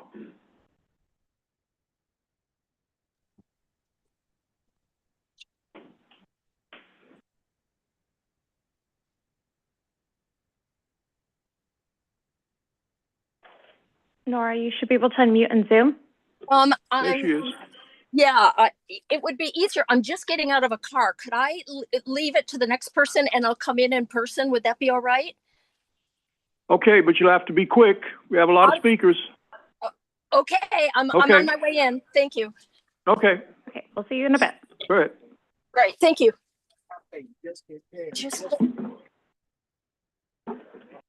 You would be, Ms. Mason? I would be, yes. Thank you. Stepping in for the lady who's not here. Okay. My name is Valerie Mason, and I'm proud to say, and honored as well, to be the chair of Manhattan Community Board 8. And I am happy to be with all of you here today. I had prepared remarks, but since so much time has passed since this hearing began, I wanted to address a couple of points. First, I just want to say thank you because it's been obvious to me that the members of the commission have read our resolution in which we disapprove this application unless certain conditions were met. We have approved applications for hospitals beyond zoning limitations, most recently a couple of months ago. I believe that the charts that were shown earlier are not really representative in terms of not comparing apples to apples. I know that you all are familiar with the various different zoning limitations on the east side as well as the rest of the city. And so to compare Lexington Avenue on 76th Street with York Avenue and 68th Street, well, frankly, there is no comparison. And that's how we looked at this. Our community board and our community, I'm so proud to have so many members here today speaking in their individual capacities to talk about how these locations are different. There was not a lot of community engagement here. This proposal first was made in 2018, 2019 at a height of 500 feet. And I really am kind of insulted to say, oh, we came down from 500 feet to 400 feet. Well, no one ever agreed to that. I mean, that's like saying we were originally at 100,000 feet height. It's ridiculous. We have tried to engage with the hospital over the years, and finally, after repeated requests for meetings and coming to our meetings, the dialogue finally began at the end of 2024. That's why we put our proposal in terms of a disapproval unless certain conditions were met, because we felt if we went a different way, it would give a much different impression of how this has all gone on. And I think the testimony you have heard in the previous couple of hours tells you that we believe, yes, I think the commissioner said there's an element of distrust here, and I think you've hit the nail on the head. And that's why we operated the way we did with the disapproval that we issued. We spent countless hours on this. We heard from everyone, 6,000 names on a petition, over 100 members of our community and from other parts of the city testifying. I attended borough board meetings where other chairs of other boards were saying, you guys are hospital rich. Why is this hospital trying to do this? Well, I don't have the answer for that. But I think we did hear a commercial here today from Lenox Hill Hospital about how they want to attract the richest members of our community who need health care. And I hope you will hear that too. Thank you, Ms. Mason. We have a couple of questions. Okay. Commissioner Osorio and then Commissioner Goodrich. Thank you, Vice Chair Knuckles. Thank you for your comments and thank you for being here. A quick question. So have you received a response from the applicant to your comments, to your formal comments? To our actual resolution? No, I think what we did say that we would speak. We have been having somewhat of a dialogue, but I think everyone is rightly looking towards this body. We respect the process. The Manhattan Borough President weighed in. I mean, an approval with 17 conditions is not much of a recommendation, in my opinion. But you haven't received a written statement responding to your comments? No written statement. Thank you. Commissioner Goodrich.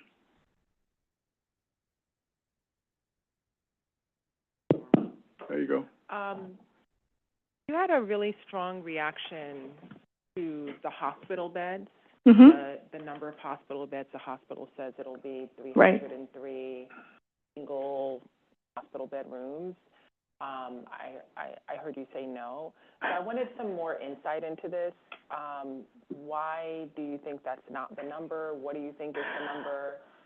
Well, here's the thing. I mean, when it suits people, they talk about additional, I believe the attorney from Fried Frank said there will be a number of additional single rooms.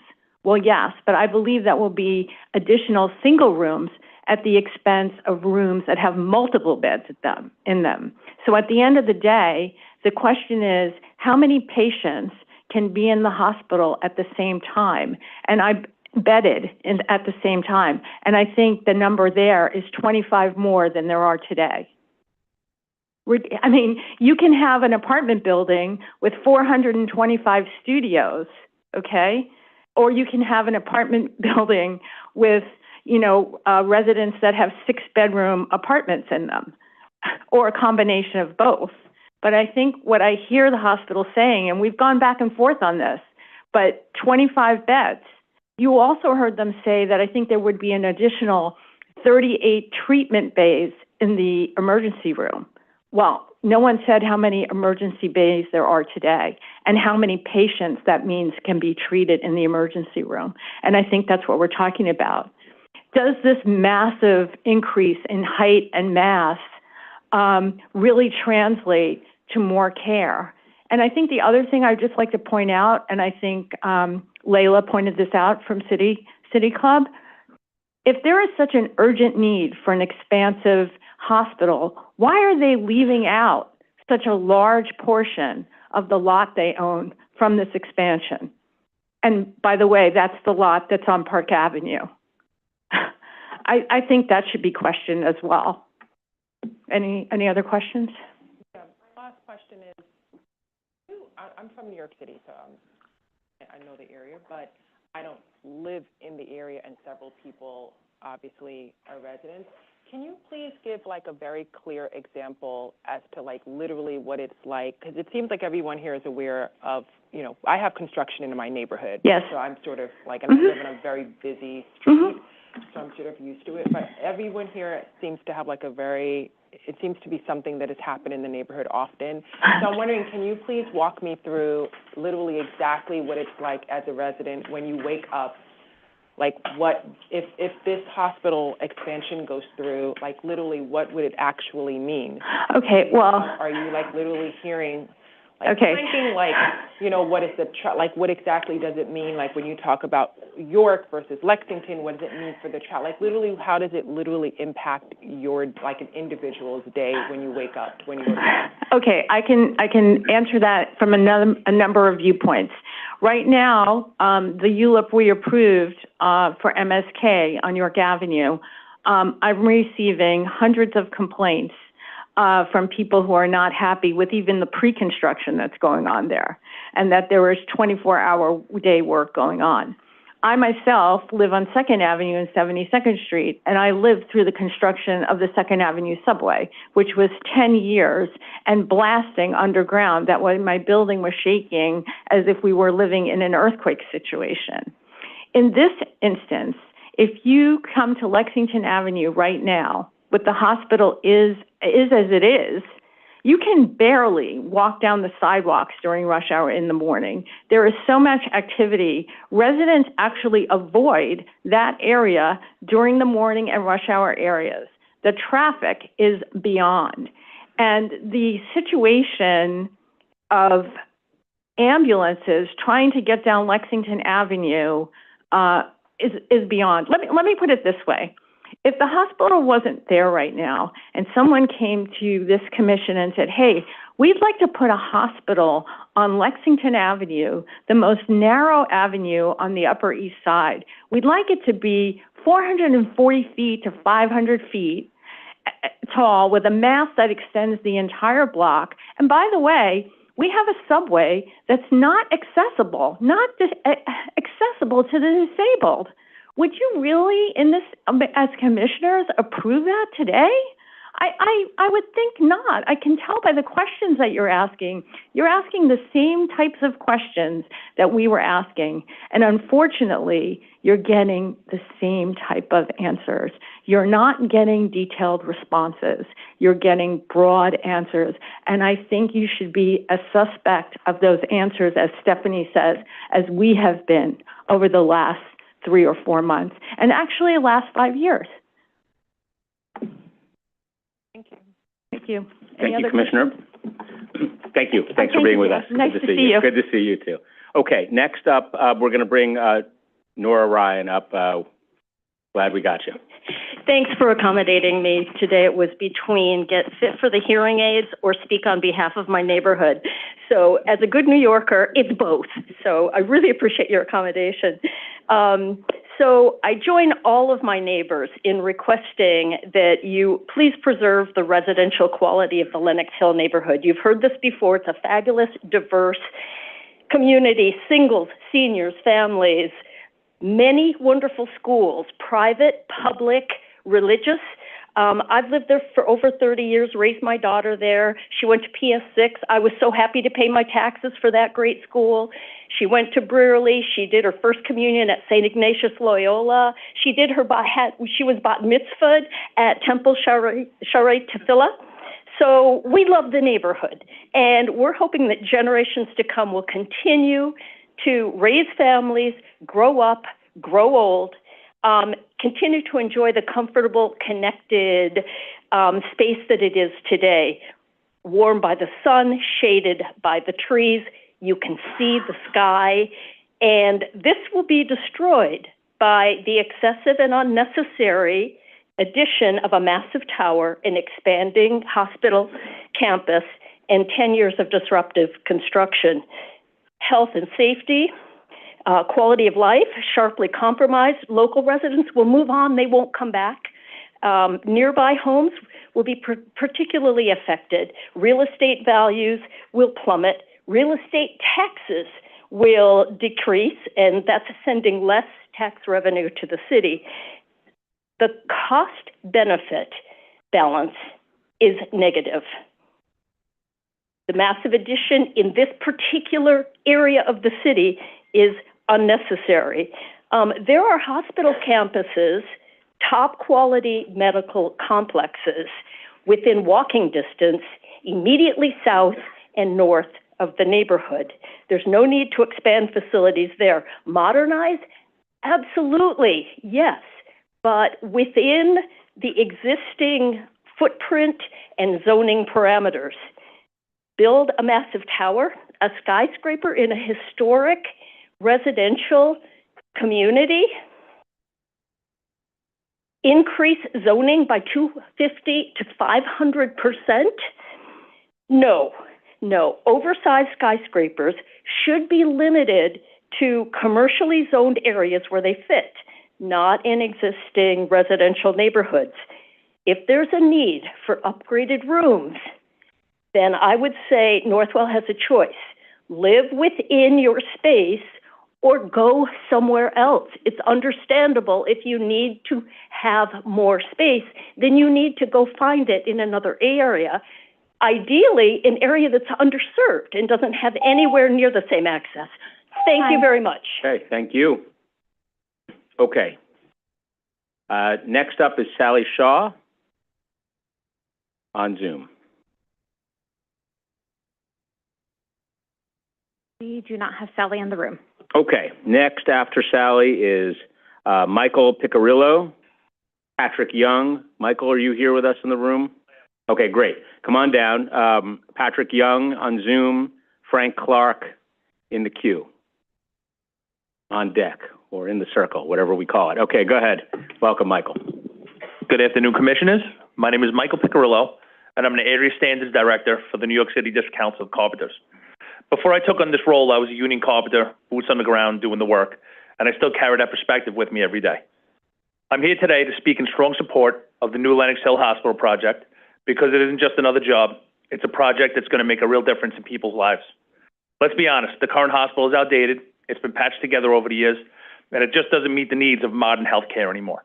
We've got the best doctors and nurses in the world working in a building that was never designed to handle today's technology, patient volume, or emergency care standards. New Yorkers deserve better. We deserve world-class care in a modern facility that's built for the future. This new hospital will deliver just that. Better equipment and the kind of space and layout that helps save lives. And just as importantly, it's going to create hundreds of good union jobs for carpenters, electricians, and laborers, all of us who take pride in building the city with our hands. We're not talking about low-road, corner-cutting work. We're talking about skilled tradespeople, making sure the hospital goes up safe, solid, done right, and completed as quickly as possible. Northwell has shown that they understand that. They're committed to using union labor, and that means a lot, not just to our members, but to the quality and integrity of the job itself. So I'm asking the commission to approve this project. Let's give New York the hospital they deserve, and the working people of the city the opportunity to build it. Together we can lift up this neighborhood and deliver something that will serve generations to come. Thank you. Great. Thank you, Michael. Next is Patrick Young on Zoom, followed by Frank Clark in the room.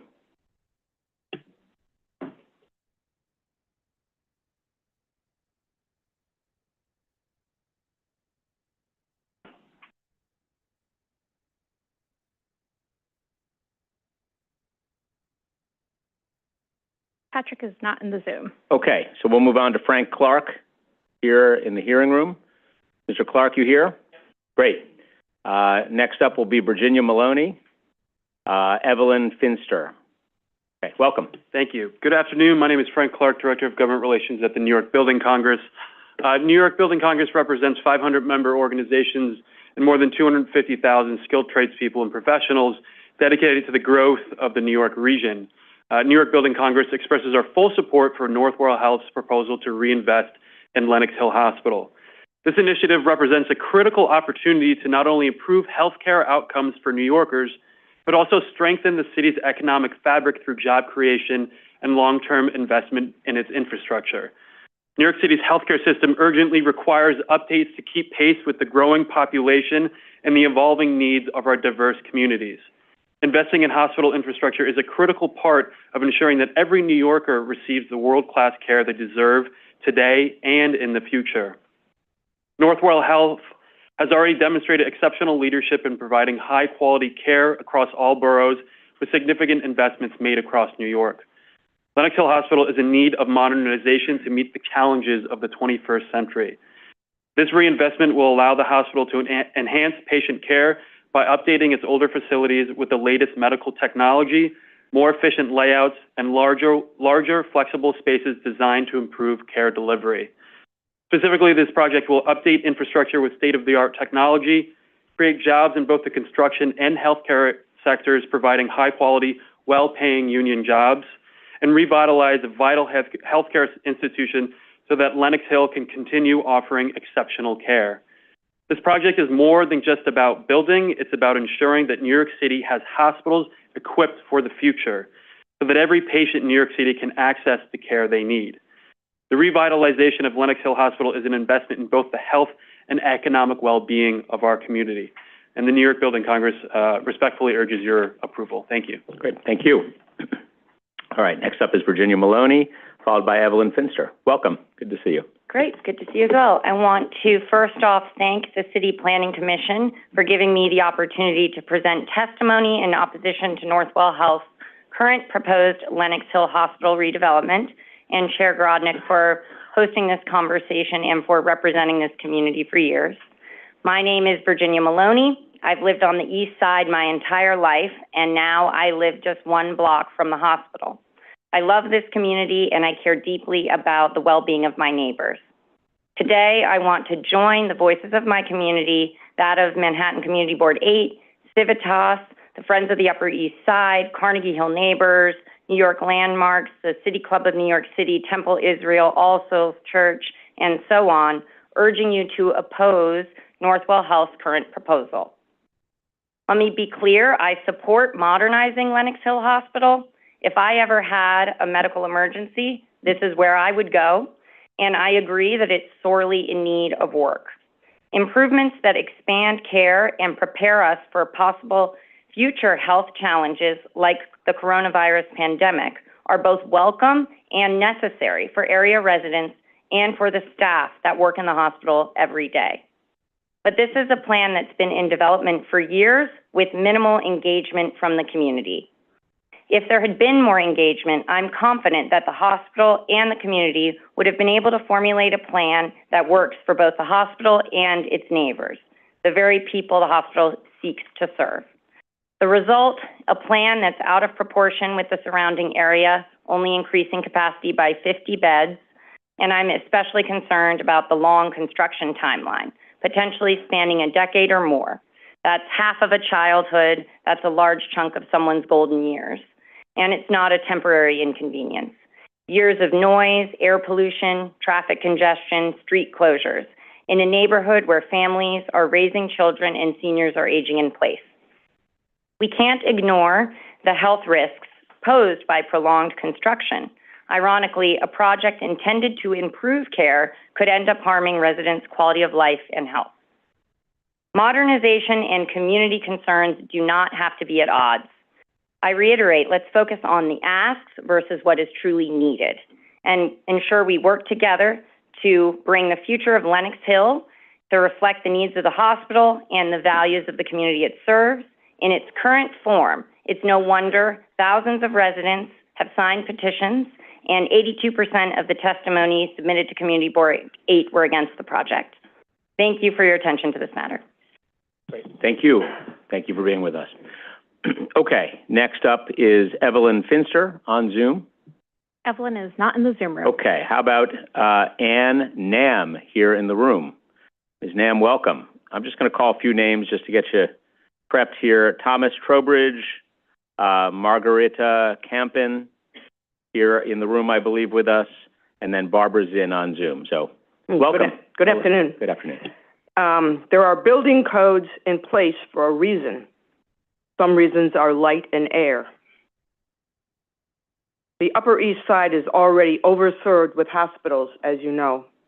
Other areas in Manhattan and outer boroughs are in hospital deserts. They desperately need of new and improved hospitals. I strongly recommend that you reconsider Lenox Hill's ask of a build. Thank you. Thank you. Okay, Thomas Trowbridge, followed by Margarita Campen. Good afternoon, Commissioners. Thank you for the chance to address you. And I'm a long-term resident of the Upper East Side, vigorously oppose Northwell's proposal. As the Commission well knows, its purpose, and I quote, is to guide the city's growth and development, ensuring its long-term sustainability, economic vibrancy, and inclusivity. If approved, Northwell's proposal would be destructive of that purpose. The hospital is located on Lexington Avenue between 76th and 77th Street. This section of Lexington is a warren of small businesses, a couple of eyeglass stores, a hardware store, a pizza parlor, bagel shop, etc.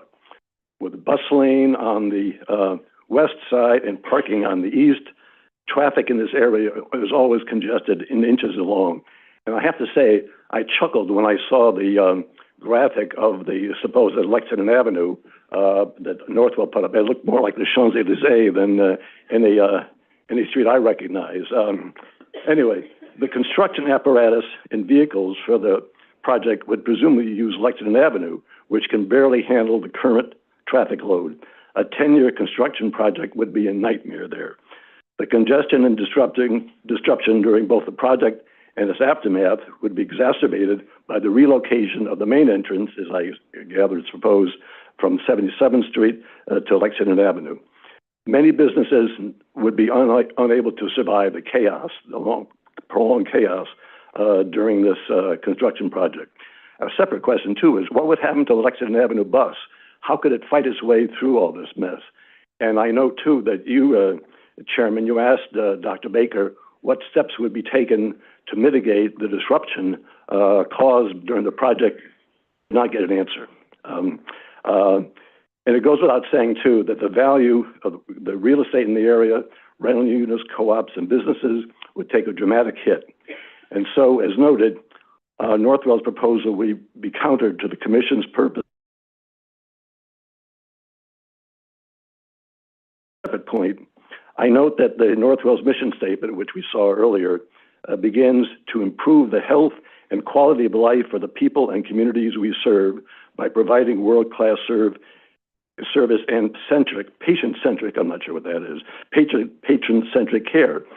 I understand that Northwell's proposal would add only 25 more beds to a facility which already has a 30% vacancy rate. in an area that is already overserved by hospitals. And so healthcare-wise, the area is covered. By contrast, the quality of life, which I take from Northwell's mission statement, and the community it serves, which Northwell proposes to be concerned about, would be negatively impacted. Thank you very much. Thank you. Thanks for joining us. Okay, Margareta Campen, followed by Barbara Zinn on Zoom. Welcome. Hi, thank you all for your time and consideration. Margareta Campen, a resident of the Upper East Side for 50 years. I'm particularly concerned about the major variance of the current building code and the proposed height. If this significant variance is approved, it will have will be setting a really terrible and horrendous precedent. Lexington Avenue, as mentioned, is narrow already. Traffic around the hospital is a problem, and during construction, eliminating 2 lanes of traffic, at least for construction, and as former resident has said, there's a bus lane for 9 to 10 years, will have a catastrophic impact on the neighborhood and make the area barely livable.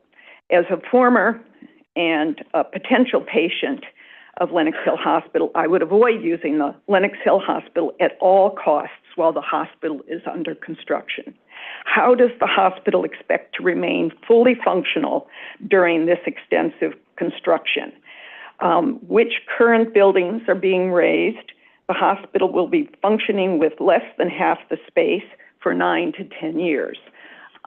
This really, to me, is something that really can't be supported by the proposed plan. Thank you. Okay, thank you. Okay, Barbara Zinn. Do we have Barbara on Zoom? I believe we heard from Barbara earlier as speaker number 32. Okay. If we did, then we do not need to return to Ms. Zinn. Let's go on to the Reverend Dr. Philip Craig, if he is on Zoom. Just confirming with Barbara. I see you still in the Zoom. Oh, yes, I did speak, so I'm fine. Thank you. Thank you. Great, thank you. Reverend Craig there.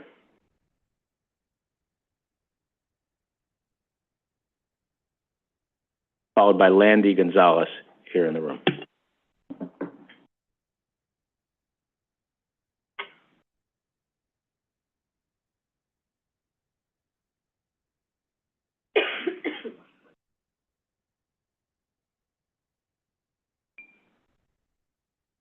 Reverend Craig, you should be able to unmute in Zoom.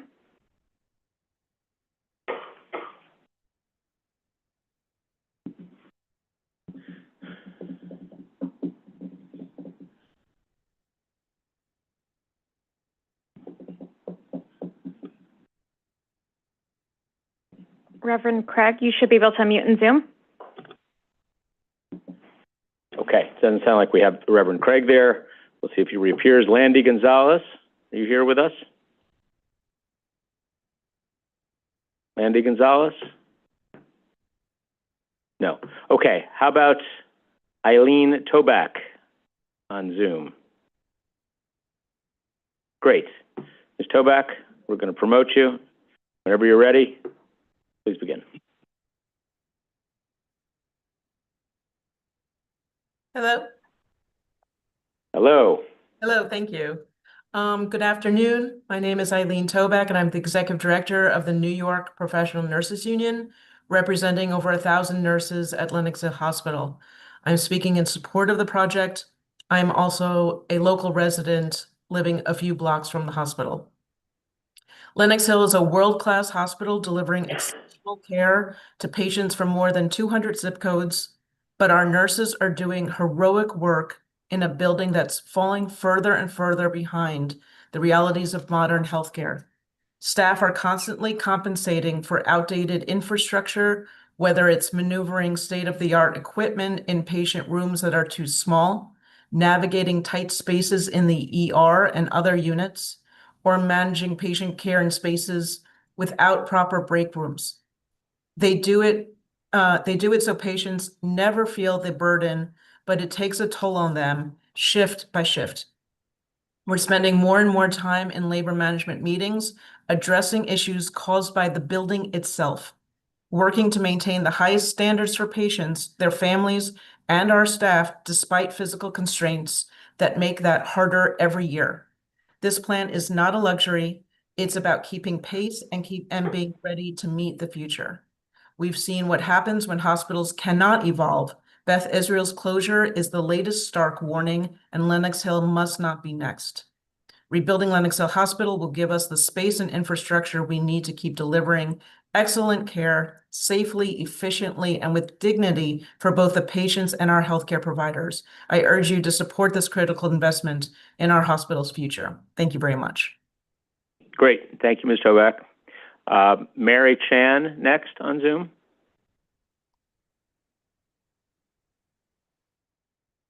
Great. Following Mary, we'll have Michael Biowitz, Nina Lesavoy, Neil Selkirk.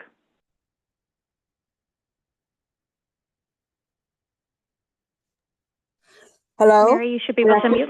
Okay, we can hear you. Now? Yes, we can hear you. Go ahead. Okay.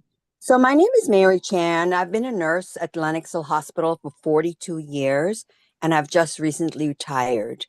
It's very important for me, since I've been very passionate about my profession, for my coworkers, and for my patients that live around, near, and far. I've been a patient there myself, and the care has been excellent. And we really need the space to accommodate our growing community. If you look around us, we have buildings that are really high, tall. Who's going to accommodate them? How can you send patients to other institutions, other hospitals? That's an unreasonable request. And I believe that it's very important that we reach out to the community, that we can help them and not just abandon them. Yes, it does take time, just like it took time for the subway and for other issues around the city, but they start from scratch. Lenox Hill is not starting from scratch. They're going to still able to stay open for the patients that they have now, and then for the incoming patients later. So, I mean, it is a bit of an inconvenience, but in the long run, in the future, it should be one of the most beautiful, updated institution hospital in Upper East Side. Thank you very much. Thank you. Okay. Next up, Michael Biowitz.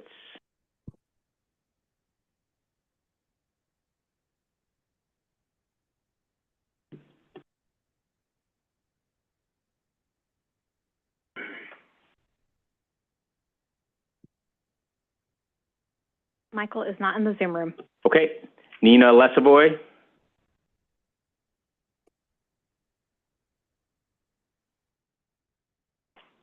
Nina is not in the Zoom. How about, do we have Neil Selkirk here with us in the hearing room? Mr. Selkirk, welcome. Followed by Dune Arbus and John Oxman. Thank you, everybody. My name is Neil Selkirk. I am an immigrant citizen who dearly loves his home city. Community Board 8, which held hearings regarding Lenox Hill Hospital expansion matter, published the letters it received as it received them. Of over 800 letters received by the Community Board, and discounting letters from people financially connected to the hospital, 96.75% of respondents were opposed to the variances. Daniel Baker, the Executive Director of Lenox Hill, has once again emailed his staff, asking them to speak on behalf of the hospital at this event, and he asked them to submit their names if they intended to participate. Coming from an employer and addressed to his employees, that literally defines coercion. That list of names becomes his loyalty list. Hospital employees here today, responding to their president's email, were told only that this hearing was about redevelopment. They were not told in advance about a gigantic tower that will exceed current zoning by up to 500%, nor of 9 years of construction while the hospital attempts to stay open. The talking points Executive Director Baker suggested all related to the word redevelopment. Everyone on both sides of the Lenox Hill Hospital matter knows that the property is in desperate need of redevelopment and welcome it. But that concept is not honestly the issue at hand, which is in fact entirely about size and its effect on the community and the consequently requested outrageous zoning variances. This matter has nothing whatever to do with health care. It is exclusively about the unnecessary destruction of a neighborhood in the face of zero established need. Zero. That is the number of informed New Yorkers, other than those in the pay of Northwell Health, who have publicly stated that a 400-foot tower on 76th between Park and Lexus is a good idea. It is a lousy idea and serves no public planning purpose. It has zero support outside the confines of the Northwell Health Corporation. We all have to ask, on what grounds is it possible to justify, in violation of multiple established zoning laws, the handing to a corporate behemoth of the right to build a vastly obstructive and utterly unnecessary monument conceived principally to crown the splendid business career of its retiring chief executive officer. The proposed variances have nothing whatever to do with servicing a community in need. Objectively, Lenox Hill's community has no need for more hospital space. The communities in need are all elsewhere. Time. Thank you. Thank you very much. You got in a lot in that final 10 seconds. Thank you. Let's go to Dune Arbus.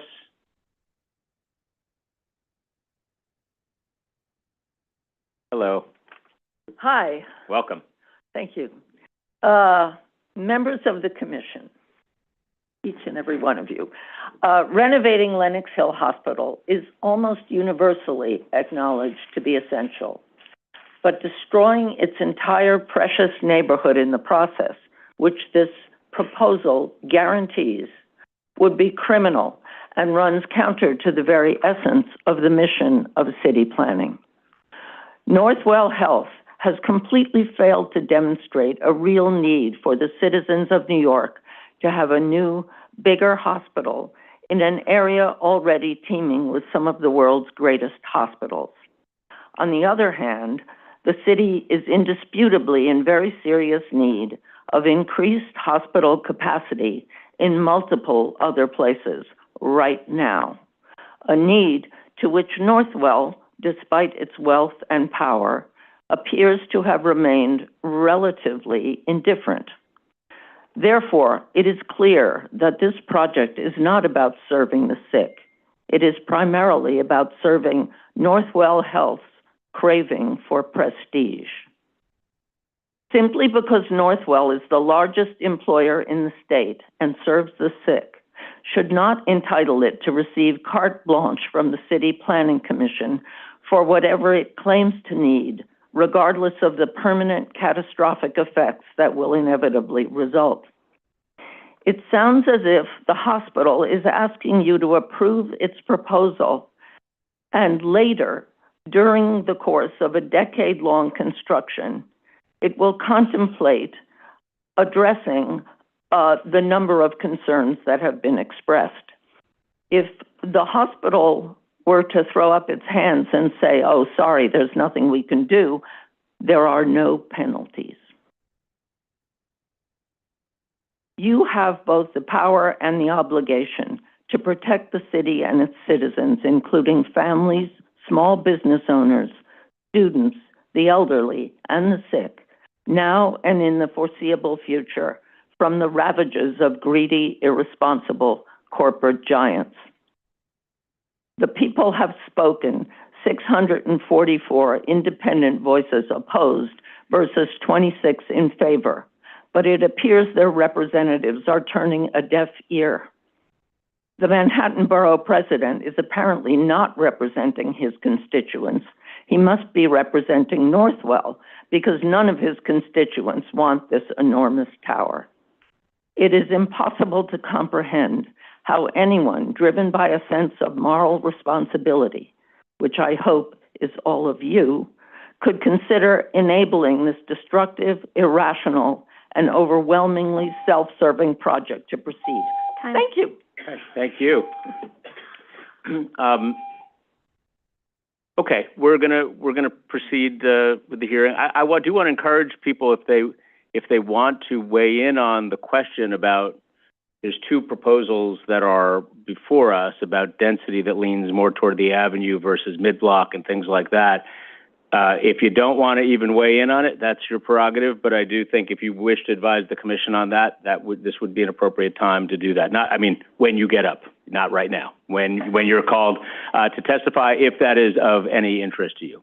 Okay, let me go to John Oxman.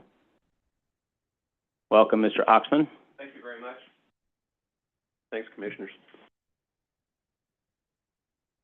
I don't think there's any debate about whether or not there needs to be a renovation of the hospital.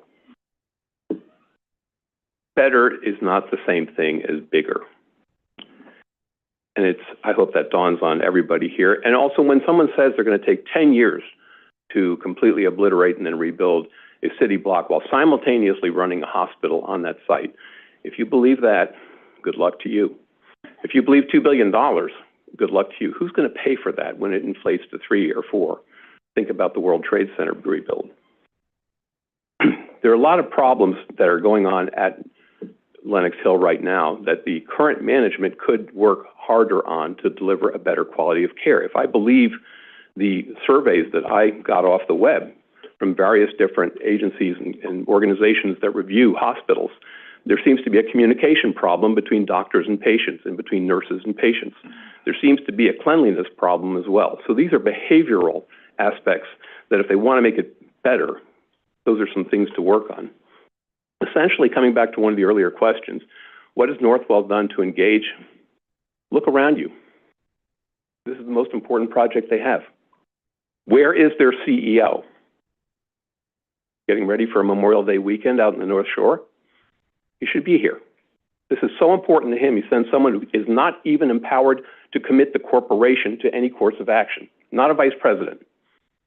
This is his most important project. I would just like to remind you to kind of put this whole thing in perspective. By my count, haven't gone to count the beds myself, but Columbia has something like 2,600 beds, Langone 2,100, Mount Sinai 1,100, Sloan Kettering 500, Lenox Hill 450, special surgery 200. So Lenox Hill is kind of the runt of the litter, okay? They don't need to go from 450 to 500 beds or 475. What really is hard to understand is how they've managed to mislead you, and no one seemed to catch it until that lady earlier today. I brought with me the sheet that she was referring to that has the actual occupancy last week. Lenox Hill has a far greater vacancy rate by a measurable gap compared to any other New York hospital. So they have lots of capacity, even with their current setup. And by the way, not every hospital wants to do single room occupancy. That's not the way it works. Go look at Columbia. So one question that never came up in any discussion up until now is, why does 475 have to be 475?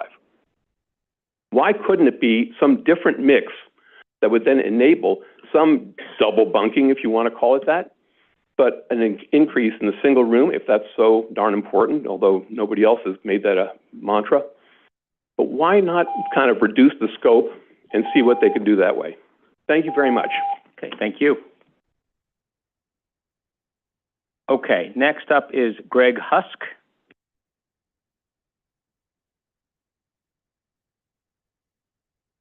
On Zoom.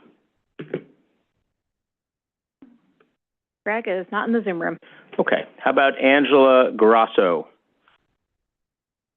Angela is not in the Zoom room. Rhea Sinha.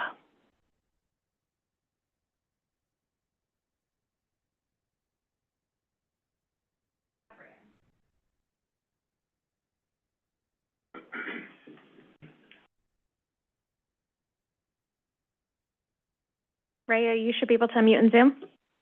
Hi, good afternoon. Hello. Thank you so much for the opportunity to speak.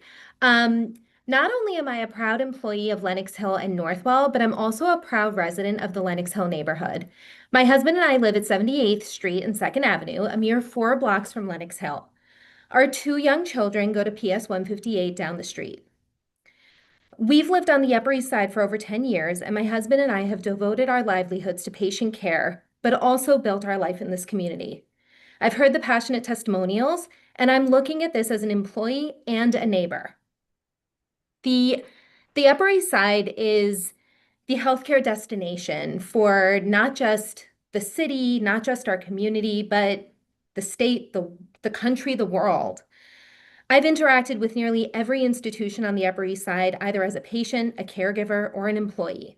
But Lenox Hill is truly the hospital for our community, and our community deserves a more modern setting.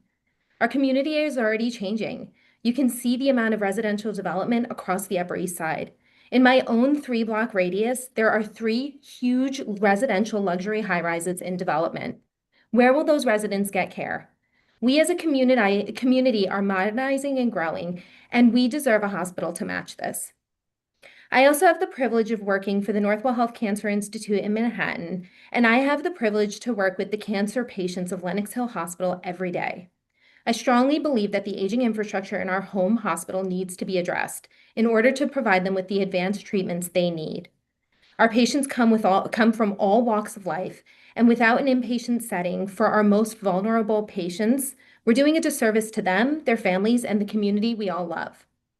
I truly understand the difficulties that will come with this construction and development. I know that it will be myself and my children stuck in Lexington Avenue traffic, and I can truly appreciate the work that will need to be done to make these improvements. I myself have been through construction projects, and I know that they take a really long time. Even a simple kitchen in a small apartment can take months.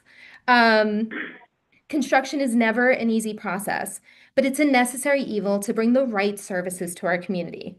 And I know the timeline is daunting. We all felt the same way about the Q train construction. Look how amazing it has made our community and how easy it has made our Upper East Side residents getting to where they need to go across the city. I strongly urge us to move forward with this necessary redevelopment project on the Upper East Side, and I really thank you for your time and consideration on this project. Great, thank you. Thanks for being with us. Okay, next up is Ronnie Rothschild on Zoom, followed by Adam Aponte on Zoom.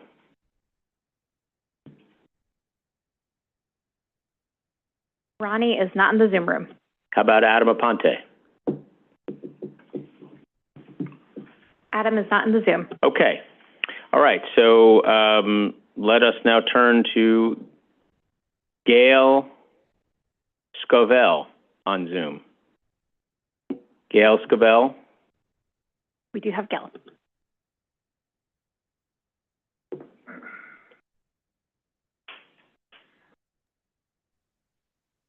Hi, thank you. My name is Gail Scoville. I live at 150 East 77th Street, across the street from Lenox Hill Hospital, and I've lived in various locations on the Upper East Side for most of the last 60 years. I have doctors at Northwell, Weill Cornell, and Mount Sinai. Still, I sincerely hope that you will oppose the Northwell Health Project. It's hard to think of anything that will affect the quality of life of those living in our neighborhood more than 10+ relentless years of construction noise, dust, traffic, and general disruption, or even 6 years. All for a hospital project in a neighborhood that already has 6 world-class hospitals nearby, most in walking distance, in a city that has great need for hospital facilities in other neighborhoods. Northwell acquired Lenox Hill Hospital in 2010, knowing its facilities, its neighborhoods, its footprint, and its zoning. It now seeks an increase in zoning of at least 250%. I don't know what zoning laws are for if such a proposal is permitted, even as a starting point for negotiation. The Northwell Health Project just doesn't make sense. I've given a lot of thought to making sure that my position is not NIMBYism. However, the combination of the fact that the Upper East Side is not one of the neighborhoods that is suffering from lack of medical facilities, and the fact that the construction of other tall buildings seems to only disrupt their neighborhoods for a year or maybe two, makes me confident that this project is unreasonable and opposition is not NIMBYism. I would also note that the chances that the construction timeline will get extended seems almost inevitable when trying to plan 10 years out. Having recently joined the remote workforce, I have a new understanding of just how many people are in my building and the streets nearby all day long. We've all heard tell of negotiators and developers who ask for much more than what they need so that they can appear to compromise and still get everything they really wanted. While looking for some compromise can sometimes be the right approach, a compromise is not acceptable when the proposal is so extreme. We cannot allow Northwell Health to capitalize on the well-established cognitive bias of anchoring the negotiation with starting points that are outside the bounds of reasonableness. You've asked about community interaction. Most of those interactions with the general public consisted of the hospital appearing without plans and saying they couldn't yet answer questions but would do so in the future, but ratchet up a notation of "we met with the community board that day." Please think about what it will feel like for those of us who live near the project to live with the noise, dirt, traffic, lights, and congestion for 10 years of construction, or even 5 years. That much disruption is not a reasonable ask. Then consider that all of this will be compounded by the fact that Lexington Avenue is a particularly narrow avenue, and the area around the subway stop and often the subway platforms are already very crowded. Of course, the businesses in the area will also suffer, and many will likely fail over that long a period. This is not even considering the light that will be blocked by such a large building when construction is finally finished. Time. Thank you. Thank you very much. Thank you for joining us. Okay, Alan Harris is next. Mr. Harris, are you with us here in the room?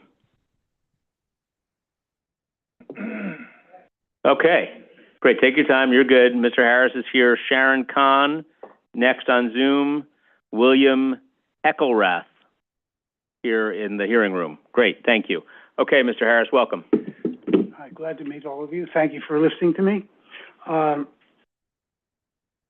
This is my personal experience with Lenox Hill Hospital. I live across the street at 122 East 76th Street, a 27 apartment building that was a rental. Lenox Hill started taking over the building in 1969 and occupying it with illegal services. When they were challenged by the tenants, the city granted them a variance, which from its very inception, they have corrupted. They have populated the building with illegal people, employees. They have not rented an apartment since 1969. The apartments are all warehoused. They're allowed 18 apartments. The rest of the apartments are supposed to be for tenants, but they use them for themselves.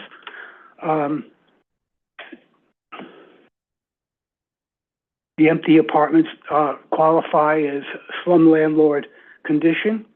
We have not had water for a year. The building is illegally populated, as I said. There are 2 tenants left, and they've experienced harassment. This conduct illustrates that the sacrifices and concerns of the community, the law, and the tenants are for their own ill-considered purposes. The will of Community Board 8, justice, and the residents of the Upper East Side reasonably should prevail. If passed, the long-term project will affect the mental and physical health of the children of the community, making Northwell Lenox Hill Hospital the antithesis of a healthcare institution. Before Northwell Lenox Hill Hospital is allowed to proceed, Lenox Hill Hospital should be required to be brought into compliance and alignment with the zoning that has since been violated for 40 years. Lenox Hill's history, nature, character, deceptive conduct, and lack of self-enforcement casts a dark cloud upon their request to destroy the current zoning. When you consider trustworthiness, Northwell is unwell. Thank you very much. Thank you. Stay there for 1 sec. I just want to make sure that I understand. We know each other from Costco. Good to see you. Listen, smart shopper right there. Okay. Did I hear you say that you have not had water for a year? One of our bathrooms, no water for a year. No, Okay. No toilet, no sink, no shower. Okay, and I realize we're afield from the specifics of the land use application here, but you have raised this issue presumably with Times with Department of Buildings. They have no enforceable power as far as I can see. Okay. They make a report. Lenox Hill Hospital has been fined over $130,000, which they don't pay. And if you don't, just your address one more time? 122 East 76th Street. Okay. 110 East 77th is Lenox Hill Hospital. Okay, got it. Yeah, no, I know exactly where you are. Okay. Okay, well, I'll have to look into that question. I'll see you at Costco. Thank you for being with us. Okay. Healthy and strong hearts. Okay, thank you. Okay, let's go on to Sharon Kahn on Zoom. Sharon is not in the Zoom room. Okay, is William Heckelrath here? Yes, Mr. Heckelrath, great, welcome. Great, thank you. As I am not a union member nor an employee of Lenox Hill, I am therefore standing in opposition to this plan. Look, I don't want to restate the same things you guys have heard a million times. We're all very tired. This has gone longer than I expected it to. But I just want to say one more time that obviously this has nothing to do with healthcare. This has absolutely nothing to do with healthcare. We're overserved in the neighborhood. This has already been brought up. We have 6 beds per 1,000 or something.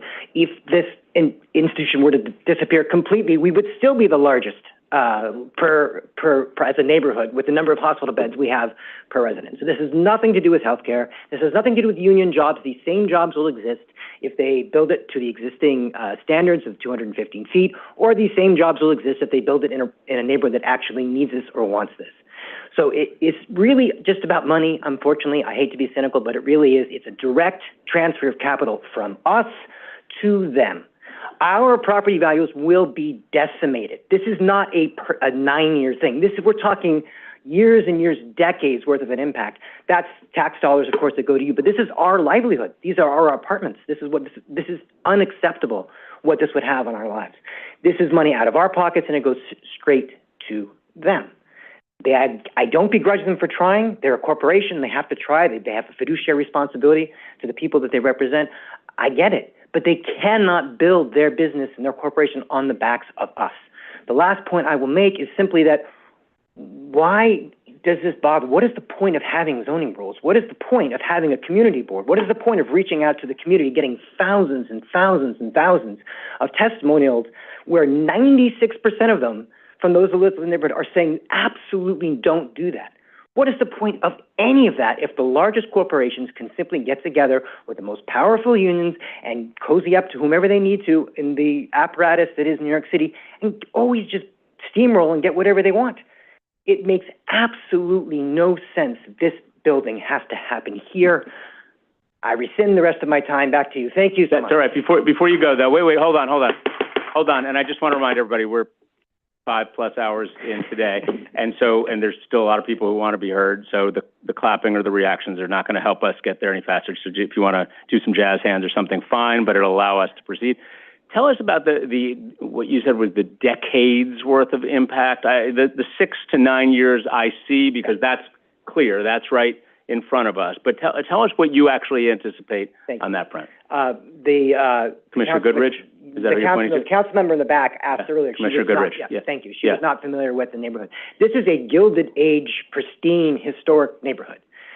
Without question, the existence of a 400+ foot tower with a ridiculously gaudy design that will overhang and overshadow a historic neighborhood is not going to raise values in said neighborhood. It is going to reduce values in said neighborhood. Even when they are done, call it 10, 11, 12. Okay, I understand. So you're not talking about operational impact. You're talking about concern about property value. You're talking about aesthetic long-term viability characters. Okay, I understand. Okay, I got it. Thank you so much. Thanks very much. Okay, George Janes. Mr. Janes, welcome. To be followed by Kathy Fogarty on Zoom. Thank you. I'm George Janes. I'm an urban planner, and I've been helping the community on this application. So, you know, Northwell has a problem. Their program is simply too big for the site. They have large ambitions, but a small site that can't fit their program. So what should they do? Bigger site, That's kind of hard. The easiest thing is to change the zoning so that their site is no longer too small for their ambitions. Not enough floor area? Change the zoning map. Still not enough floor area? Invent a brand new special permit that will create even more floor area. Zoning envelope too restrictive? Grant them bulk waivers. Yes, the easiest thing for this applicant to do is to change the zoning so it matches their ambitions, large and outsized. Is this how we should be doing our planning and zoning? Should we adjust our plans, our zoning, in response to the ambitions of individual applicants? I'm going to guess that most of you believe that this is not ideal, but it's what we do. It's what we do. But we do it at the detriment of the future of the city. For decades, we have witnessed the concentration of hospitals in limited areas because we respond to applicant ambitions rather than plan for the health needs of all New Yorkers as a land use issue. This concentration serves the needs of applicants, and it has created a world-class healthcare district. But this has done so by creating vast geographic inequities. To be clear, there is a plan that is being implemented here. It is Northwell's plan. There is no public plan for this use, and we've seen the result. A concentration of hospitals on the east side of Manhattan, which has resulted in hospital deserts elsewhere. That's not okay. The Planning Commission has a responsibility to the people of the city of New York, and it is not in the public interest to concentrate our hospitals like this that's in the interest of those hospitals. This is not going to change until you, our planning commissioners, start saying the status quo is unacceptable, that hospitals are land use that must be planned to serve the public interest. You can start doing that by saying no to this applicant and their outsized ambitions, and then also start working with them and other stakeholders to develop a plan that serves the healthcare need of all New Yorkers. Thank you very much. Thank you, Mr. Janes. Before you go, I've got a couple of questions. I know Commissioner Benjamin has a couple too. So thank you for that. And I've heard from other folks today about if you were doing it today, would you put a hospital here, or might you put hospitals where they are today? Okay, interesting question, theoretical question. We do have a hospital there today. It is a functioning hospital, and I think by most accounts, a hospital we would like to see succeed. So I guess my question for you is, based on your understanding of this, if Lenox Hill Hospital wanted to be able to become in their definition, or maybe your definition, a world-class hospital, whether you agree with the need to have single-room beds or not, but let's just stipulate for the moment that that is a need, that is a business need for hospitals. What would be the right size of this building? What would be the right height of this building? I would like to see a plan for the development of healthcare systems in an equitable way in New York City.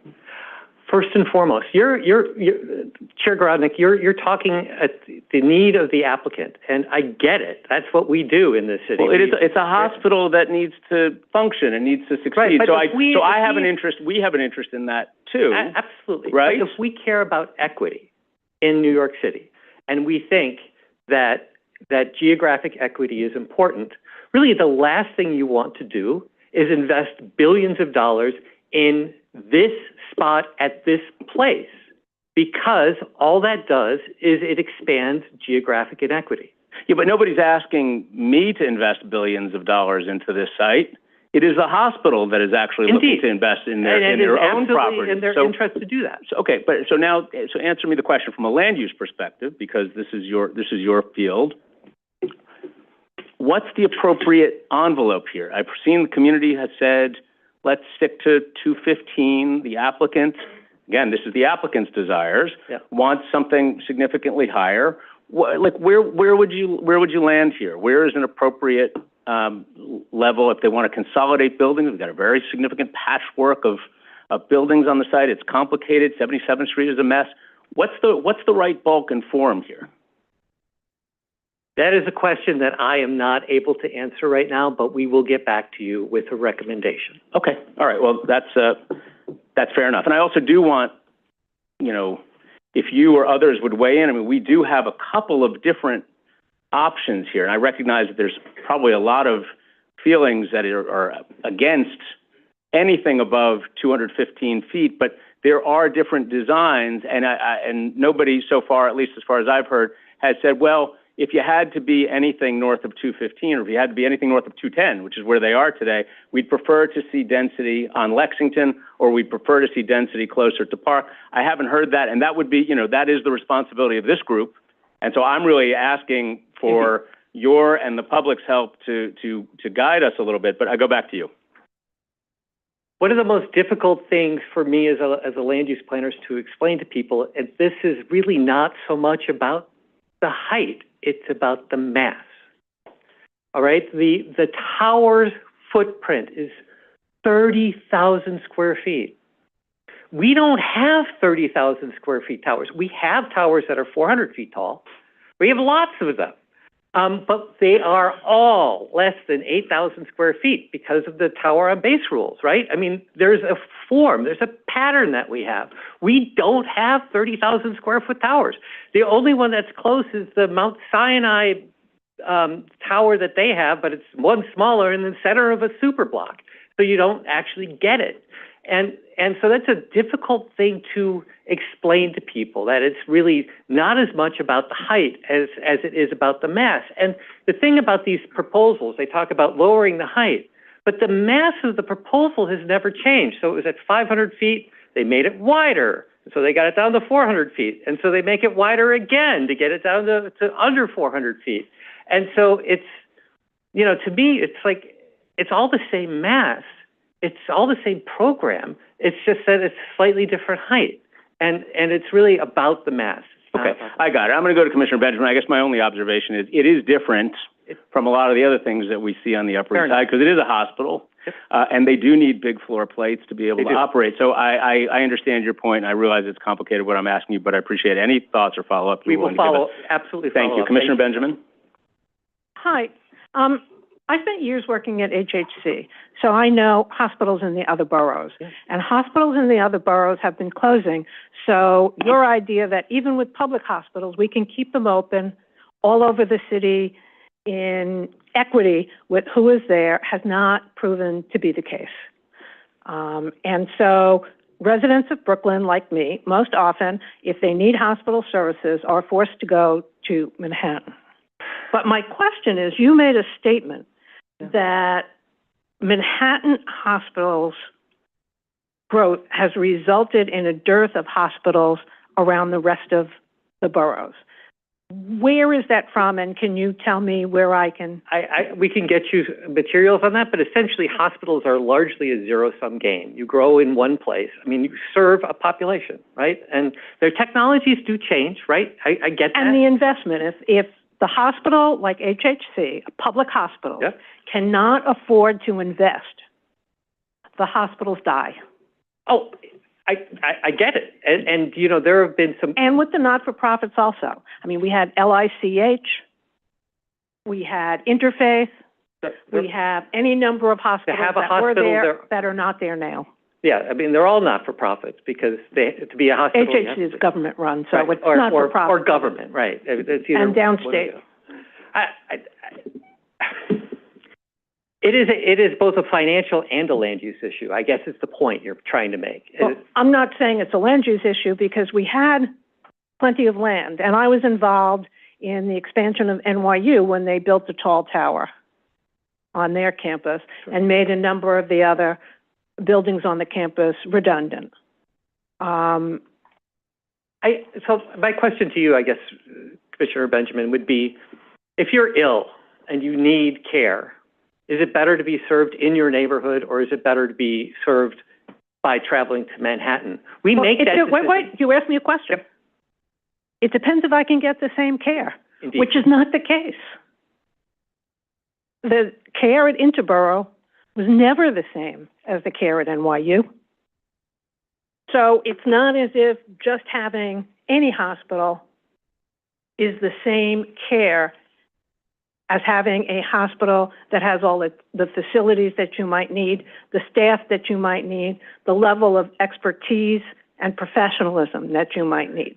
But my original question was still about your statement, about which I'm curious, that Manhattan, the concentration of Manhattan hospitals has resulted in a dearth of hospitals in the other 4 boroughs. That comes from the concept that and I will get you back up for this, but Okay, the I idea appreciate is that there's a relatively stable number of beds that serves the population. It changes according to the number of beds, and there's technological changes, get it, right? But there's a healthcare need. Changes. And insurance changes, absolutely. But if you have a system that's largely, not entirely, but largely a zero-sum game, and you increase in one area, you, by definition, decrease in another area. Well, except that the state has been decreasing med-surg beds for the past 20 years. Indeed. Not as a zero-sum game. Indeed. But overall, in the state and the city as a whole, they've been decreasing these beds completely. Yes. And the beds have not been replaced when they've been closed, so it's not a zero-sum game. But we don't need to argue this now. If you could get this from me, I'd appreciate Absolutely. it. Thank you. Thank you. Thank you, Commissioner. Thank you, Mr. James. Appreciate it. Okay. Next up is Kathy Fogarty on Zoom, followed by Barry Schneider on Zoom.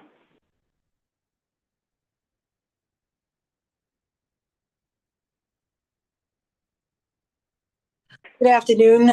Thank you for hearing me today. I appreciate the time. My name is Kathy Fogarty. I've been a registered nurse for 47 years.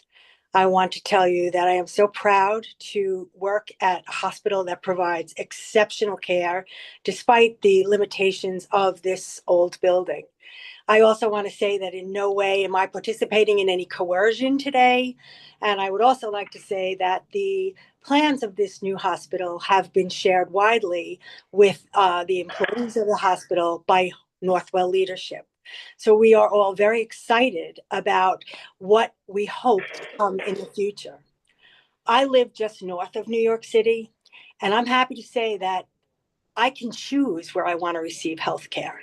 And this is where I choose for myself and for my family to receive health care at Lenox Hill Hospital, where I know that the quality is exceptional and the outcomes are superb. The doctors, the healthcare workers that come to this building every day, who enjoy working here, enjoy providing this type of care to patients, is just something that I can't imagine anywhere else. I have the ability to work anywhere with the experience that I have, but I choose to work here because of the exceptional hospital that it is.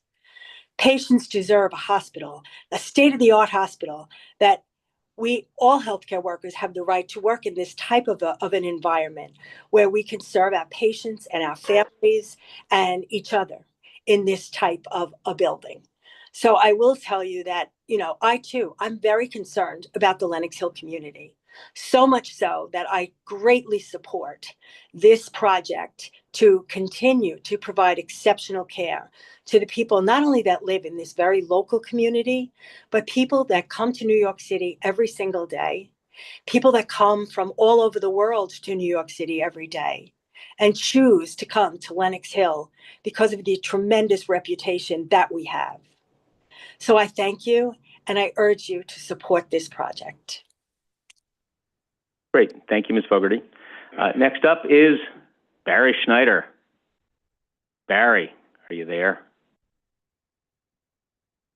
I know some of these people. That's how, like this one in particular.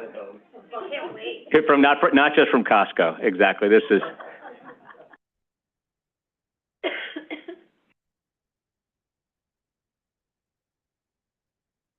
I think we lost him. No, too bad. Okay, next up is Richard Himes on Zoom.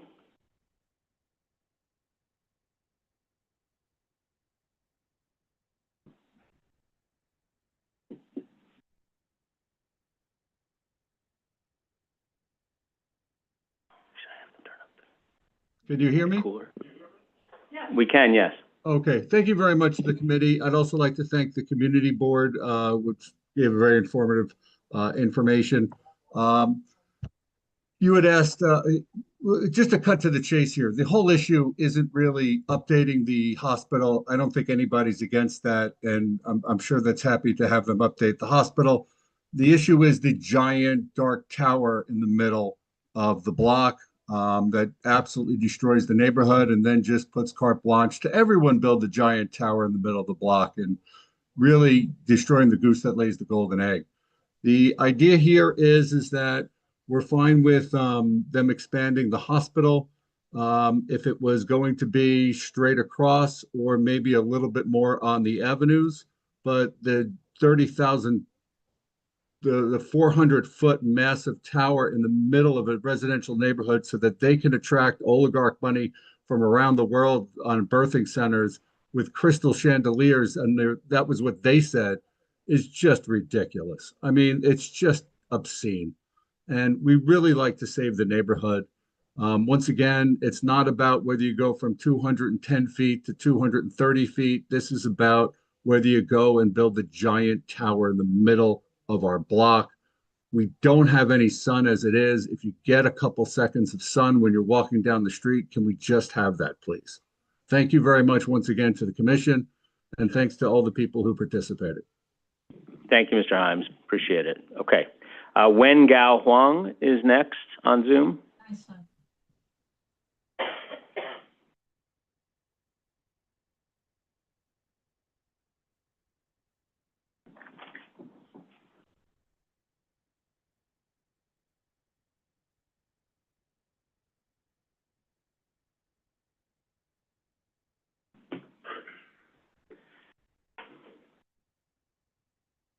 Wen, can you hear us?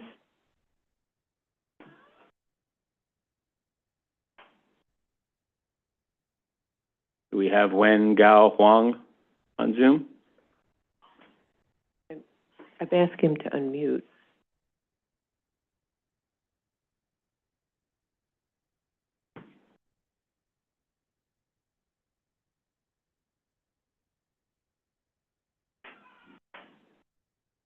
Shall I move on?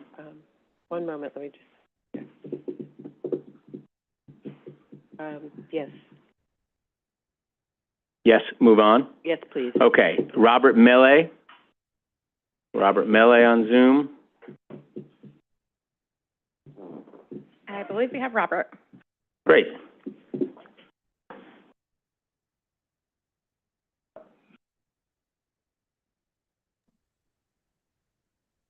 We can see you. Hi. We can hear you. We can. Thank you all so much. Good afternoon to the members of the City Planning Commission, and thank you for the opportunity to speak. My name is Dr. Robert Mealy, and I'm a neonatal nurse practitioner and supervisor here at Lenox Hill Hospital in the neonatal ICU. And I'm here to strongly support the proposed renovations to Lenox Hill Hospital. As a vital healthcare provider in this community, Lenox Hill has been at the forefront of providing quality care, and these renovations will ensure that we continue to meet the growing needs of our diverse population. One of the most exciting aspects of this renovation is the creation of a new mother-baby center. This dedicated space will offer state-of-the-art care for both mothers and newborns, providing safe, supportive, and nurturing environment during one of the most important moments in a family's life. The new center will improve outcomes, enhance the patient experience, and ensures the families have access to the best care possible right here in our community. With updated facilities, enhanced technology, and expanded services, this project will not only improve patient care, but it will also create jobs and contribute to the local economy. In a time when healthcare is more crucial than ever, we must invest in institutions like Lenox Hill to ensure that they remain. I've been on the meeting for the last couple hours. I've actually been listening to some of my constituents and neighbors. I actually live on 75th, and I have to say that some people that said that it's not the community's problem. I find that to be a little selfish to say, to be honest with you. You know what wasn't our problem that we anticipated is we didn't anticipate having a global pandemic 5 short years ago, but we are flexible. We are healthcare workers that showed up for all of you. And we will continue to show up for all of you when the next pandemic happens or the next crisis happens in Manhattan. We are asking for flexibility. We are asking for your partnership, and we are simply asking to renovate and really add to the quality of our building. I don't even have my own office space, and I work here to enhance our neonatal care and neonatal services. But I don't even have an office space because we are such a small and inundated building. So once again, I am a neighbor, I am a community member, I'm a healthcare worker, a proud Northwell Health Lenox Hill employee, and I proudly stand amongst other physicians, nurses, nurse practitioners, PAs, registered, like I said, registered nurses, to support this project. Thank you all so much for your time. Great, thank you. Okay, next up is Brian Verona here in the hearing room. Had to leave. Ruth Holzer. Ms. Holzer is coming up. Great. Next up is Vanessa Lilly and Elaine Shea. Ms. Holzer, welcome. Thank you very much. And thank you to everyone. I live at 800 Park, which is 74th and Park, and my 3 kids each live in their own apartments at 155 East 76th Street, which is right across from this project. We love the low-rise character of this neighborhood. This project is way too big for the neighborhood, totally out of character. Lenox Hill Hospital should really rethink this project. There's a reason why zoning exists and why the community board overwhelmingly rejected this proposal. If Lenox Hill Hospital and Northwell Health truly believe in helping patients, they should put this project in neighborhoods where there is a need, as discussed before, either downtown, in the outer boroughs, or midtown. We have more than enough beds and hospitals in this neighborhood, as a fact of the current occupancy rate in Lenox Hill Hospital is not completely full. If the hospital truly wants to be a better neighbor, which they claim they want to be, how is this possible if they will subject the neighborhood to 9 to 11 years of construction? That includes huge dust and traffic nightmares, not to mention unrelenting noise and major air pollution, including on weekends, which they've already mentioned in several meetings that they would like variances for this work. I am particularly concerned about the pollution issues for small children and the elderly in the neighborhood. All this is because they refuse to shorten the construction time by not closing the hospital completely. At various meetings that I have attended about this project, it is outrageous to me that the hospital has brought in people from a number of unions that will work on this project to say that it is a great thing. None, absolutely none of these people live in the exact neighborhood. We are not against these union jobs or against the staff at the hospital. We're just asking that this project be scaled down. The union jobs will be used no matter how big the hospital is by renovating and upgrading the hospital's existing facility. Medicare, by the way, will not cover these single rooms that the hospital will have. And therefore, Lenox Hill is not being truthful. It will ultimately result in more double rooms and more patients and more congestion in our neighborhood. Or it will appeal only to the ultra-wealthy individuals from out of town and out of the country. In addition, the maternity entrance will be on Park Avenue, resulting in huge traffic tie-ups while spouses double and triple park along the avenue. The hospital needs to rethink this project. Option 2 is a good start, okay, but just a start. We hope that the City Planning Commission will urge them to do so and look at the recommendations that the community board made. Thank you. Great, thank you. And thank you for being one of the first, not the first, to weigh in on the subject of option 1 or 2, so I appreciate that. Okay, let me move on as I'm digesting what the impact would be to shut Lenox Hill Hospital entirely for construction purposes. That's just a point of concern. That would be a point of concern to me as a New Yorker. I recognize that it might speed up. It might speed up construction. They might never reopen. But I will just express my concern about that as a scenario. That's just one person's opinion. Okay, let's move on to Vanessa Lilly and Elaine Shea. Ms. Lilly, welcome. Hi, good afternoon, commissioners. Thank you. Thank you for giving me time to speak today. I'm Vanessa Lilly. I'm a 24-year resident of 169 East 78th Street, and I'm here to voice my objection to Northwell Health's current plan for Lenox Hill Hospital. Lenox Hill Hospital is a valued part of our Lenox Hill neighborhood. I gave birth to both my children there. I had a double room I shared. It was fine. We support its need to modernize, but not at the scale or timeframe that their plan proposes. Northwell Health asked for multiple zoning easements to raise the height over 250% over the legal limit and add 80% more density to the hospital, but only for 25 more beds. And now we hear to serve no more patients. The Holkey mass is vastly out of scale with our primarily residential neighborhood. Not only will the skyscraper ruin the feel of our neighborhood through its size and unfriendly street-level face, it will submerge much of its surrounding blocks in shadow all day long, all year long. The design misses many possible improvements to our neighborhood. Despite its full block plot, the design does not create a flow-through ambulance or delivery entry and exit. Instead, it plans for ambulances to back out into the sidewalk and then the bike lanes and then into traffic on 77th Street, and for delivery trucks to back out over the sidewalk and into traffic on 76th. The ER is on the 3rd floor, surely not ideal for accessibility. If I'm, bleeding and at the side of my arm, I do not want to have to wait for an elevator to get to the emergency room. The subway entrance upgrade only goes to the 1st level and only on the southbound side. The neighborhood community is not an important part of this plan. Furthermore, the decade-long construction schedule proposed will put our neighborhood in chaos, grime, and noise for an untenable period. Traffic on Lexington Avenue is already often at a standstill. It will be unnavigable for years during this construction. Local shops will lose custom and close. Children will spend their entire childhoods in the dust and noise of this unnecessary construction. We have zoning laws for a reason. Residents of our neighborhood chose it for its tree-lined streets, its low mid-blocks, and mom-and-pop services on Lexington Avenue. All of this is threatened by Northwell Health's massive 435-foot tall tower. I urge the Planning Commission to reject Northwell Health's many variance requests. Please uphold zoning laws that are carefully designed to maintain cherished neighborhoods like Lenox Hill. Instead, ask Northwell Health to work with its architects and neighbors to devise a more hospitable hospital. Thank you. Thank you. Okay, Elaine Shea. Ms. Shea, welcome.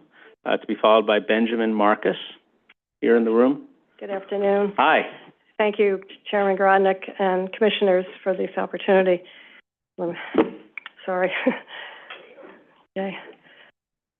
I had prepared remarks. I'll try to stick to them, but a lot of issues have been raised. You just raised, would it make sense to close the hospital to allow it to construct? That's an excellent idea, because if it would reduce the time frame from 10 years or more to 1, that would be amazing. Okay. Now's the time to vote no and reject in entirety Northwell Health's Lenox Hill Hospital private application to so massively change existing residential zoning laws, they obliterate them. Any yes vote, even with conditions, guarantees the massive disruption of more than a decade and the harming of every aspect of daily living, not to mention the physical destruction of everyone's investment, business, residence, you name it, hair salon, grocery store, and quality of life, and will absolutely guarantee the permanent destruction of the Lenox Hill neighborhood. It is a death warrant for Lenox Hill neighborhood and a physical devastation of the values of everyone working, living, and residing there. Also, any yes, even with conditions, will ultimately doom every other unique residentially zoned neighborhood in New York City, from Bedford-Stuy to Chelsea, Soho, you name it. This will be the foot in the door to put a massive tower of 30,000 square feet, not existing anywhere. Now, much is made about the Northwell's application, subway improvements. Those are air quotes for those who can't see me. It sounds good. It is not. On housing of tenants and putting myriad small businesses out of business through eminent domain will be the inevitable consequence of Lenox Hill Hospital's subway improvements. They also reference transportation. Lexington Avenue is our narrowest avenue. Any lane closure briefly results in traffic backups. To suggest that the bus stop between 76th and 77th Street, which is the most heavily trafficked by families with children in carriages, aging in place seniors, handicapped people, students, and everybody else, it's impossible and unthinkable that it will be closed for 10 or more years. So too the subway. The subway, it is unthinkable to imagine that the subway would be closed for them. And I would like to offer every commissioner, individually or collectively, a tour of the neighborhood, every single goal that Lennox Hill. Thank you. Your time is up. But before you go, I just want to understand one of the, well, first, I want to just be clear that I was expressing a certain amount of skepticism about the possibility of closing the hospital. Okay. Sorry. But I understand that's a live conversation. At least it's something that's out here. Thought. Yeah, I got it. Understood. Okay, but I just wanted to make sure that I was clear. On the point about eminent domain and the small businesses, can you just explain what you're referring to there? Yes. There are 4 subway entrances at the four corners of 77th Street and Lexington. Right. Each has 2 separate staircases. I live on East 77th Street, and I use those subways multiple times a day. Right. Frequently, some of this, because there are 2 staircases, if one staircase is congested, you just zip around to the other staircase, and maybe you're the only one there. But it is a heavily, heavily trafficked station. Yes. Both north and south, because our unions, the doormen at every hour in the day and night, the grocery workers every hour of the day and night, use the subway and the buses.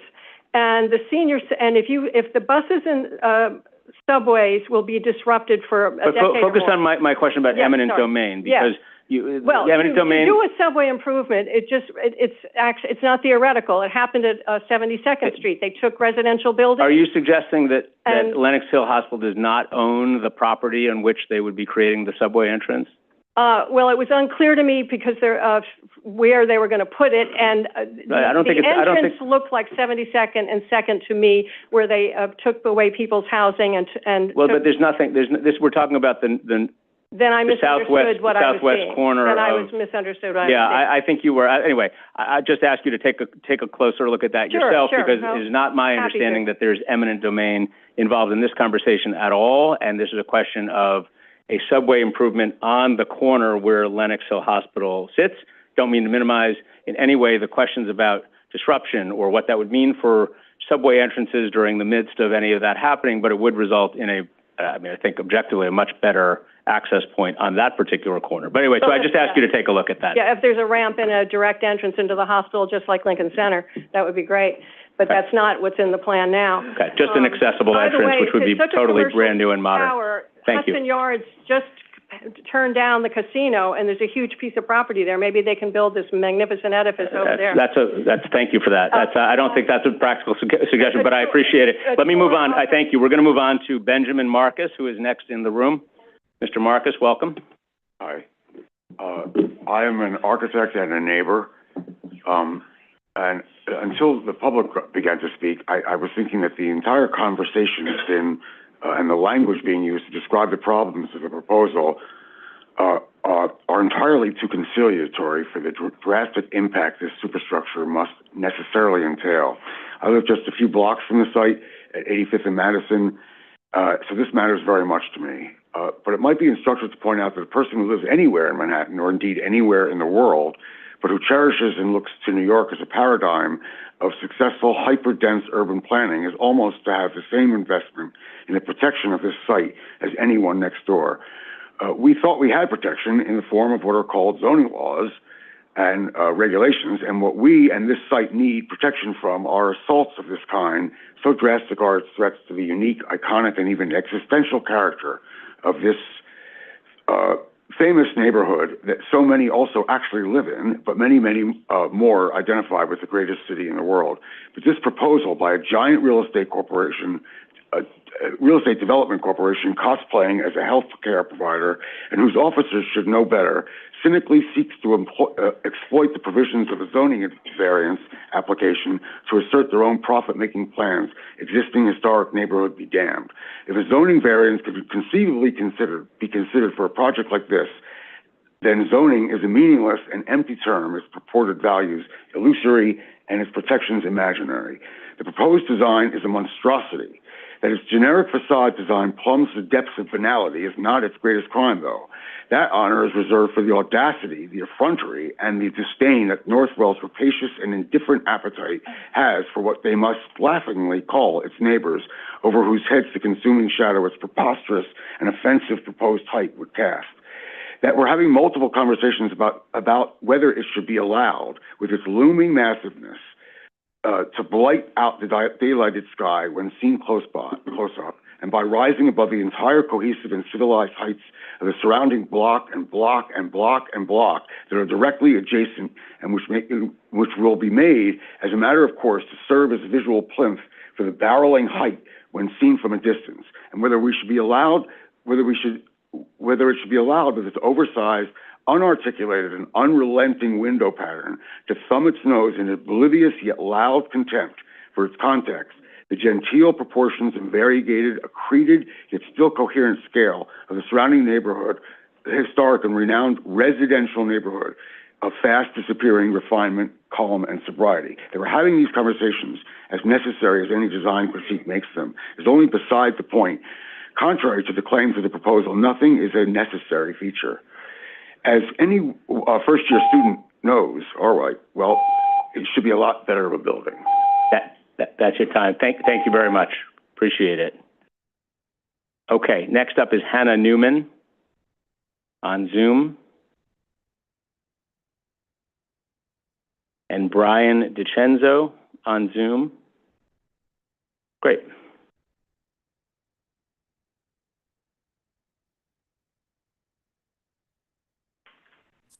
Hi, can you hear me? Yes. Okay, hi, Yes, thank you. Again. Hi, my name's Hannah Newman. I'm the Senior Director of Infection Prevention at Lenox Hill Hospital. Thank you so much for your time, and I wanted to express my enthusiastic support for this project and also give a unique perspective based on my role. Having worked in numerous hospitals across the country before making New York City and Lenox Hill my home in 2018, both as an employee and a patient who has received care at Lenox, I recognize what a special place Lenox Hill is. I also recognize the importance and the role that environment has on patient outcomes. My role is fundamentally about protecting patients, workers, and visitors from acquiring infections within the hospital. Hospital-acquired infections represent a leading cause of preventable illness and death, and as we all know through experience with recent pandemics, infectious illnesses pose a severe threat to public health, and new threats continue to arise. We note that things like air systems, new technologies, optimized room setup, et cetera, come into play, and it's important to invest in updated modern facilities to effectively mitigate infectious threats. Some of the best practices preventing certain infectious conditions involve what we call isolation, where the literature and the guidelines call for a private room. The current reality is that sometimes this means blocking available beds to which otherwise would be given to another patient in need of care. A key element of this modernization from an infection prevention perspective is as simple as the inclusion of all single patient rooms. The current reality of having to house multiple patients in a single room is not just a matter of comfort and privacy, but also safety and prevention of exposure to avoidable contagious illnesses and pathogens. Lenox Hill already provides world-class care, and our community deserves a world-class facility that is set up with the most modern advantages and not challenged by older infrastructure. Thank you so much, and I do urge you all to approve this project. Thanks for your time. Great, thank you. Thank you very much. Brian DiCenzo. And then Elizabeth Rose.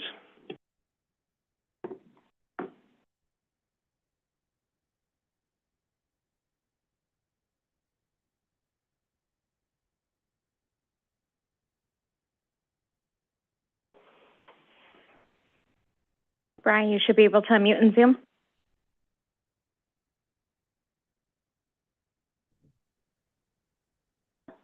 Brian, you should be able to unmute in Zoom.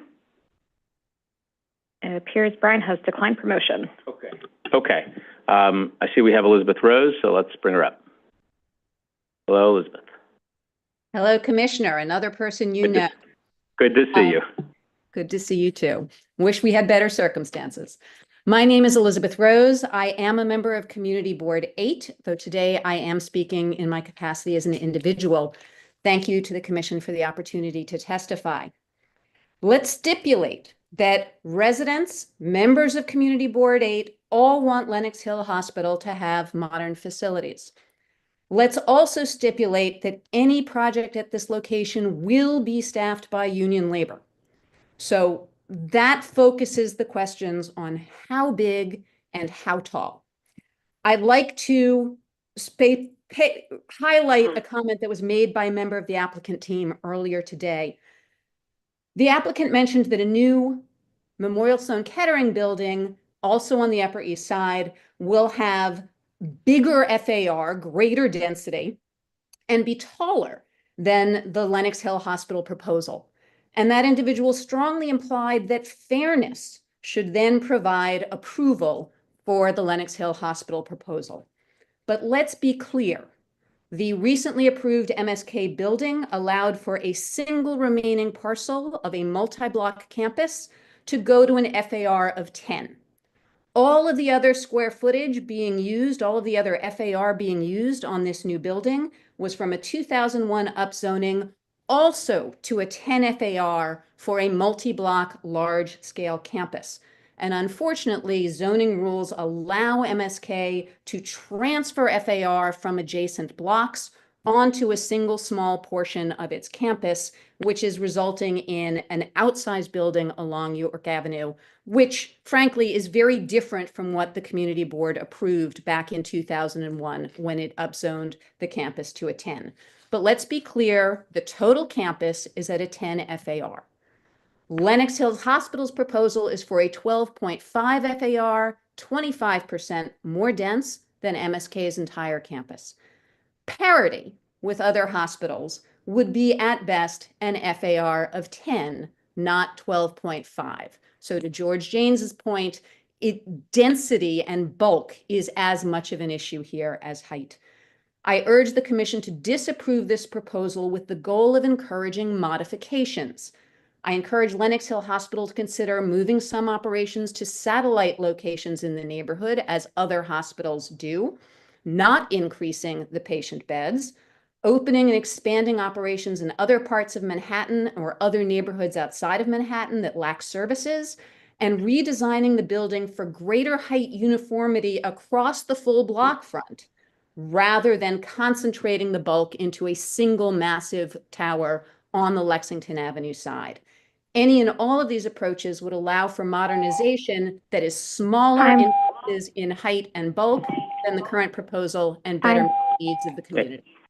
Thank you, Elizabeth. Let me just pose one quick question to you. And uniform height across the whole block, just want to understand, the community board, I believe, proposed 215 as the height, but am I to understand that the community board would have supported 215 all the way to Park Avenue? Let's be clear, the community board has not had a specific discussion about what an alternative design might be. There were several people on the community board who suggested in the most recent hearing that a uniform height across the full block front would be a preferable solution. I personally think that would be a preferable solution. I still think it needs to be height limited.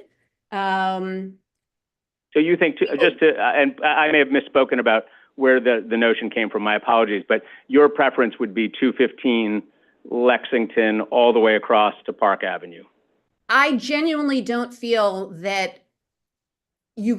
we should be approving harming one side of the block and sparing the other side of the block. And to echo some of the things that Valerie Mason mentioned earlier, the notion that Park Avenue gets to retain its low density, but we're putting everything on the Lexington Avenue side, that to me is also inequitable and a bit obscene. So I think you have to treat, even within the neighborhood, in a microcosm, all sides equitably. Okay, I hear that. Thank you. Thanks very much. Appreciate it. Okay, next up is Karen Mira, who's here. Kosovar Januzzi on Zoom will be next. Karen, welcome. Thank you very much, and thanks everyone for being here. What are we, 5 hours in? Good afternoon. I'm Karen Mira, a partner at Carter Ledyard in Milburn, and I'm environmental counsel to the Committee to Protect Our Lenox Hill Neighborhood. And I could echo pretty much everything Elizabeth Rose said, but I will put it in the context of the DEIS review. And as one of you wisely said at the beginning of this hearing, it's really all about what are the adverse impacts and what are the benefits, and weighing those. And you can't do that unless you have a complete understanding of both. And I think some of you, by your questions, it's clear in some areas that's been lacking, but I applaud your efforts to get more clarity. Anyway, so I'm going to start with the DEIS for the project is incomplete and inaccurate in ways that downplay adverse impacts, particularly with respect to the bulk, and overstate need and lack key information. On bulk controls, many have already gone over this at length, but just in short, I think we all know this would be a jarring departure from the context of the neighborhood and the Commission's longstanding practice for how you treat a residential neighborhood like this in terms of bulk. But you wouldn't know that from reading the DEIS. It's full of statements like, quote, the proposed bulk would be consistent in scale with other institutions and medical facilities in the area. But that's simply not true. If we're talking about the study area for the DEIS, which is 400 feet, there of course is nothing close to the enormous floor plates that George Janes and others have mentioned. You'd have to go quite a long way to find anything close to that kind of a building form. And to the extent that the DEIS and the applicant in their comments earlier is implying you can evaluate the consistency of the proposal's bulk controls by comparing them to the density of a campus like Mount Sinai or MSK. Again, many others have made this point that even, as Elizabeth Rose just said, even MSK is 10 FAR, and this is proposed to be 12.5 FAR on a much more constrained site. It's not York Avenue, it's a much narrower location. Anyway, so,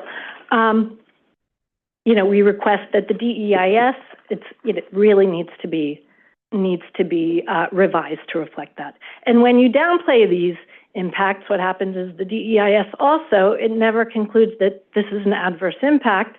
It never requires you to consider alternatives. And so we urge you to correct both of those pieces. Thanks, Karen. I had so much else to say, which I will put in my written comment. I'm going to give you one more second on the DEIS point on the bulk being consistent with other hospitals in the area. You read the piece. Yeah, my point is that if you look at your own secret technical manual, it says when you're evaluating zoning, when you're evaluating urban design, visual impacts, historic resources, neighborhood character, every one of those, because it relates to how a pedestrian in the street experiences the neighborhood, it doesn't matter whether it's appropriate on York Avenue. It doesn't matter if it's appropriate, down by the NYU campus next to the FDR, because it's a different question. I see. Your point is it's context. Your point is that context. Maybe the bulk is appropriate, maybe it's not, but you can't say that it is appropriate because a hospital because a half mile or a mile away. Okay, exactly. I That's understand exactly. Okay, I got it. Okay. Thank you. Thank you very much. Okay. Next up is Kosovar Januzzi on Zoom. You do?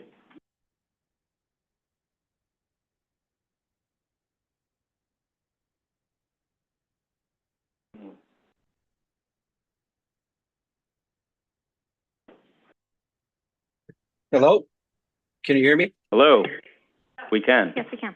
Hi, good afternoon. Thank you all for hearing me out. I just want to echo a lot of what my neighbors have already mentioned. The stated goal of this project correct me if I'm wrong, was to improve patient experience overall, not necessarily capacity, hence why there's only 25 additional beds. I think in that respect, there are many other improvements that can be made. With a simple Google review search, you can see a bunch of complaints that people have that can be addressed without having to change zoning rules and things of that nature.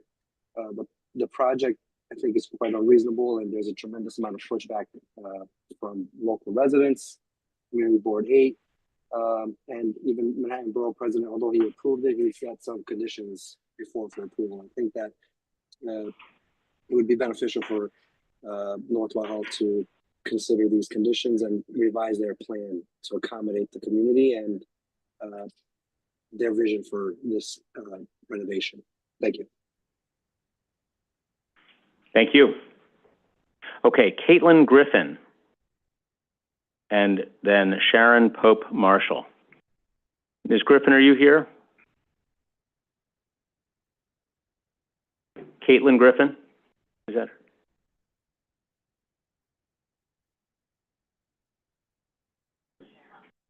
Yeah, okay. Come on up. Welcome, good to see you. Good to see you as well. Chairman, Chair Garagnik, Vice President, It's been a long night.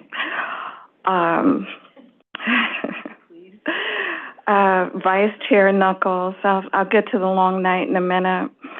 My name is Sharon Pope Marshall. I'm a member of Community Board 8 for more than 2 decades. Today, I am speaking in my capacity as the Executive Director of Civitas, an organization of citizens dedicated to improving neighborhood quality of life on the Upper East Side as well as El Barrio, East Harlem. In fact, we celebrated last night 44 years of advocacy for these 2 communities. I had a great time. When Manhattan Community Board 8 voted to reject Lenox Hill Hospital, and the vote was 28-14 to 1, and rejecting the proposed expansion, it signaled a vital opportunity and one for you as well, commissioners, an invitation for the institution to pause, reassess, and meaningfully re-engage with its neighbors and the broader community. And I would really ask that you allow this to happen. Although we support the modernization of the hospital facilities as presented, Lenox Hill, although we overall support modernization, Lenox Hill's proposal is deeply troubling. The expansion calls for a massive 30,000 square foot floor plate, which you've heard, a soaring 436 foot tower, Chair Garagnik. I'm thinking 350 feet or less would be appropriate. And with a build program of 10 years, these elements taken together will transform our community from a neighborhood into a massive hospital complex. That's what we're looking at here. The plan's bulk, height, and prolonged construction would overwhelm the Park Avenue corridor and surrounding areas, ignoring longstanding zoning protections and jeopardizing the unique fabric of this vibrant, historic community. The proposed tower's stark visual presence and will irreversibly alter the iconic Park Avenue district. Thank you for the opportunity for me to speak. Thank you. Thank you for being with us today. We appreciate it. Thank you. Okay. Next up is Sean Groskowski on Zoom, Jill Schlesinger on Zoom, and then Lenore Passavante and Kenneth Anderson here in the room with us.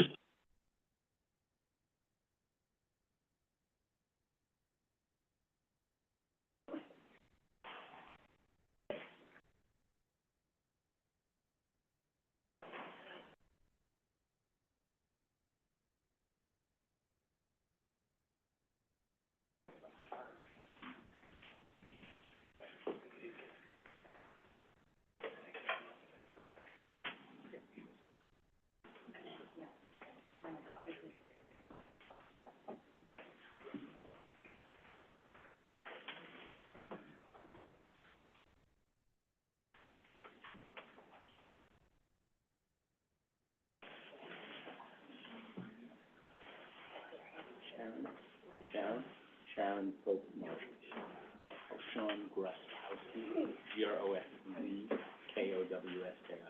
Sean, you should be able to unmute and Zoom. Yep. Oh, Yeah, I we can think hear I you just now. able to. We got you. We got you. All right. Yeah. So thanks to everybody in the committee here. And I live across the street from Lenox Hill, 150 East 77th Street. Have for over 25 years. And I strongly urge the commission to reject the application approval of the requested zoning mod. It would, in effect, it'd be a proclamation that the New York City zoning laws really have no meaning, and that it would disregard the justification for the zoning designations that were established in the first place. I also take offense too with the fact that Northwell, in every opportunity they portray the non-compliant redevelopment plan as some magnanimous gesture to the community, but their insistence on disregarding the community board recommendations and continuing to pursue the proposed redevelopment plan illustrate the fact that they do not have a genuine concern for the community desires, and it really is a self-serving alternative designed to benefit their interests. Having lived across the street from them for, like I said, 26 years, I've witnessed firsthand how in practice they're poor stewards for the neighborhood. They consistently demonstrate a lack of regard for the residents who live in the area, and disrupt daily and night, and they're disrupted daily and nightly by their operations. So impact on the community is not theoretical, but persistent, tangible, largely ignored, and would only increase exponentially. So some of this has been addressed already, but a big kind of overarching issue is that Northwell's framing this as a debate in such a way that opposition to their plan equates to being in opposition of hospitals, which is not the case. And I don't think anybody's ever expressed that, but they've been in full control of the narrative for this from the beginning, and they have at every step along the way chosen to pursue the redevelopment plans with grossly out of character and too large for the community, and doesn't comply with existing zoning, only to then claim that they're conceding and in reducing it to something slightly less large. And they're not constrained by any technical restrictive zoning criteria for the site, but instead those that they're placing upon themselves. They end up using the entire property and use the 12. If they use the FAR as per the community board rec, then they would end up having 1.3 million square feet. Thank you. With 14.5-foot floors. Thank you, Mr. Groskowski. We're next up. We got Jill Schlesinger on Zoom, followed by Lenore Passavanti and Kenneth Anderson.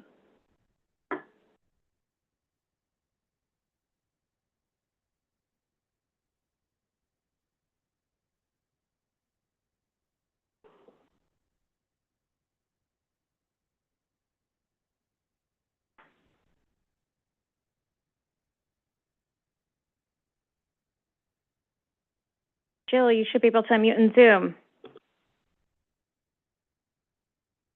It appears Jill has declined to be promoted to a panelist. Okay, fine. Ms. Passavanti, welcome. Hi. Thank you, commissioners, for your time. Good afternoon, and it's been a long day. So thank you. My name is Lenore Passavanti, and I've been a resident of the Upper East Side for the past 21 years. I oppose the passage of this zoning variance, and I'm going to use a fairy tale to illustrate this issue. Northwell is attempting to shoehorn too large a program into too small a space. This is like trying to fit the wrong foot into the glass slipper.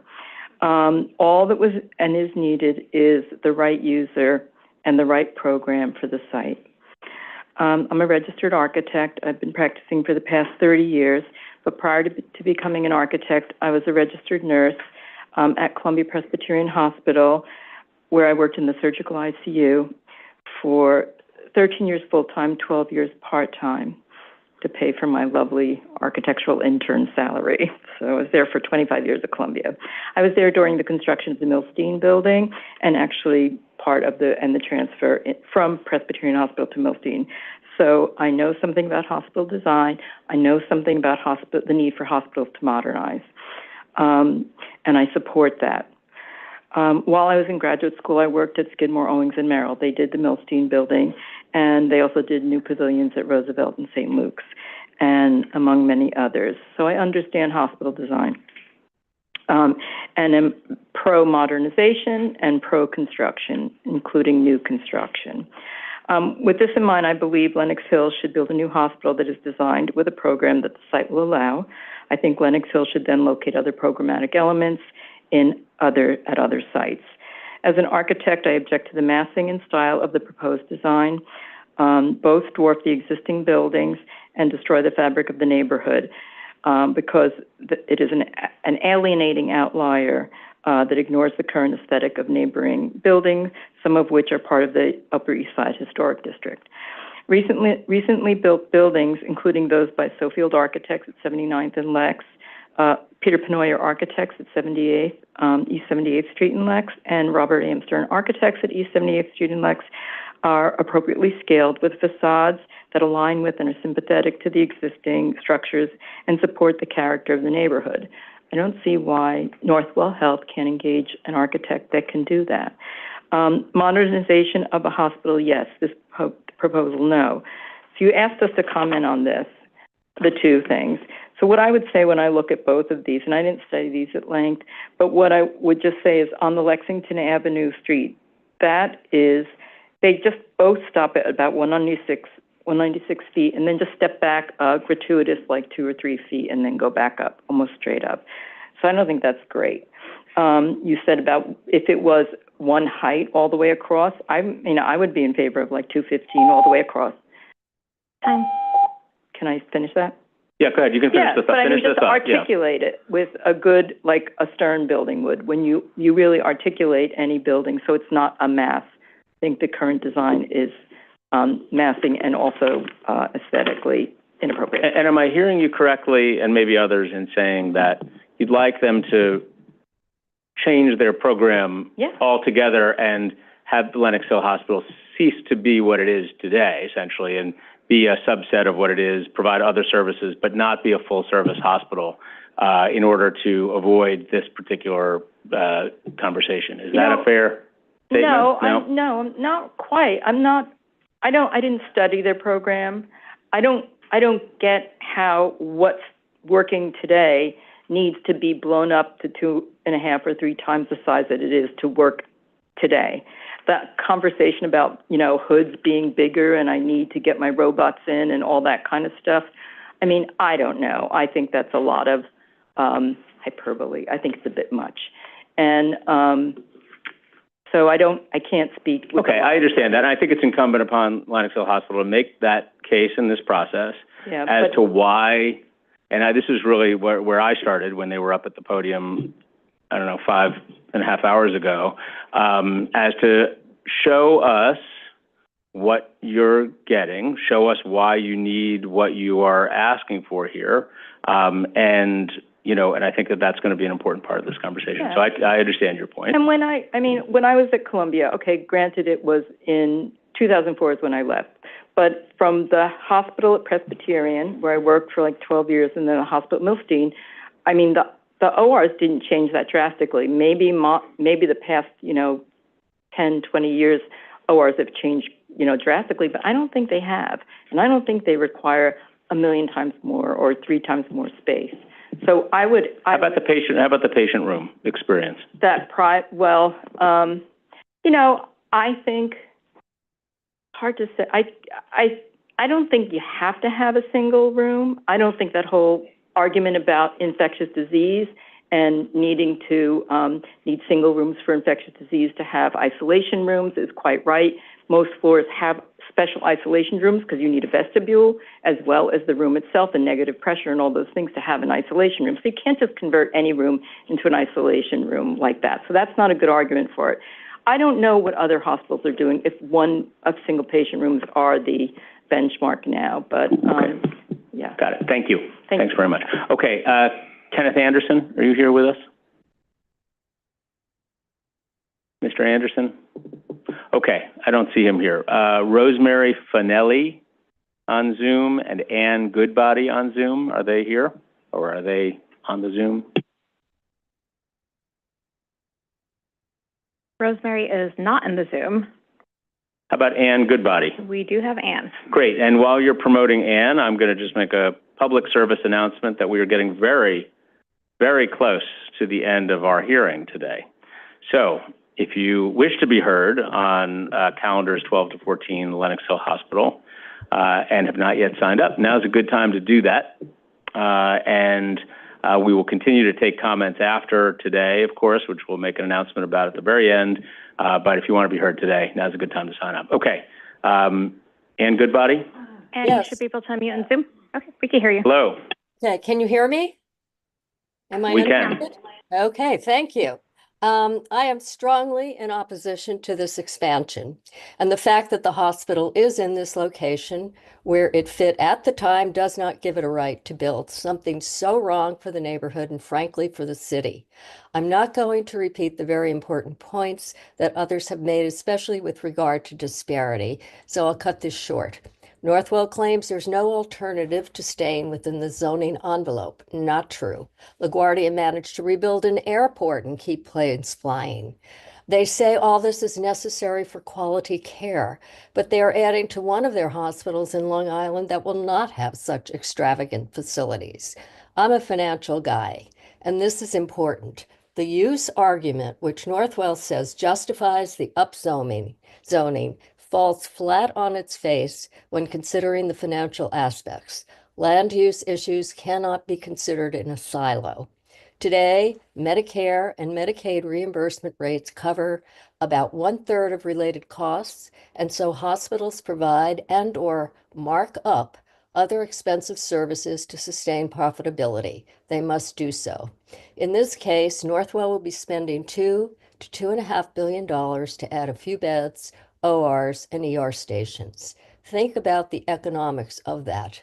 They will either find ways to deny patients on public insurance and market only to wealthy private payers if they can attract enough, or they will be insolvent. They deny that, but just do the arithmetic. And who knows what will happen to reimbursement rates over the next decade. All hospitals are concerned about that very significant risk. They have an irrational dream, but build somewhere else in a rational way and fix Lenox Hill for local community services. And in response to Commissioner Benjamin's questions earlier, downtown and the boroughs are not being served because residents cannot afford big, fancy hospitals. And therefore, they can't afford to come here either. And that is why their healthcare outcomes are so poor. That needs to be addressed. I trust the commissioners will look at this with eyes wide open and deny the application and ask Northwell to return with a suitable plan within its zoning envelope. Thank you. Thank you. We next have Lo Vandervalk on Zoom and Amy Rappaport here in the room. And then we're going to see if we have any of the folks that we had called previously on Zoom or anybody else who wishes to be heard who has not yet come forward today. But I'm looking for you, Lo. I was hoping that I would see you today. I knew I would see you today. So you should be able to unmute in Zoom.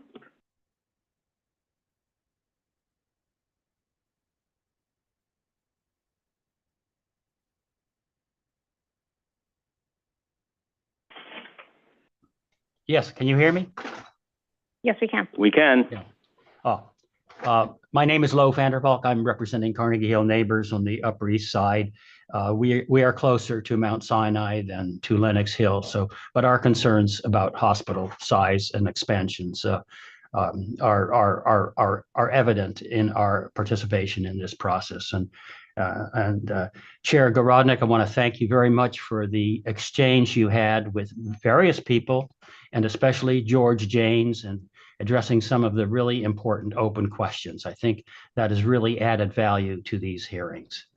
Going on with my planned testimony, the proposed hospital renovation plan for adding 436 feet is more than twice the zoning, what zoning allows. It is also bulky in massing. And the bulky in massing is especially important in making this an unacceptable plan, with the mid-block being invaded by 80 feet, which we think is a terrible mistake.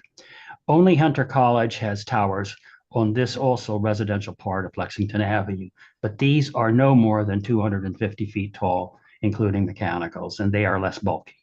The nearby Carlisle Hotel between 76th and 77th Streets on Madison Avenue is of similar height, but its tower is slender and occupies only half the block on Madison Avenue, and hence has no great adverse impact on the surrounding residential community. The proposed objection 2 alternative for expanding into the mid-block to lower the overall height is also unacceptable, as it is already 80 feet into the mid-block, and this will add to the mid-block bulk. And that has a major impact on the residents on both 76th and 77th Street.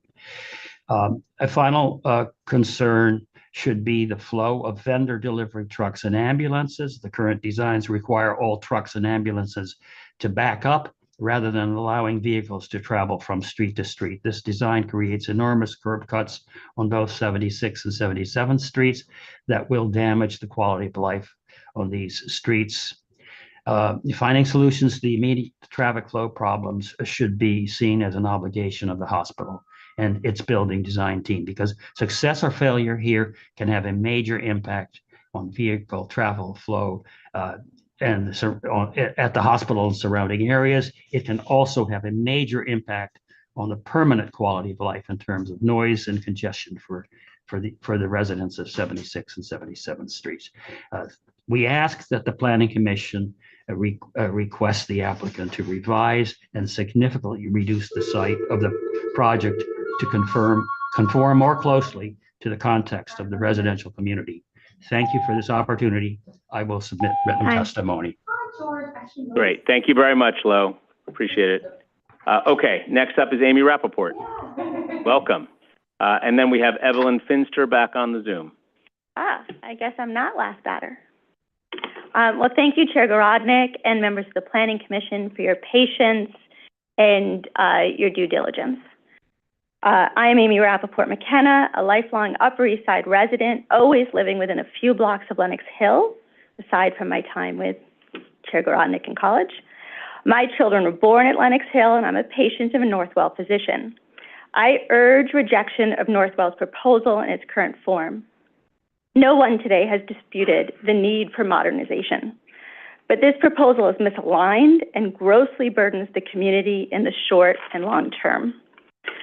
Throughout the day, you have heard about this $2+ billion project for 25 new beds that requires 9 zoning variances with increases of 250 to 500%. If approved, it sets a terrible precedent for the city. This commission is tasked with responsible development. The proposed plan is unjustifiable. Northwell made a bad investment, a vanity project of wanting a Park Avenue address to compete on a global scale and with its New York City peer institutions. I'm appalled at Northwell for trying to push through zoning changes to achieve their interests, not the cities and not the communities. And we've also heard about the decade-long construction and the impact, but we rarely heard about the fact that Northwell plans to stay operational when they don't need to. They have enough swing space to close and move elective surgeries and to other venues during construction. This would be better for the community, their patients, and staff. With 50% of all patients coming from outside of the community, this shouldn't be an issue, since they are already traveling and will get great Northwell care.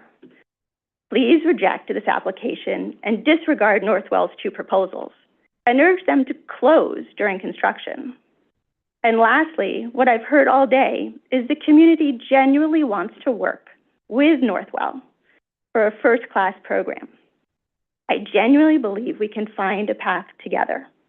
Thank you for your consideration. Great. Thank you very much. Good to see you. Let's go to Evelyn Finster, and I'm certain that as we close here, I don't want to speak for Lenox Hill Hospital, but I'm certain that they will be enthusiastic to find ways to work with the community, and should be in the course of the next number of months that exist on this particular proposal. Okay, let's go to Evelyn Finster. Hi, can you hear me? Yes. Yeah. Oh, fantastic. Hi, thank you very much. My name is Evelyn Finster, as you point out. I live at 136 East 76th Street. My family has been in the building, including my almost 97-year-old mother, but don't tell her I told you that, for 45 years. I participated in almost every forum where this topic has been discussed since the plan was revealed in 2019, including then Borough President Brewer and Council Member Powers' task force. It's been a long road, and we are really grateful that Community Board 8 made a thoughtful recommendation and is supporting the community so vigorously. I'm disappointed in the recommendation from our current Manhattan Borough President, Levine. I think it reflects, unfortunately, quite a bit of the influence that Northwell has achieved through its incredible spending on lobbyists, which has been published very recently in Cranes. It is unrealistic about Northwell's potential to be a good neighbor. It understates the vehement opposition of the community that you've been hearing quite a bit of today, and it also understates the terrible impact that the project is going to have on not just, as was pointed out, during the construction period, but permanently, not just to home values, but to the congestion and the loss of light and air that we will suffer forever. It's very interesting that the project will not actually create a single new healthcare job. Please do not be distracted by the union rally that the hospital has managed to encourage. They should build with union labor wherever and whatever they construct. A couple of other notes in terms of the comments from Manhattan Borough President Levine. There are misstatements in his background description. The emergency department beds are not in a hallway. That connotes a certain imagery of people lying just outside of rooms.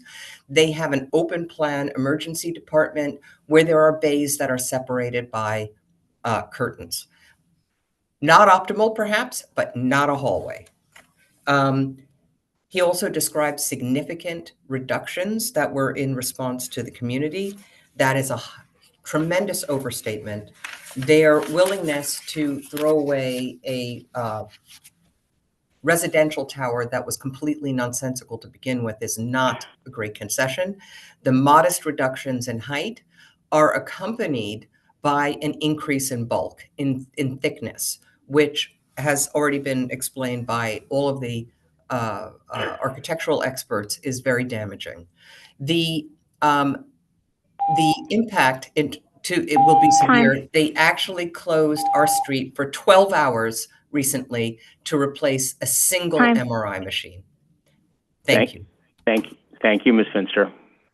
Okay, let me do a last call roundup here, Madam Secretary. Do we have others in the Zoom who we called previously and who have not yet been heard? Yes, I'm going to start calling out some names, Great. Some second calls. Anthony Cohn, who's now joined by Zoom and possibly by phone.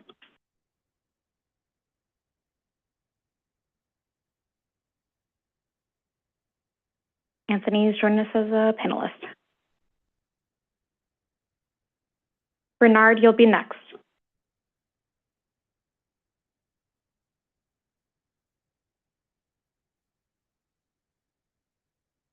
Okay. Hi. I hope you can hear me. Yes, we can. We can. Great. Thank you for the opportunity to speak. My name is Anthony Cohn. I'm an architect and I live on East 77th Street. I've been a member of Community Board 8 since 2017 and am co-chair of the Landmarks and the Zoning Development and Housing Committees. I also served on the Borough President's Task Force on the Lenox Hill expansion in 2019-2020. So I have been living with this project for almost as long as the applicants. As an architect, I always engage in hypotheticals, and I firmly believe in examining all the possibilities of any proposal, no matter how far-fetched they might seem. The applicant demands that Lenox Hill Hospital remain fully operational throughout the construction process. This declared imperative clearly establishes the proposed development's original sin, from which sprout all of its defects. These have been enumerated and elaborated upon over the course of many afternoons and evenings since 2019, and especially today.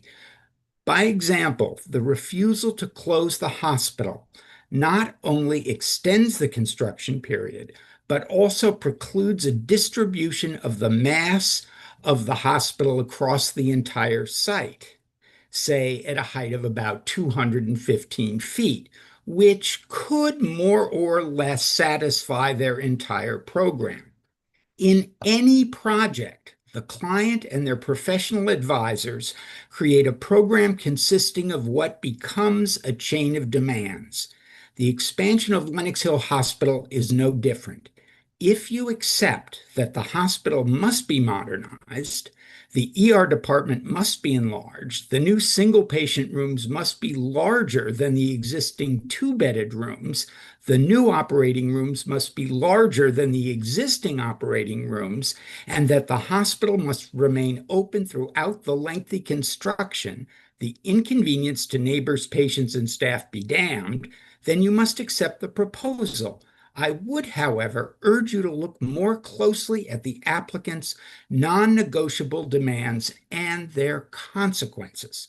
Thank you. Okay, thank you. Madam Secretary. Bernard Seltz, you should be able to unmute.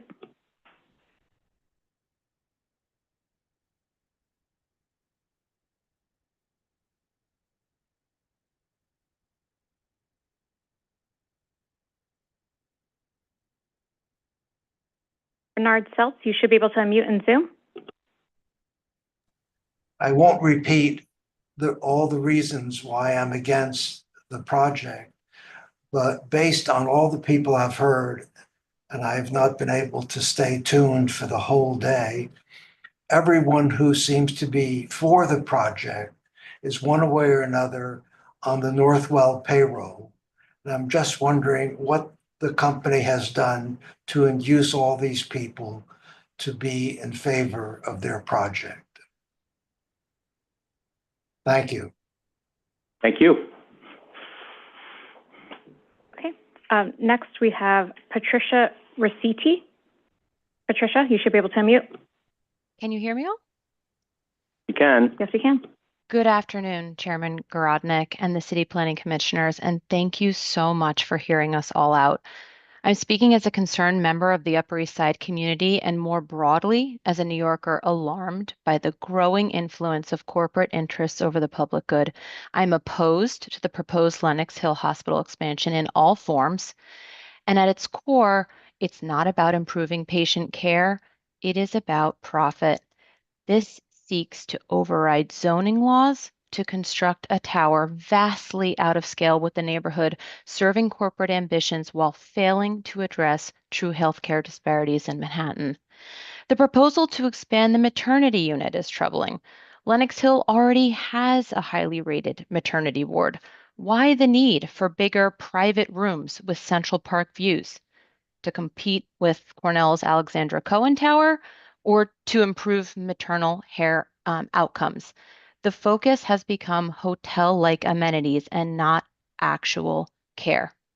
The proposed neurosurgery suite tells the same story. Neurosurgery specifically is one of the highest revenue generators for hospitals, which is likely why it's prioritized. despite the fact that New York already hosts some of the top neurosurgery centers in the world. Finally, we must ask why Lenox Hill insists on remaining in such a high-income area. Under EMTALA, a federal law requiring hospitals to treat all emergency patients regardless of ability to pay, locating in a wealthy neighborhood helps hospitals minimize the number of uninsured patients they must treat. In short, by staying put, Lenox Hill can continue to maximize revenue while limiting its share of uncompensated care. Beyond the medical issues lies the vast and devastating impact of construction to everyone, residents, patients, doctors, and nurses, and all of the traffic, waste, and noise and disruption that will follow. There is a better path. By expanding rather than on the cramped Upper East Side, but potentially relocating to Hudson Yards, an area completely underserved by hospitals, and in a burgeoning biotech and pharma corridor, Lenox Hill wins. It has the space to modernize and within established zoning laws. If I have a heart attack now and Lenox Hill doesn't exist, I have other choices. If I live in Chelsea or anywhere between Canal and 50th Street, I have nowhere to go. This makes us all less safe. True city planning starts with vision, not with corporate blueprints.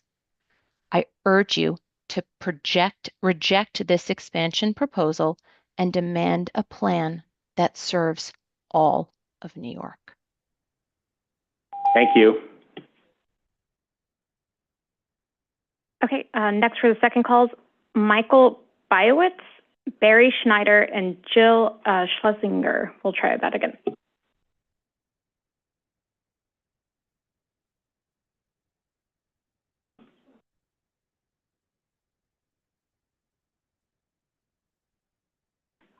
Michael Biowitz? Yes. Can you hear me? Yes, we can. Ken. Great. For some reason I can't. Oh, there it is. Okay. I'm Mike Biowitz. I'm a 27-year resident of the neighborhood, more than 40-year resident of the city. I'm speaking not only for myself, I live on Park Avenue near Lenox Hill, but I have 3 adult children, each of whom live in the neighborhood in their own apartments in close proximity to Lenox Hill. And they're on the east side of Lex, so I cover both sides of this discussion. This will put a tremendous burden on the community, as you've heard repeatedly. This is not just a modernization. This is a huge addition to hospital size without adding patient capacity. We get 25 more patient beds than we have now, with no increase in patient flow, as I heard Dr. Baker admit. The building, even in its reduced size, would be 2 times taller than what we have now. It's substantially taller and bigger than neighborhood buildings, and it would stand out in an unattractive way, would be a blight on the neighborhood. It would cause great inconvenience and deterioration of the quality of life for neighborhood residents. You heard about 9 years of construction, external and internal, both of which are disruptive. We've heard that once they know better and evaluate, that may lead to a decrease in the amount of size. That isn't realistic. What I find, you have more experience than me, but I find that most estimates of how long something is going to take in construction underestimates, and it often takes longer. There are other problems that have been focused on to not as great an effect, but have been mentioned here today. And this includes the pickup and drop off for maternity ward on Park Avenue. That will exacerbate crowded conditions on Park Avenue, where there's already lots of double parking on that specific street between 76th and 77th, and traffic will grind to a standstill there. And in terms of need, you've heard before, this is Bedpan Alley. There is a large number of hospital beds here. As others have said, If they want to add rooms for people in other neighborhoods, they should build them in other neighborhoods where there's room. Northwell has built elsewhere. They've indicated that. They talked about Harlem and the Lower East Side and other places, and that's where the beds should be, as well as in the outer boroughs. I'm not saying Lenox Hill should cut back on services. I'm saying they've not made the case for why they need what they're asking for.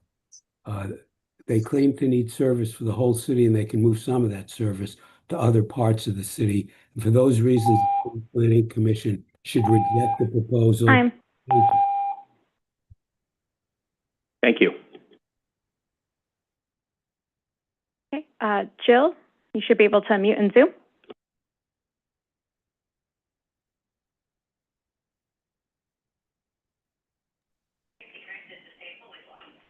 Hi. Hello. Hi. You know, I've been listening basically off and on all day. And what we haven't really discussed, which is kind of unbelievable, is that they initially proposed their first thing, which was immediately changed to their second rendition, but nothing's really changed in the last 6 years. So they've never really listened to what the community was looking for and have changed accordingly. They have not submitted another plan in the last 5 years. That's one contention. The other thing is they get an incredible amount of money for their private rooms in their maternity. And of course their maternity is one of their biggest profit centers. And so of course they want to, increase the number of private rooms to increase their profit center. For the community, there's no reason it needs to be, having another construction project of 9 to 11 years, because number one was 11 years. Number 3, the subway, it is one way. They're going to expand one side of the street. So the person that's disabled that wants to go downtown will not be able to come uptown to the same thing, to the same station. So that's not really all that helpful. And that we've had so much construction in our area, and I realize that the city is a growing place, and there's just construction sites everywhere. So to have another one on a smaller street is just insane. And my last point is that New York Hospital renovated 1 floor by 1 floor. For whatever, expansion, I understand that Sloan Kettering is expanding, but York Avenue is much wider and much less congested than Lexington Avenue and 77th Street. Everybody talks about it's a $2 billion spend. It's a $2 billion spend for what? Not for our community. It's not going to enhance our community. We have plenty of hospital beds. And now they're going to create, instead of 6 bays, I'm sorry, I'm on the street. 6 bays, they're going to create 38 bays. I was recently in Lenox Hill Hospital. They check you in right away, and then you wait for hours, but you wait in the back. So are they going to add more jobs? Are they going to add more staff? Time. Okay. That's my whole thing. Nothing of that is being discussed. Thank you. Thanks very much for being with us. Okay, last call for Barry Schneider.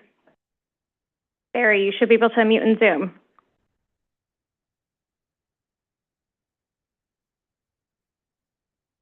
Barry's going to be very disappointed he didn't get to have the last word today, if that's what happens. Yeah, no Barry? We've tried promoting Barry and declined, and okay. Barry has the ability to unmute. But okay. Not unmute. All right, Barry, we missed you. Barry. Okay.